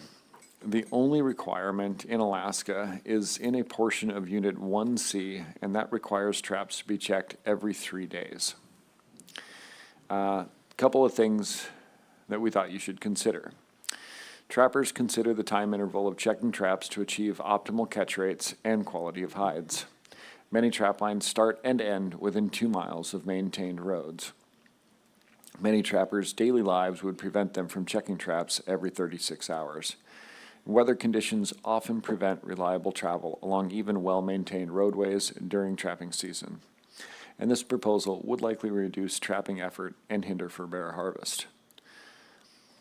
The department is neutral on this proposal because it is allocative in nature. This proposal will create an obstacle to trapping and will likely have profound impact on the way trappers have operated in the past.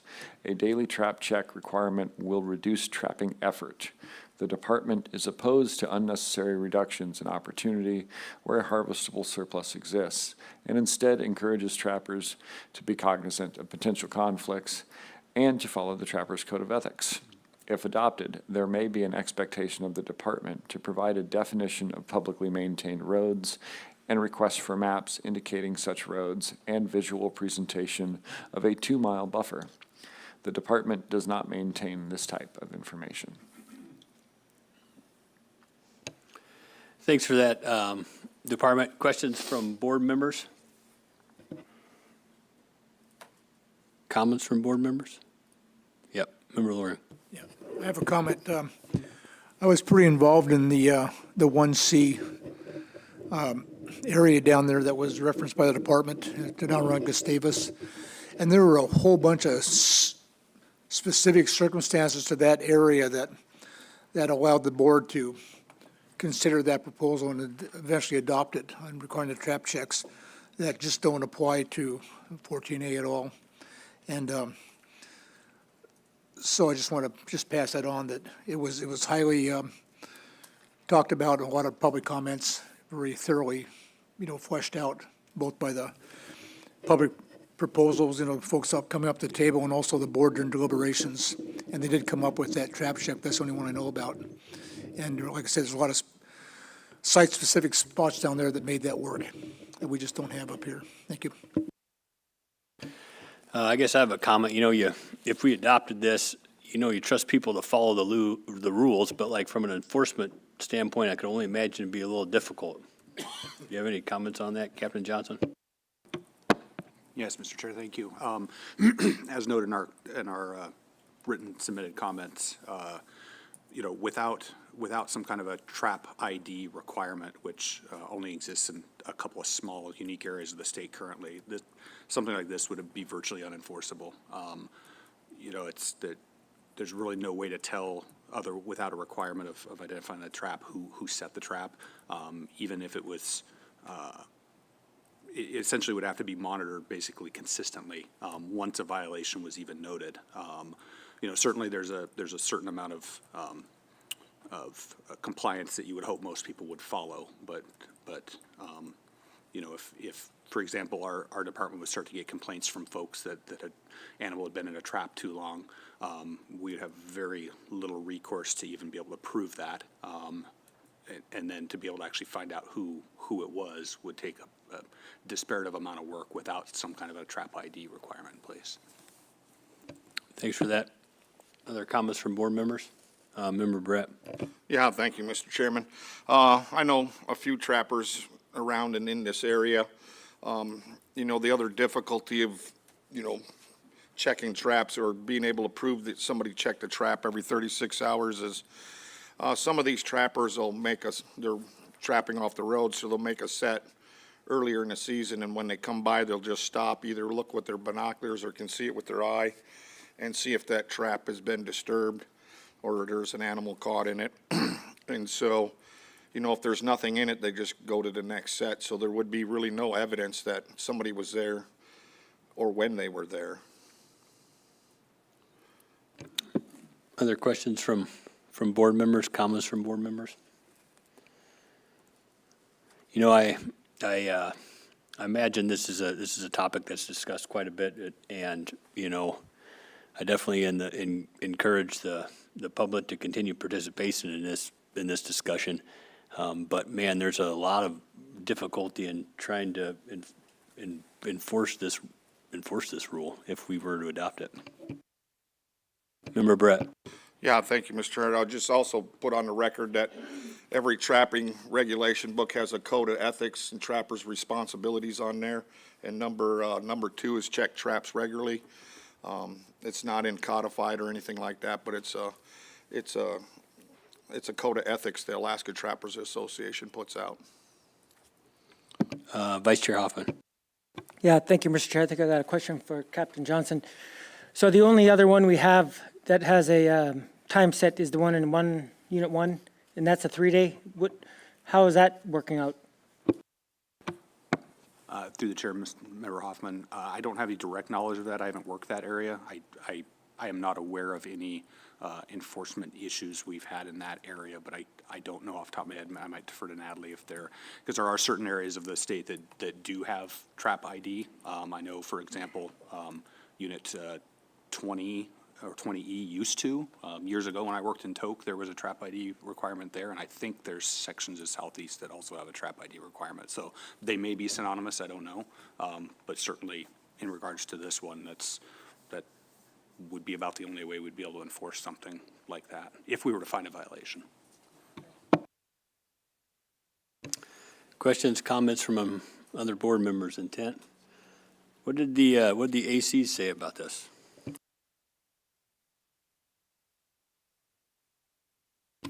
We had one AC in support, and we had 3 ACs that opposed it.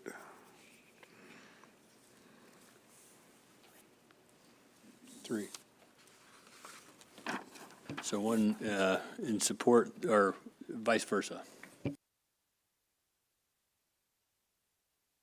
Could we state that one more time for the record, the AC support?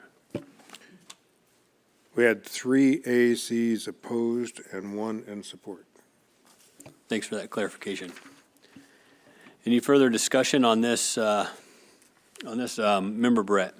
Yeah, thank you, Mr. Chairman. I don't intend to support this proposal. I think as a whole, trappers are responsible and check their traps regularly. And like the department had mentioned, there's several or dozens of variables that could lengthen that time check, but it gets done. Thanks for that. Member Loring. Yeah, thank you. I think the Alaska Trappers Association is really reaching out to their members and members of the public to try to do the best they can to follow these ethics. We have some examples just right here with compromises that we'll be seeing in the next proposal. I think there's a lot of effort in the trapping community to address this issue already. So, and then with the enforcement issues, it's almost impossible to enforce. We have other regulations out there that are pretty hard to enforce also, but this is just one I don't think we should put on in the regulation. So I'll be opposing it. Thank you for that. Member Brett. Yeah, thank you, Mr. Chairman. I would also, I don't know about down in this area, but I know in the Fairbanks area, if there's a situation that arises for, the wildlife troopers to be involved, they reach out to the trapping community. It doesn't take too long to figure out, who may have set that trap or what the issue of the trapper is. Thanks for that. Any further discussion amongst board members? I don't think I'm going to support it as well, just because, being able to enforce this, difficult to say the least, so. With all that being said, we might be ready for the question. Call the question. The question's been called. The board has heard no concerns from the public regarding costs to private persons if this regulation is adopted. Thanks, Christie. We pull the board? Yes, Mr. Chairman, final action on Proposal 81. Mr. Garner? No. Chairman Fletcher? No. Mr. Loring? No. Mr. Barrett? No. Mr. Hoffman? No. Mr. Batchel? No. Proposal fails 0-6. Mr. Chair, I move to adopt Proposal 82, establish 50-yard trapping setbacks along specific trails in Unit 14. Second. It's been moved and seconded. Department? Proposal 82 require 50-yard trapping setbacks from known multi-use trails in units 14A and 14B. This is a public proposal, and the department is neutral. This proposal would restrict trapping within 50 yards of specific multi-use trails in Unit 14A and B, unless traps were elevated 3 feet above the ground, underwater, under ice, or enclosed. Overall, the proposed trails, there are 2 in the Talkeetna area, there are 6 in the Palmer-Wasilla area, and there are 5 in the Hatcher Pass area. This map depicts generally where those trails are located within game management units 14A and 14B. Several things to consider. This may result in decreased opportunity to take fur bears. Impacts to conflicts between user groups are unknown. The department does not maintain records of pets caught in traps, and reporting is inconsistent. The Madanuska, Susitna Borough, and state parks have restraint laws. And the department does not manage or monitor trails, trail openings or closures, or other changes that may impact trappers. Proposal 82 is to require a 50-yard trapping setback from known multi-use trails in 14A and B. The department is neutral on this proposal. The department generally opposed to reduction in opportunity where a harvestable surplus exists, and instead encourages trappers to be cognizant of potential conflicts and to follow the trapper's code of ethics. Similar proposals have been adopted by the board in other areas of the state, such as the Juneau Trails system, with unknown results in reducing conflicts. Thanks for that. Questions, comments from board members? I guess just to get this out there, it was really neat to see, 2 groups that I don't want to say they're not adversaries. I think they both just have a different idea, and for them to get together and work through all this, not everybody agrees on everything, all the flack that you would take from your 2 different memberships, but to come up with a compromise and come up here and present back to back is, and the Board of Game setting, it's always very respectful, but it says an awful lot for this proposal. Other board members' comments? Member Brett. Yeah, thank you, Mr. Chairman. I intend to support this proposal. There's been a lot of work done prior to the Board of Game meeting, with the 2 sides, and I think it's admirable, and I think it's worth a try to see what the outcome will be with this in the future. More collaboration. Yeah, I'd definitely like to echo that. The collaboration is, it's great to hash out a lot of these user conflicts in a setting before it even comes to the Board of Game. It's immensely helpful. Any other questions or comments from board members? Member Loring. Thank you, Mr. Chairman. I also really applaud the cooperation between the 2 groups and the coming to the compromise. And, I talked to some folks from the Matt Valley here, the Trapping Association down here, and they were really impressed with their meetings with Alaska Wildlife Alliance and getting this done. It's highly supported by a lot of groups, a lot of individuals, Outdoor Council, Resident Hunters of Alaska, several ACs, and it's really good to see. This has been an ongoing concern for a lot of years, and I think we're moving forward with some real positive results. And I think we'll see some positive results, not only for the trappers and their cooperation, but also for the dog owners that are having their pets caught. I think they'll cut down on some of that also. So I'm very much in support of this proposal. Director Scott. Yeah, thank you, Mr. Chairman. I'll just echo what has already been said here, but I will add to it. The last cycle we were here, we had a similar proposal. I think maybe we heard it was 200 some odd trails. Just the persistence and to keep after this. And this is not a unique type of proposal to just Region 4 or the Palmer Wasilla area. We see it other places, and we're going to see it other places. So to make forward headway, I think is really important. I know we come out with the department recommendation as neutral. This is kind of an allocative proposal, but we could have easily said support because of the collaborative nature. And, I grow concerned every time we come up with something, or, we present to the board and the board deliberates, all good stuff. But gosh, I'm more concerned about losing opportunity because there is inaction at some point. So I appreciate the board's deliberations and continued support of these processes. Thanks for that. Captain Johnson. Thank you, Mr. Chair. I know I don't normally offer comments without being asked, but I think it's important to echo what the Director Scott said and everybody else. I think, we obviously a lot of times are the first to get a call if somebody has a trail user, non-consumptive user issue with a trapper or a pet caught in a trap. I mean, we certainly get those calls sometimes or those complaints and are certainly left in the situation where, we have to look at it from the lens of was a statute or regulation violated. And if it wasn't, then, there's not a lot we can do. So echoing what everybody else has said, to see two groups come together to try to form a solution, based a lot of times on the feedback that I know Department of Fish and Game staff and we have given people of suggesting this process is good to see. And I think I'd also echo that, we see it too, that at some point, that something may have to change, and that's obviously up to you folks here to figure out. It's not an easy thing to figure out, and certainly we try to weigh in and help out as far as what we can all do that would be feasible and certainly realistic and enforceable. And I guess somebody else I should put in here is former Chairman Burnett. He really felt strongly about this. He stated that quite often on the record. Any other further discussion from board members? I'm going to call you by the wrong name now. Member Brett. Thank you.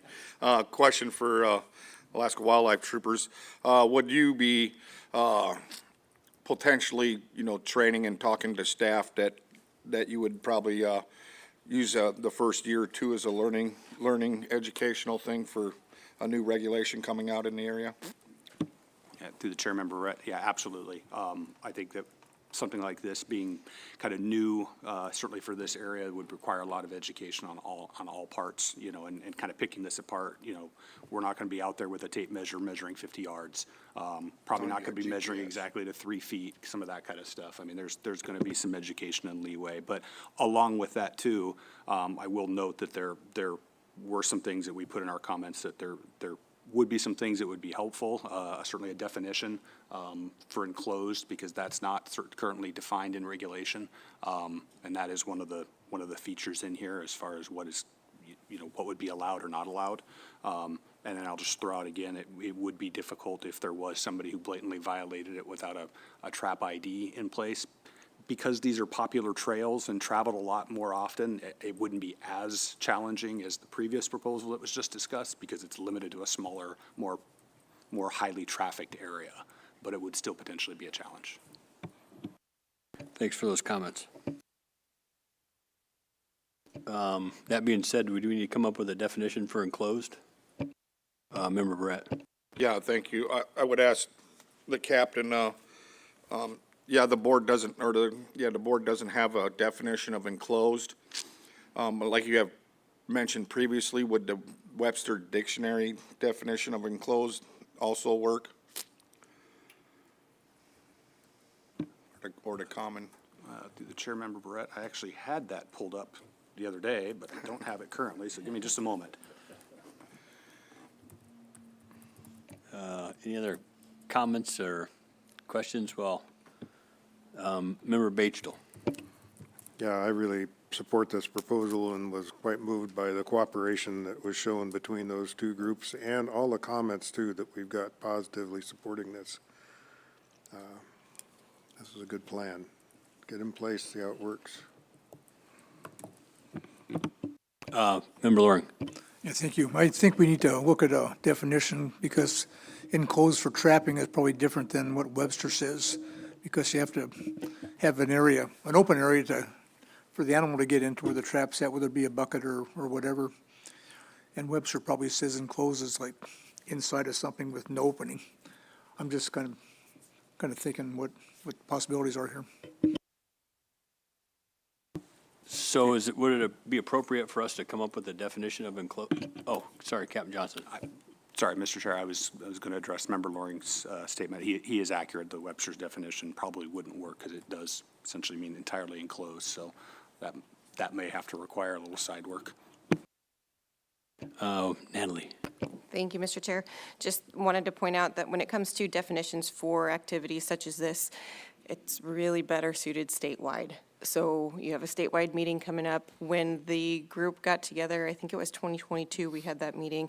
We did discuss the definition of enclosed quite a bit. I don't recall the conversation from the Soldotna meeting where it was also discussed, but we didn't. Anyway, I'm encouraging some consistency. And if you'd like, between now and the statewide meeting, we can go back through all our notes, the record, those kinds of things, and bring that to you at the statewide meeting. And even if the board doesn't want to change, because there's currently not a proposal to address that at the statewide meeting, we might be able to just put enough on the record that someone could consider submitting one for the next statewide meeting. So just a word of warning that when it comes to the enforceability of these regulations, we really encourage the definitions be applicable statewide. And if you act on it here, it will only be applicable to the units in this region. What are everybody's thoughts on that? Member Brett. So you think we could build a record at the statewide meeting versus probably the more proper way would have a board-generated proposal, and we'd have enough time to post that?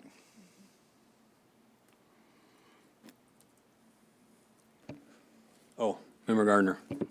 Thank you, Mr. Chair.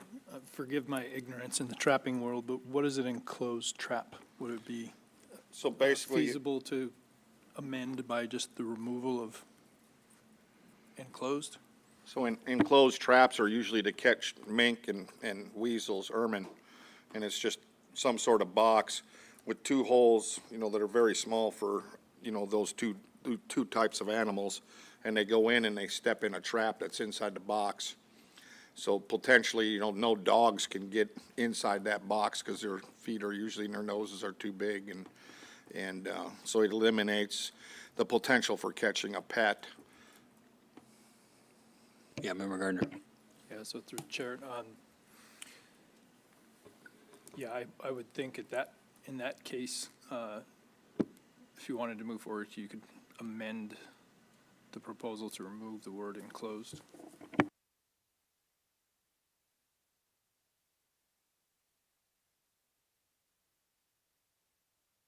Yeah, is that Member Loring. Yeah, thank you, Mr. Chairman. I think enclosed is an integral part of this whole proposal.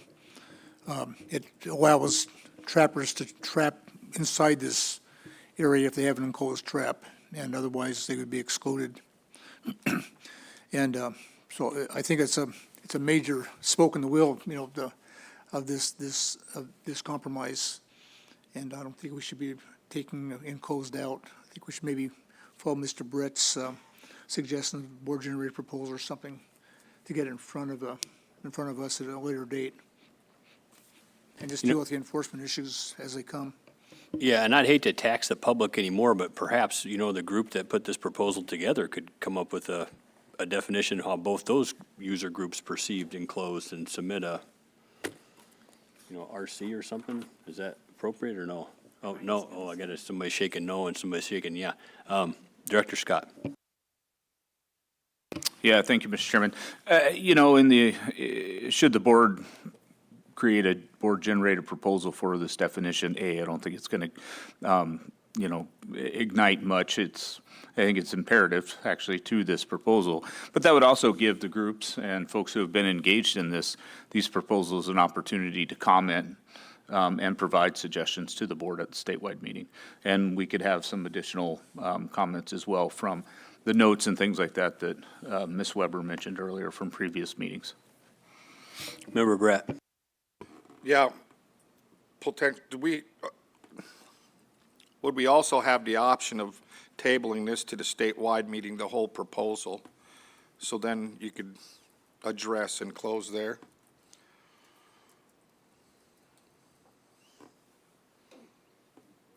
Through the chair, Member Barrett, yes, you could do that. Member Loring. Thank you. I'd be opposed to that tabling. I think we'll get this done now. This proposal wouldn't go into effect till July, so it wouldn't affect this season. It would affect the following year, and I think we'd have opportunity to bring it to a board meeting at this, possibly this coming statewide. That's what I said. Yeah. Just bring the whole proposal to the statewide meeting. Well, no, I think we can bring the definition to the statewide meeting and not the whole proposal. I'd like to get the proposal done. And either, The public's not a big fan of board-generated proposals, but I'm not opposed to doing it.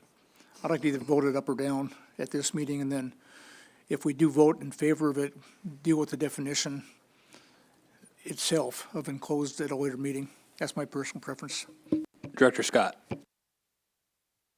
Yeah, thank you, Mr. Chairman. I understand that there is a a suggested definition of enclosed in the public comments from the proponent, I believe, of this one. And it's, looks like it's PC 8. Give the board a minute to get that in front of them.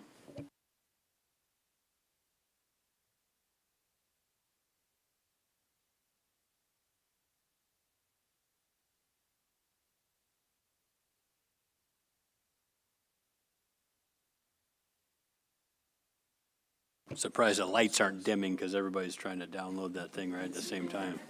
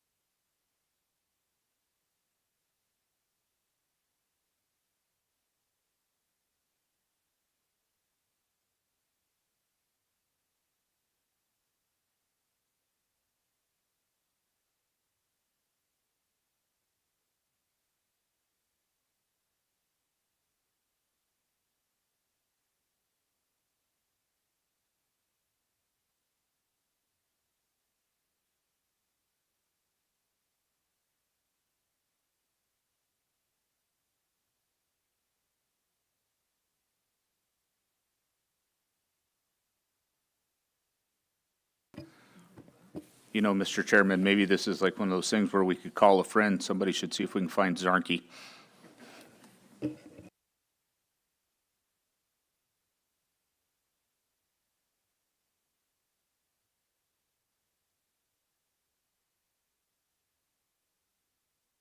Member Loring. Yeah, can I maybe make a request that Ms. Weber can read that? She has it up in front of her with that until we're able to download ourselves. That would be fantastic. Good idea. Thank you. So what I'm reading from is the comments from PC8 that are available on the website as well. And the comments do point out that the discussion regarding the term enclosed was also talked about at the statewide meeting in 2022. And the definition provided at the time was the one used in the state of Wisconsin. And it says it's defined as any trap with a push or pull activated trigger located inside an enclosure and recess 1 looks like quarter inches or more from an opening that is no greater than 1 3/4 inches in diameter. The diameter of the opening is measured as the straight line distance across the opening between the two inside points that are farthest apart. If the opening is square or rectangular, this measurement must be made from the two opposite corners that are furthest apart. And the suggestion was that the language be adjusted to 3 inches in diameter to allow for Alaska-sized traps, essentially.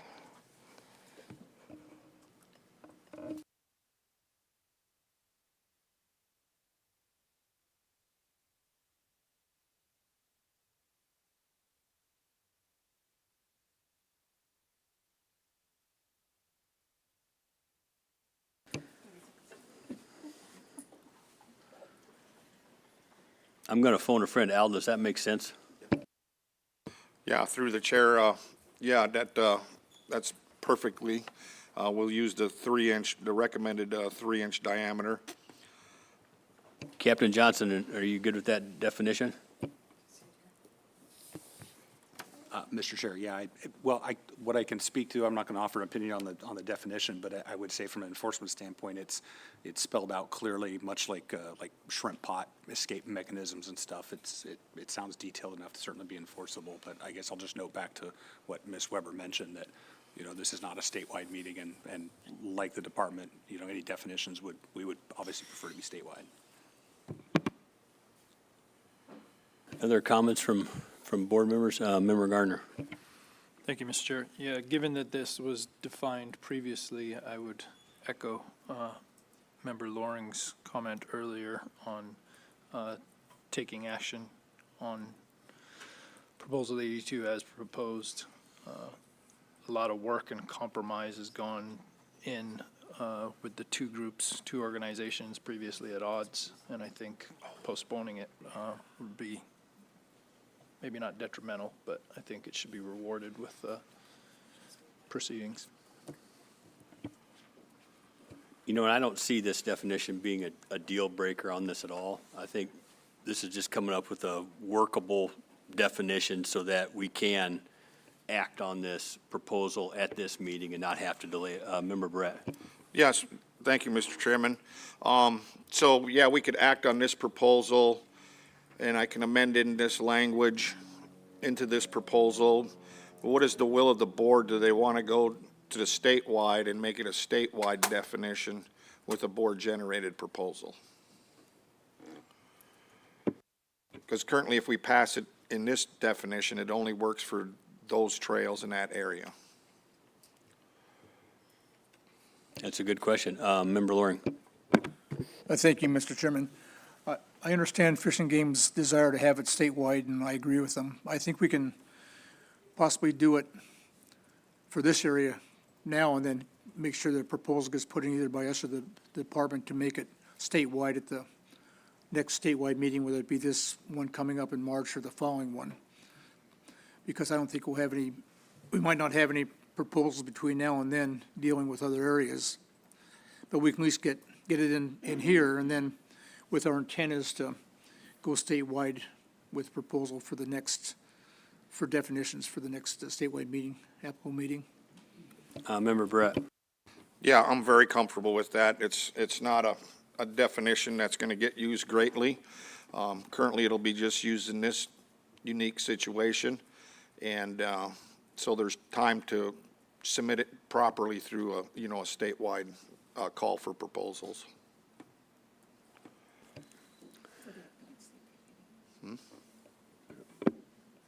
I'm in agreement with that. Do other board members agree with that? All right, so what we're going to do is we're going to act on this proposal, and I think we definitely put the word out. We'd like to work. Oh, go ahead, Member Brett. Yeah, thank you, Mr. Chairman. I'd like to make a motion. I move to adopt the language in PC 8. Was found on page 10 of 10, I believe. It's the definition of enclosed. And then we have that language in there, but we would amend that definition to allow for 3 inches in diameter openings. Second.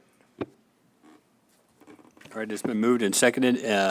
Any discussion about this amendment? I think we had a pretty good one, and we We all got it, yeah, Member Loring. Thank you. I think the amendment's appropriate and the definition is clear, so I'll be supporting the amendment. Any further discussion on the amendment? If not, I think we're ready for the question on the amendment. Call the question. Question's been called on the amendment. Yeah, I would just check, is it clear with everybody with the amendment? All right. Then on the motion for that amendment, Mr. Loring, Yes. Chairman Fletcher, Yes. Mr. Gardner, Yes. Mr. Batchel, Yes. Mr. Hoffman, Yes. Mr. Brett. Yes. That amendment carries 6-0. All right, we got the amended proposal in front of us that has a definition of enclosed. We had a really good discussion about this. Is there any further discussion about this proposal? Oh, Natalie. Thank you, Mr. Chair.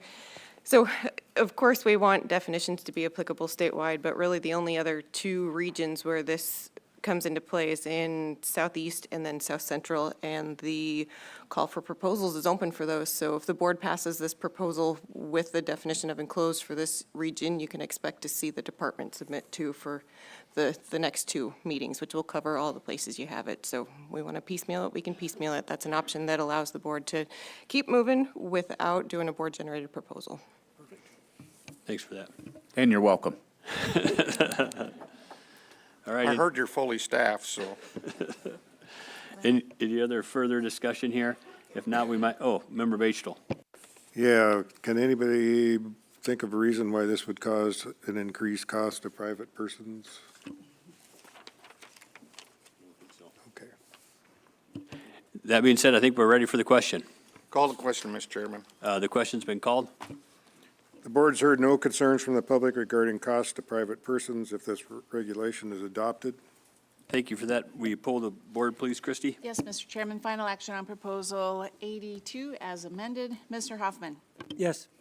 Mr. Batchel, Yes. Mr. Garner, Yes. Chairman Fletcher, Yes. Mr. Loring, Yes. Mr. Brett. Yes. Proposal carries as amended 6-0. Mr. Chair, I move to adopt Proposal 83, extend the spring hunting season for ptarmigan in Unit 16. Second. It's been moved and seconded. Department?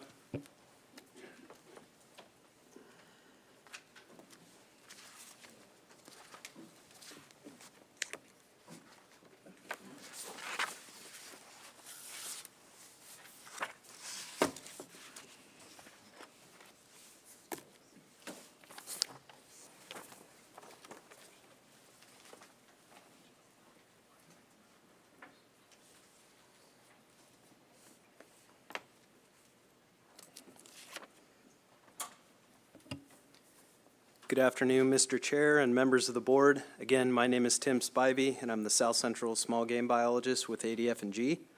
Next to me is Cameron Carroll, the Small Game Program Coordinator.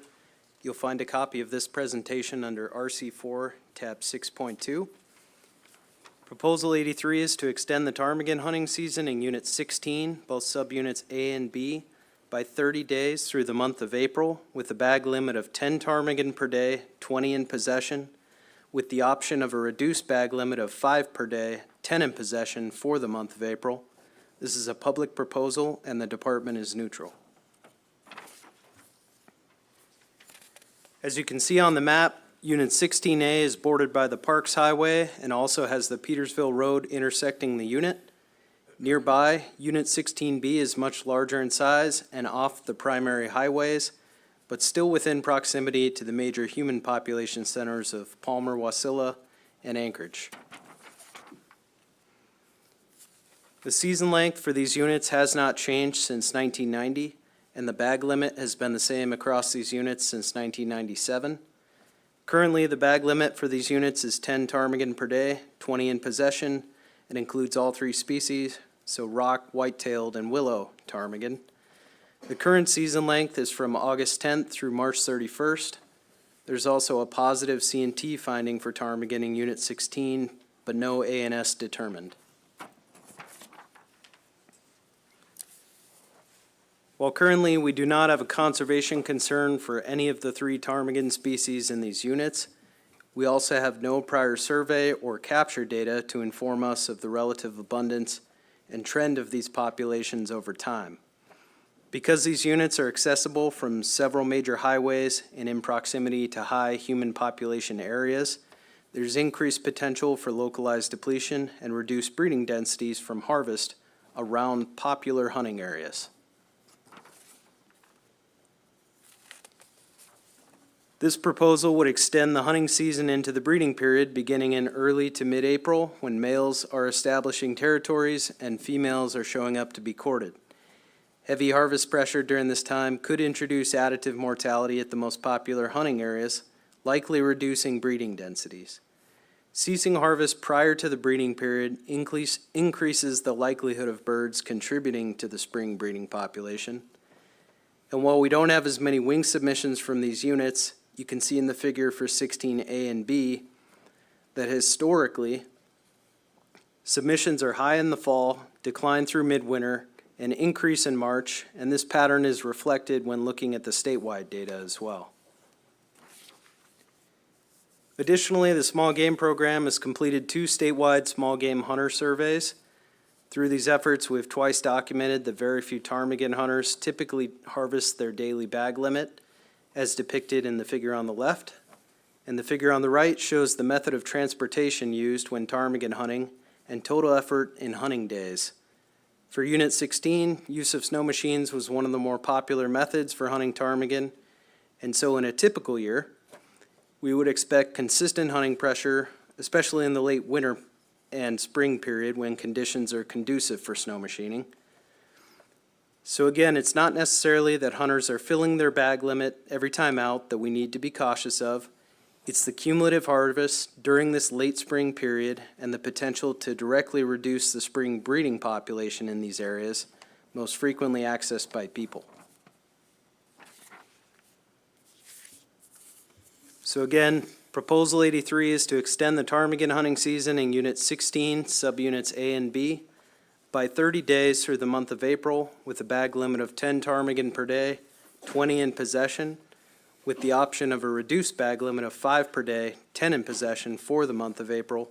This is a public proposal and the department is neutral. Thank you for that. Questions from board members? Member Brett. Yes, thank you. Thank you, Tim. That was clear again. At what month does the harvest of ptarmigan become compensatory?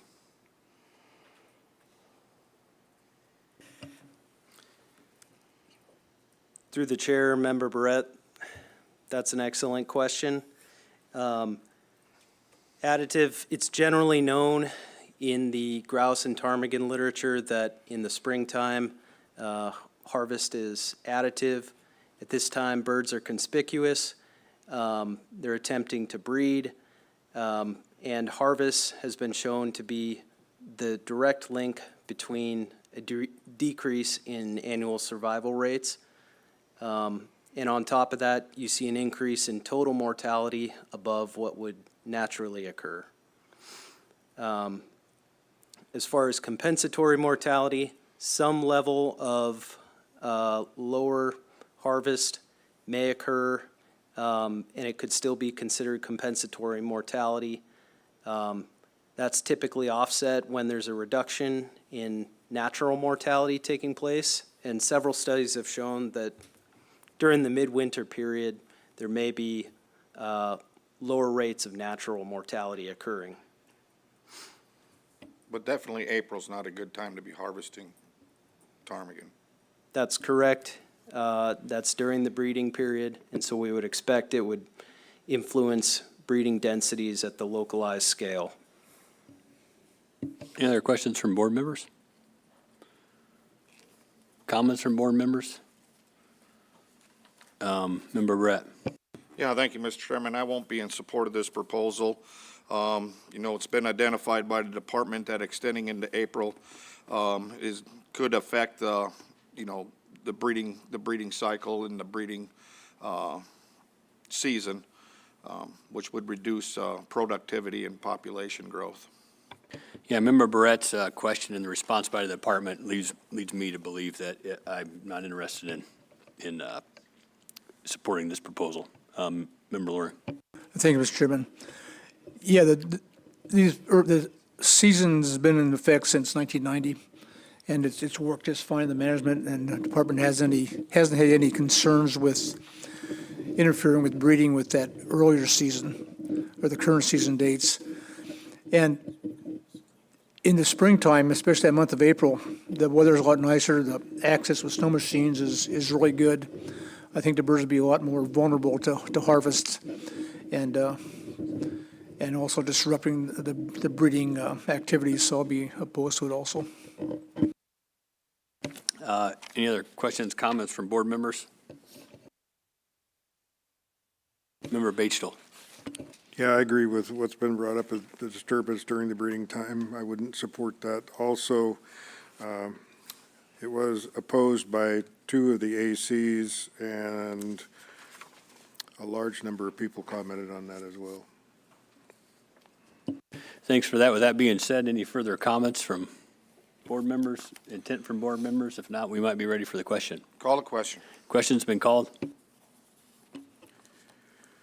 The board has heard no concerns from the public regarding costs to private persons if this regulation is adopted. Thank you for that. Christie, will you pull the board, please? Yes, Mr. Chairman, final action on Proposal 83. Mr. Garner?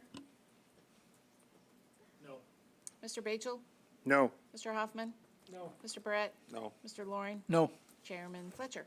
No. Proposal fails 0 to 6. Mr. Chair, I move to adopt Proposal 84, extend the spring hunting season for ptarmigan in units 14A Alpha and 14B Bravo. Second. It's been moved and seconded. Department? Mr. Chairman, I should mention that much of this proposal content will be very similar to what you've just heard. That said, Proposal 84 is to extend the ptarmigan hunting season in units 14A and 14B by 30 days through the month of April with a bag limit of 10 ptarmigan per day, 20 in possession, with the option of a reduced bag limit of 5 per day, 10 in possession for the month of April.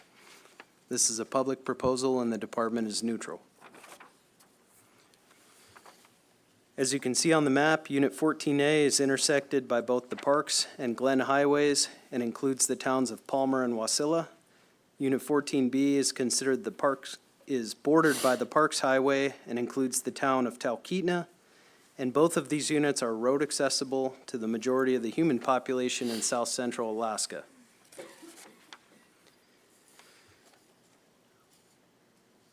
These are the same season lengths, bag limits. If you'd prefer, we could skip to the next slide. Yeah, thank you very much for that. Feel free, though, if there's anything that's, Yep. that's unique about, 14A and B. Yeah, heck yeah, thanks. I should mention that units 14A and B are within the Anchorage, Matsu non-subsistence use area, so there's no C&T or ANS.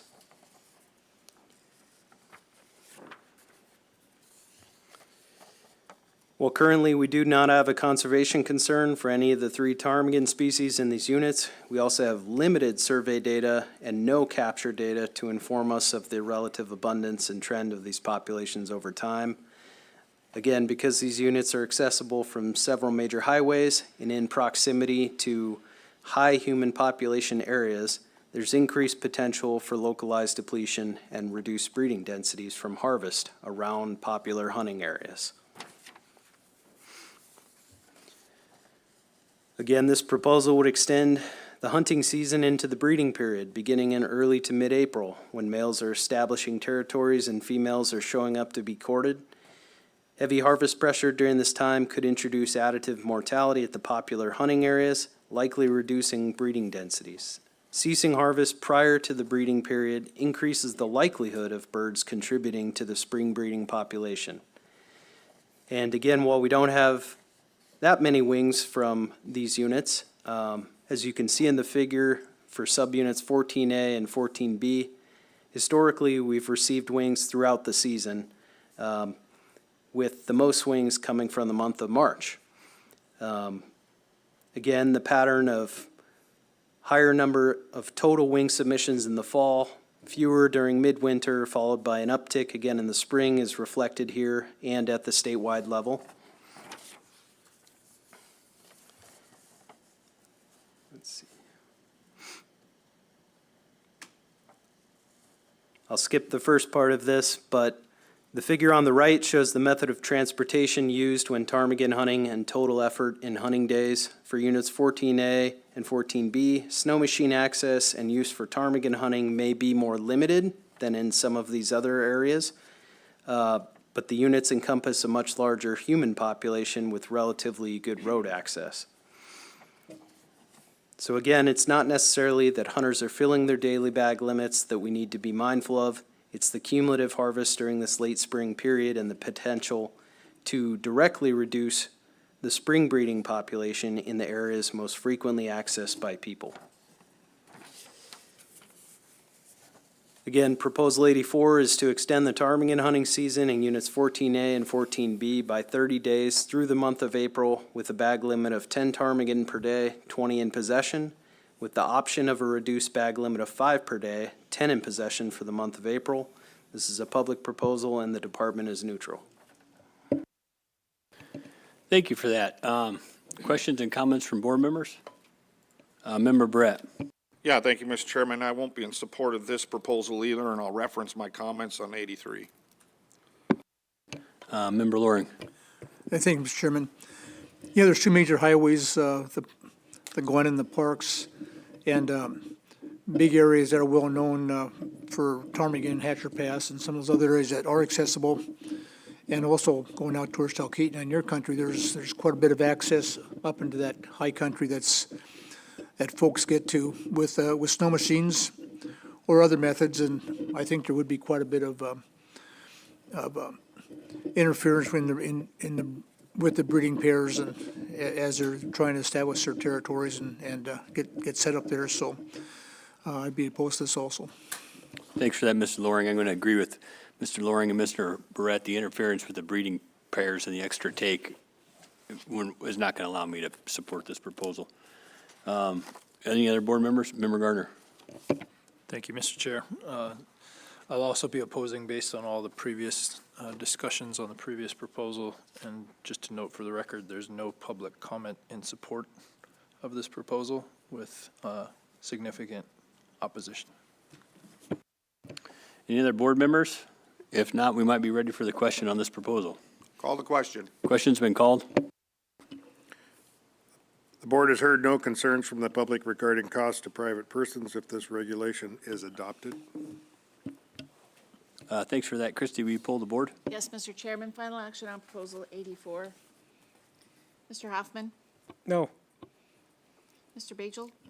No. Mr. Garner? No. Chairman Fletcher? No. Mr. Loring? No. Mr. Barrett? No. Proposal fails 0-6. Great. With that being said, we've worked all the way through our proposals that we had on the docket here, and I'd like to ask board members if they have any matters that they want to, any proposals they want to reconsider before we move on to the meetings. Member Barrett. Yes, thank you, Mr. Chairman. I'd like for the board to reconsider Proposal 29. Second. It's been moved and seconded. We need a minute here for, Ask for a vote. what's that? Vote. Oh, yeah. Oh, we need a roll call vote for this. Sorry about that. So how do we do it? How do I do a roll call vote? I'll call the roll. Okay. But,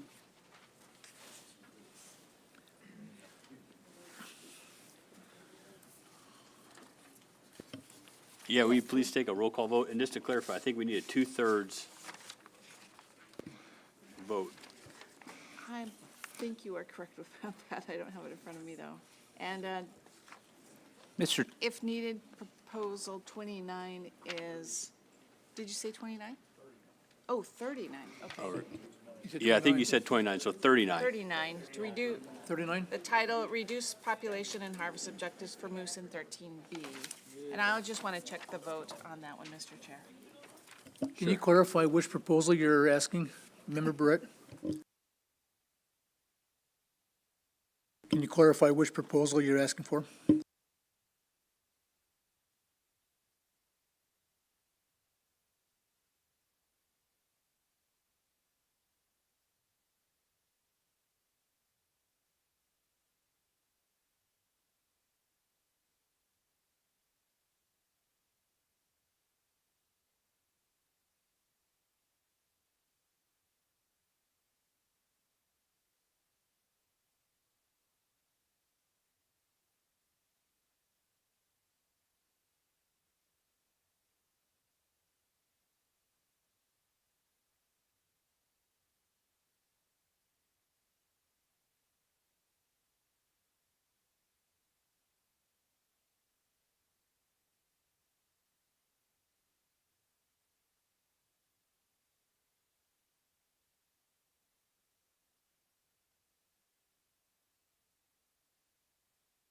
want me to go ahead? or- Yeah, Christie, if you don't mind, we'll wait for Member Loring to step back to the table. No rush, though. So just to clarify, we need a 2/3 vote, so 4 members need to vote in the affirmative on this to reconsider 39. All right, on the motion to reconsider Proposal 39, Mr. Hoffman? Yes. Mr. Barrett? Yes. Mr. Loring? Before we go, can I get a reason why you want to reconsider it? Did you mention that? Or do you have to? Not till afterwards. Yes. Chairman Fletcher? Yes. Mr. Gardner? Yes. Mr. Batchel? Yes. That motion carries 6-0. All right, we have Proposal 39 in front of us.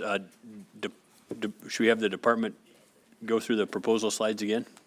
Or do you want to state the reason why you wanted to bring it up? Well, just so the curiosity is, that proposal, 39 was the first one in the Glen Allen unit, and it was pretty much the opposite we did with every other proposal in there, so it was an odd, and I feel uncomfortable that I didn't vote in the correct way, and so I want to rehear the information. Thanks for that. That being said, Department, do you mind running through this proposal with us again? No problem.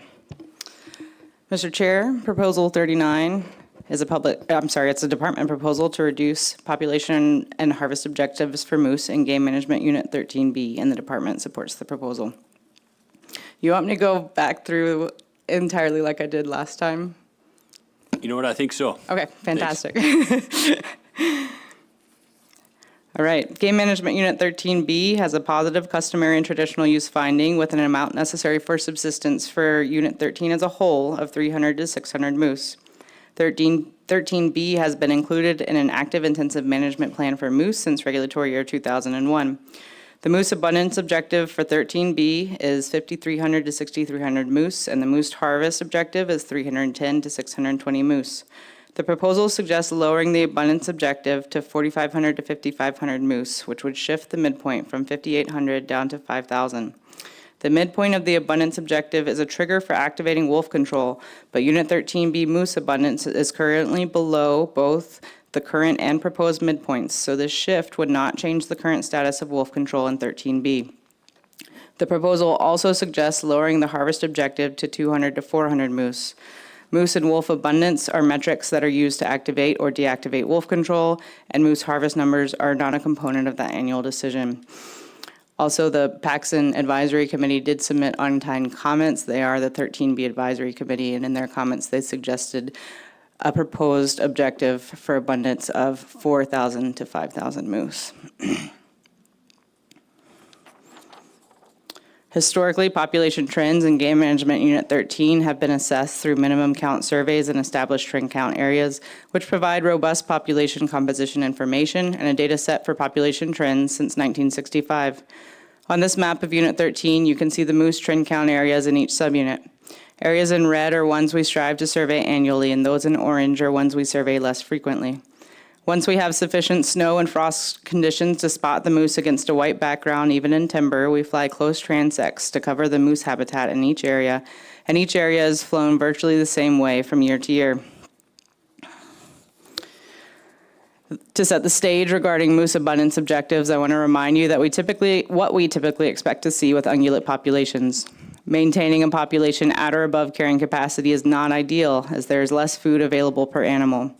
Overgrazing of available food resources can negatively affect habitat quantity and quality, and with less food per animal, we may see greater declines during severe winters. Higher density populations also tend to be more susceptible to parasites and diseases.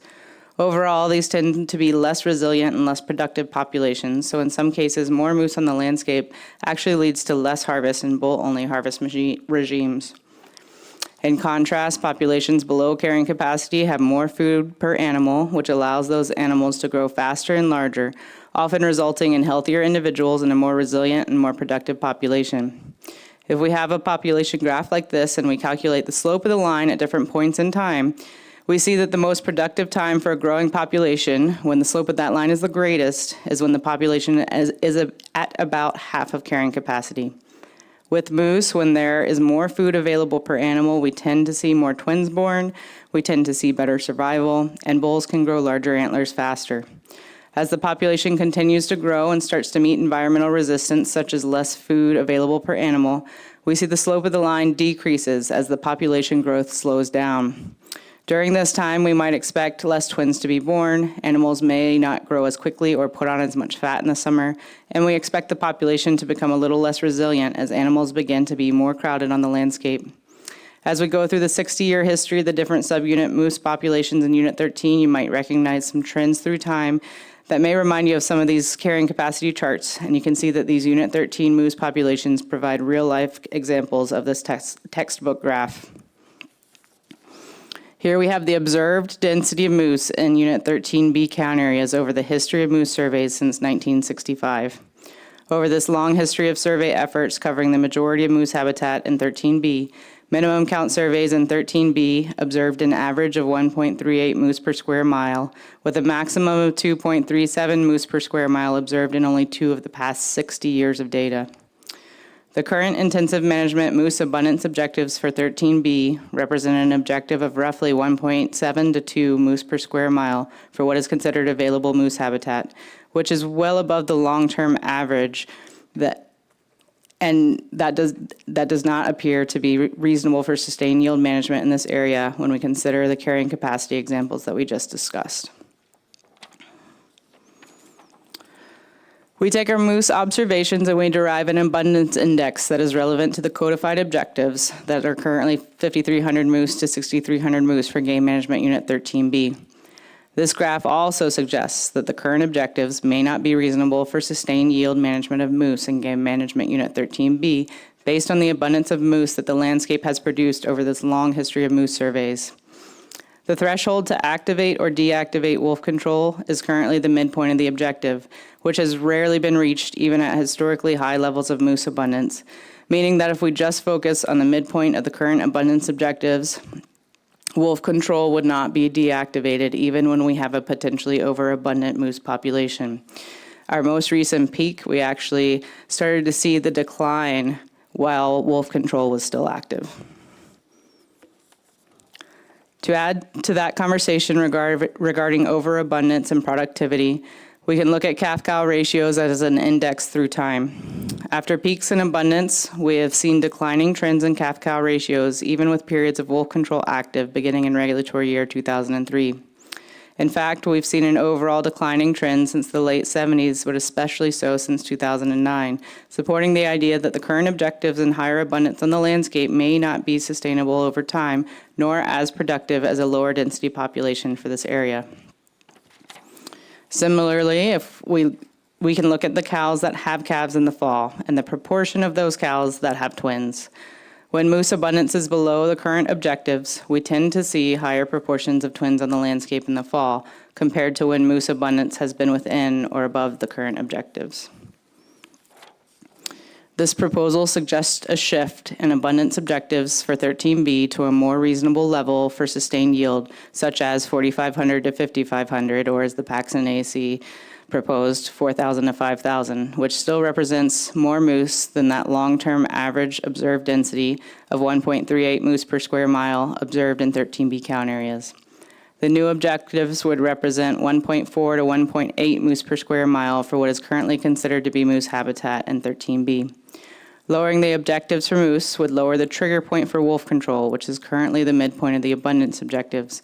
But as I mentioned previously, this would not change the current status of wolf control for 13B, as the population index right now is still below the lower abundance objective, which would still result in active wolf control. This shift, however, may result in wolf control being deactivated when we have high moose abundance, which would allow for adaptive management more so than do the current objectives. Along with a more reasonable abundance objective, this proposal also suggests a shift in harvest objectives, which was similarly proposed by the Copper Basin Advisory Committee in 2012.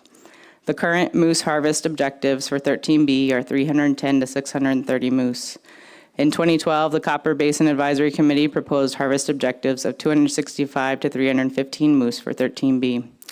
Considering that the long-term average harvest is 225 moose with a historic range of 117 to 379 moose, the current proposal suggests an objective range for harvest of 200 to 400 moose, which would look like this transposed over historic harvest. The proposed harvest objectives combined with the proposed abundance objectives would represent a harvest rate of roughly 4.3 to 6.8%, which is realistically achievable for an area in which cow harvest cannot reliably be obtained due to regulatory frameworks. The proposed changes in abundance and harvest objectives would not change the current status of wolf control for the intensive management of moose in 13B, although the trigger for wolf control would shift down with the midpoint of the abundance objective.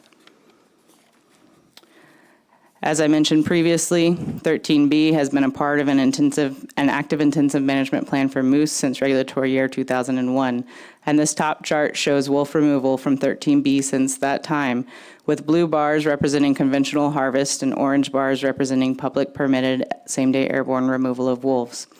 The lower chart represents 13B harvest of brown bears in brown and black bears in black over that same time period. Proposal 39 seeks to reduce the population and harvest objectives for moose and game management unit 13B. The department supports adjusting the abundance and harvest objectives for moose. The proposed objectives would seek to stabilize the moose population below historic peaks that do not appear to be sustainable. Both moose abundance and harvest are below the proposed objectives at this time, and the proposed change would not affect the current status of intensive management for moose and game management unit 13B. Thank you. Thank you very much for running through that proposal with us again. Questions from board members? Comments from board members? Could we remind us? Oh, Member Brett. Yeah, thank you. Thank you again for coming back, Heidi. Much clearer picture. So the Paxton AC has they spent a lot of time on this proposal and made quite a comments on it. Their suggested population objective 4,000 to 5,000, and going back and looking at your maps, may appear that that has a little more, one, achieving the goals, and two, retaining a healthy moose population. Does the department make any kind of determination or talk to the AC there about 4,000 to 5,000? Member Brett, through the chair. Yes, and I would agree that with our data, 4,000 to 5,000 is probably a more productive range for this population. The Paxton AC was looking at that historic low as the low, and considering between the historic low and the historic high, what would be kind of the midpoint, and we would support that suggestion. And I didn't really see it in their comments, but they were wanting to keep the harvest objective of 200 to 400. Member Brett, through the chair, I believe that's correct. Thank you. Other board members, comments, discussion on this proposal? Member Brett. Yeah, thank you, Mr. Chairman. I want to make a motion. I moved that we use a population objective of 4,000 to 5,000, which was recommended by the Paxton AC. Second. It's been moved and seconded. Discussion on that amendment? Yeah, it seems that even though the department has very close numbers, that 4,000 to 5,000 would potentially make this herd a little more productive even. Thanks for that discussion on this amendment. Further discussion on this amendment? If there's no further discussion, I think we could call the question on the amendment. Call the question. The question's been called on the amendment. On the amendment to set the population objective to 4,000 to 5,000 moose. Mr. Hoffman? Yes. Mr. Barrett? Yes. Mr. Loring? Yes. Chairman Fletcher? Yes. Mr. Garner? Yes. Mr. Batchel? Yes. The amendment carries 6-0.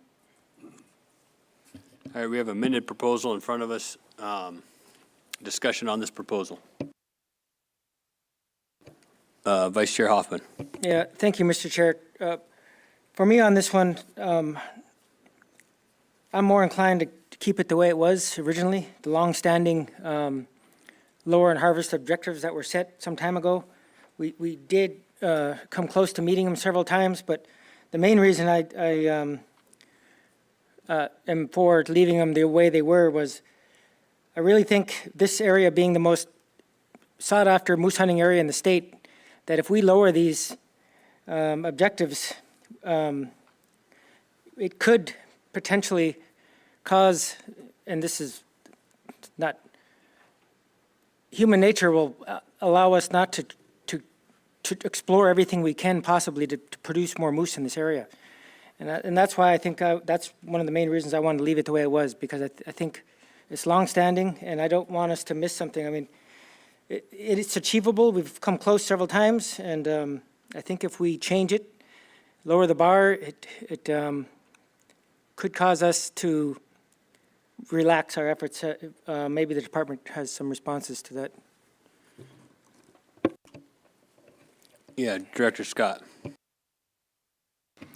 Through the chair, thank you for your comments, Member Hoffman. You're right, we got close a few times. I think the historical data, speaks pretty clearly for itself. I'll just reiterate, we've seen several peaks of over the objective, and, the pattern is pretty clear if you start looking at those. We need additional tools to be able to handle those additional moose.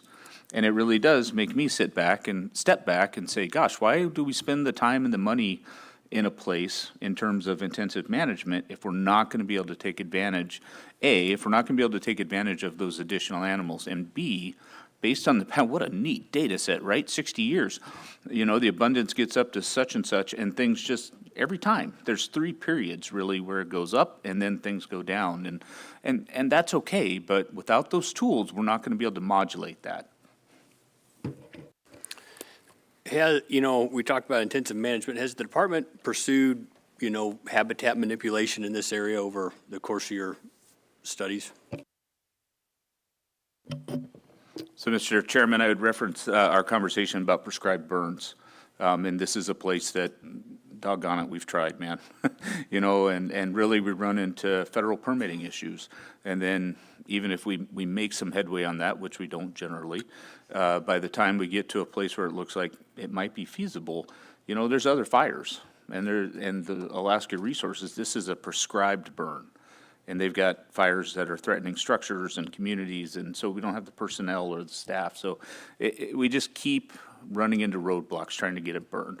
As far as like the roller chopper and going up there and doing stuff like that, I can't speak to that. I don't know how accessible it is, from the road, but I suspect that's a limiting factor. And those are kind of our 2 primary habitat manipulation options at this point anyway. Other board member discussion, Member Garner. Thank you, Mr. Chair.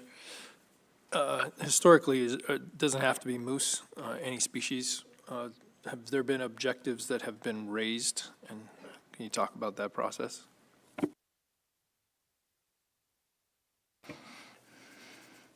I'm going to look around the room. We've made some progress on reducing objectives. And again, I don't think Member Hoffman's comments are an error at all.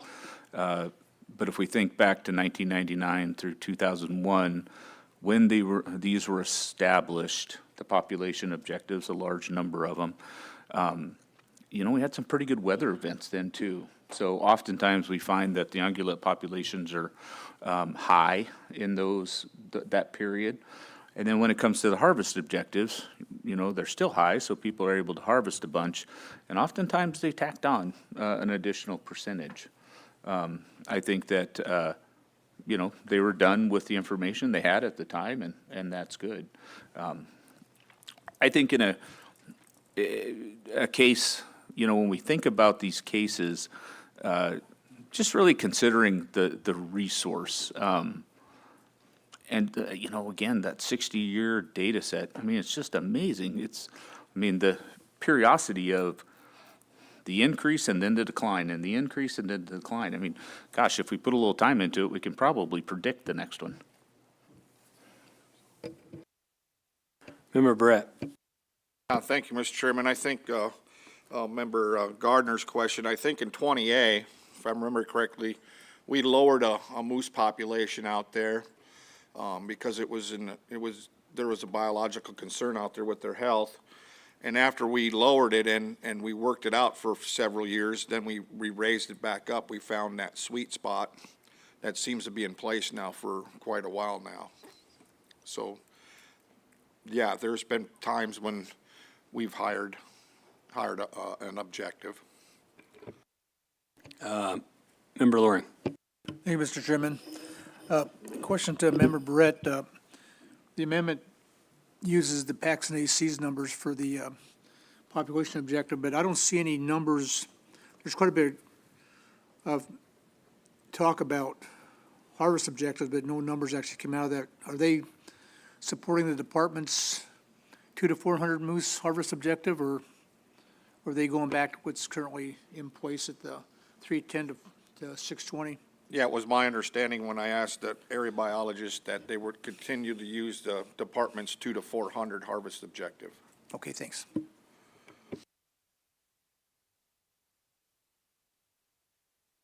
Any further discussion from board members? I'd like to hear discussion about, we had a very, longstanding objective here. If perhaps the PACS and ACs suggestion might be too much, if the department's halfway between those two and maybe like when you're sighting in a rifle doing small tweaks. Member Brett. Yeah, thank you, Mr. Chairman. I'm not opposed to it. I just seen that the PACS and AC, and then when I was looking at where the 4,000 to 5,000 fell in that chart, I'm looking at the long-term data, and I'm also looking at the health and the twinning rates and how that fluctuates when those population objectives really are set too high, because when we get up into that area, our twinning rates start to go down. And so there's a correlation of too many moose on the landscape, or you have a lack of habitat. Either way you want to look at it. Further discussion from board members on this one? Member Loring. Thank you, Mr. Chairman. To the staff, you said you'd be open to discussion on PACS and AC's numbers. Can you give us some idea of what you think about those numbers, how they fit into your management plan? Member Loring through the chair. Those numbers are numbers that, based on the history of this population and the productivity and calf-cow ratios and twinning ratios that we see, we could support that because it does look like a more productive portion for this population. Our 4,500 to 5,500 was essentially, we knew that this was going to be a hard sell for the public in a lot of ways, and we felt we went with that objective because we thought it would be more palatable to the public. Okay, thank you. With those comments, in this particular proposal, it'd probably be more palatable to me too, to stick with the department numbers, but any other discussion from Director Scott? Yeah, thank you, Mr. Chairman.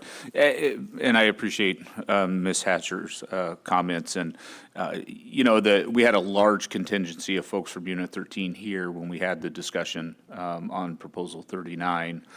So those numbers are familiar. And there's no issues with, having, it'd be great if you supported our numbers. But I think that would be worthwhile to consider that folks have seen those already rather than, probably have seen the Paxton ones too, but, it is a more significant shift. Yeah, being as, the state's numbers were considered here, but the Paxton ones weren't, maybe, Member Brett. Yeah, thank you, Mr. Chairman. I think I feel the will of the board, and I'll withdraw my amendment. Or no, we voted on it. So now we're in a pickle. Okay. Member Garner, you're going to swing at this, and this is great. Thank you, Mr. Chair. Yeah, I'd like to stick with my original vote to support this proposal as written by the department. I'm in line with the biologist set objective, and I move to make an amendment to return back to the original proposed population objective of 4,500 to 5,500. Second. It's been moved and seconded. We had a pretty good discussion about this. Any further discussion before we? All right, Member Brett. Yeah, thank you. I can support that. I still think we'll still have a population that will be a little more healthy and be and productive. Further discussion on that amendment? Member Bachel? I think that's still in line with what the Paxton AC was trying to achieve as well. Thanks for that. That being said, can we have a vote on the amendment? Yes, Mr. Chairman, on that amendment to revert back to what's stated in the original proposal of 4,500 to 5,500. Mr. Loring? Yes. Mr. Barrett? Yes. Mr. Hoffman? Yes. Mr. Bachel? Yes. Mr. Garner? Yes. And Chairman Fletcher. Yes. That amendment carries 6-0. So we have actually the original proposal in front of us again. Any further discussion about this amended proposal? Member Barrett. Yes, thank you, Mr. Chairman. I'll be supporting this proposal. It would potentially increase cow-calf ratios, twinning rates, and I believe the herd in itself will be much more healthy. Any further comments on this proposal? Member Loring. Thank you. I'll be supporting it also, seeing that the numbers are 4,500 to 5,500 moose for the population and 200 to 400 for the harvest objective. Thank you.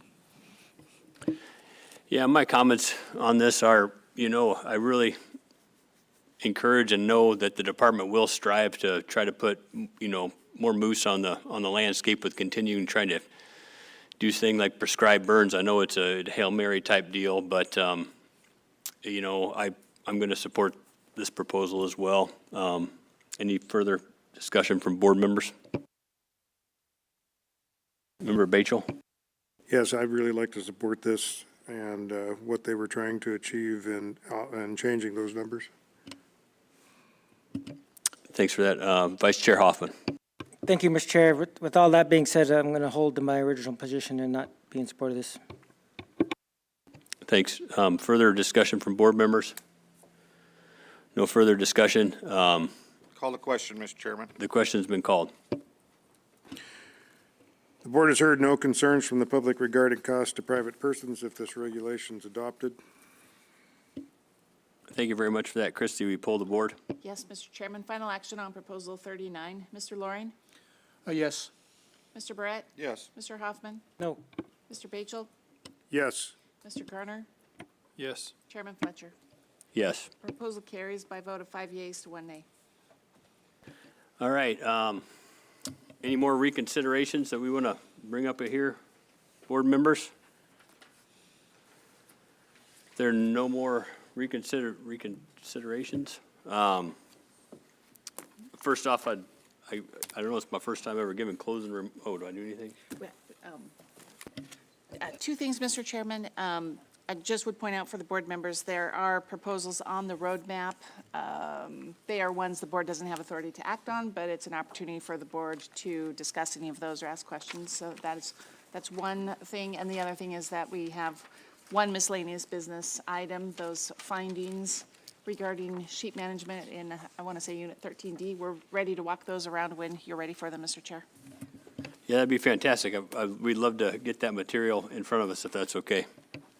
And, I look through these proposals that are outside of the board's privy to work on, and I don't need to discuss any of those further, but are there any other board members? Yeah, Member Loring. Thank you, Mr. Chairman.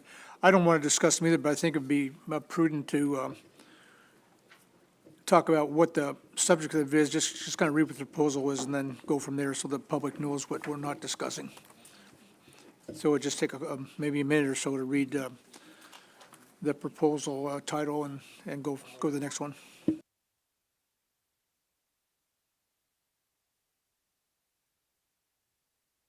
Do you mind doing that, Mr. Member Loring? Okay, thank you. These proposals are outside the Board of Games Authority, and Proposal 167 for Unit 17 exempts residents who have a tribal ID card from having a hunting or trapping license. 168 for Unit 17, exempt residents who have a travel ID card for having a hunting and trapping, or for taking small game. 171 is all domestic animals on lands designated as refuges, critical habitat areas, ranges, and parks in the central and southwest region must be physically restrained by a tether. 174 is pause predator control program Unit 17 until ADF&G can come up with a population assessment of bear density. And the last one is establish a 4-zone management approach in Units 17A, B, C, 9B, and Unit 18. And again, those are outside our authority to deal with at this meeting. Thank you. Thanks. I think it's good you did that. Good idea.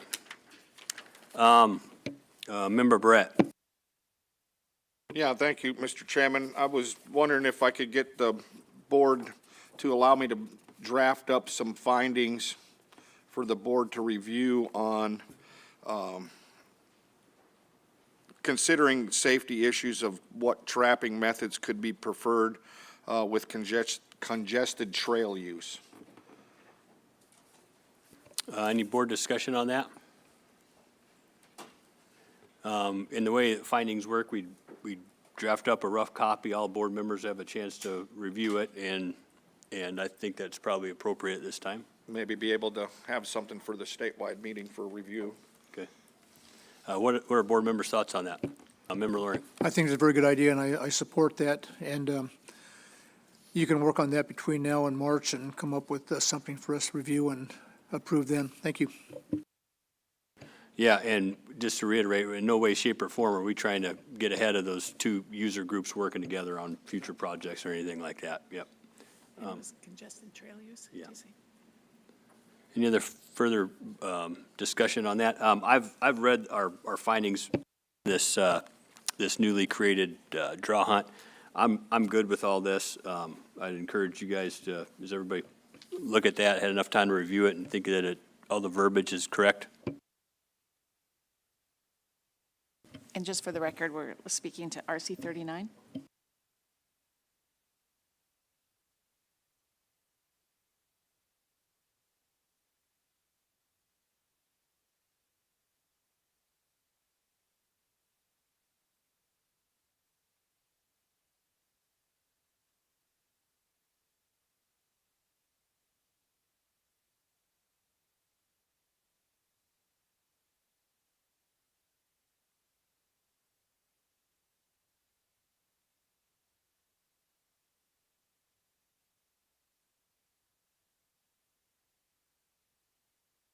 I don't want to rush anybody at all, if anybody needs more time, but Member Brett.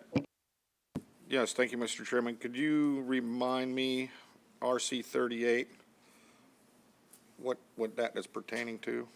It's RC 39, sorry. Oh, so they're both, Right. this was like a cover letter? RC 38 is the miscellaneous Gotcha. business agenda, and it references RC 39, which are those findings.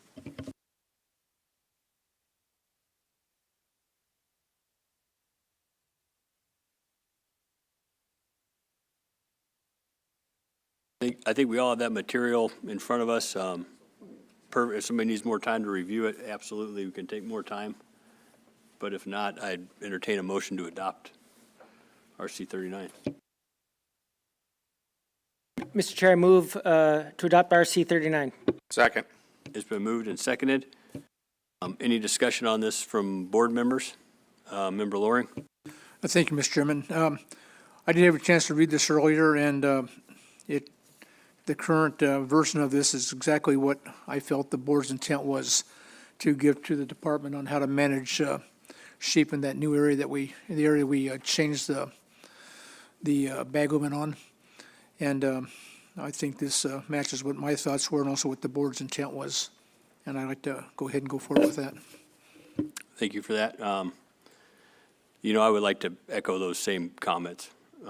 Any further discussion from board members? If not, we might be ready for the question on adopting RC 39. Call the question.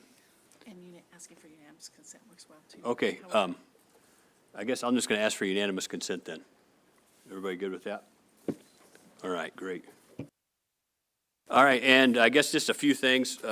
First off, I'd like to thank all the members of the public. This is what makes, and this is my first time making closing remarks, so apologize if I screw something up. That's what makes this whole process work here.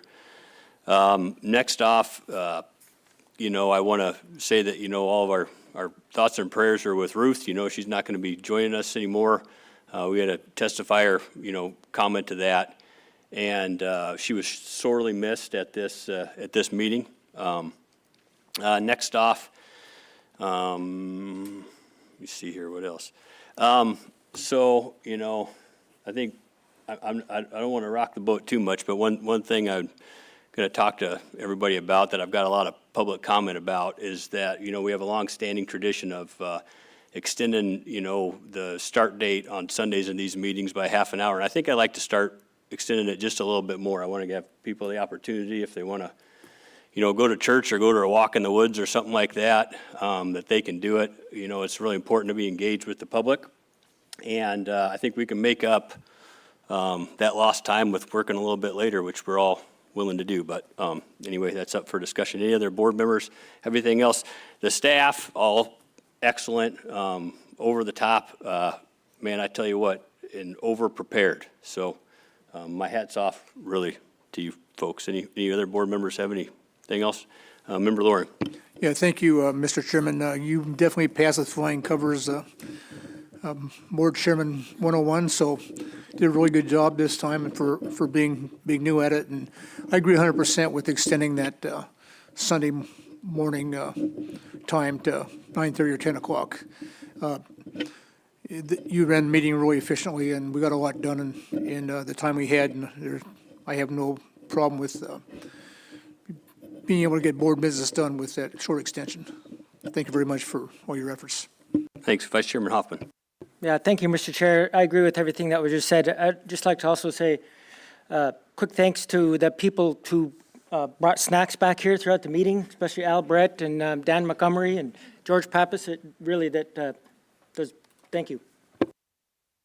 Any other member Brett? Yeah, thank you, Mr. Chairman. You did an excellent job, and I appreciate you stepping up and taking that role. You filled it very well. I sure miss Ruth sitting next to me. She sat next to me for several meetings, so I do wish her well and pray for her. Director Scott. Thank you, Mr. Chairman. Wow.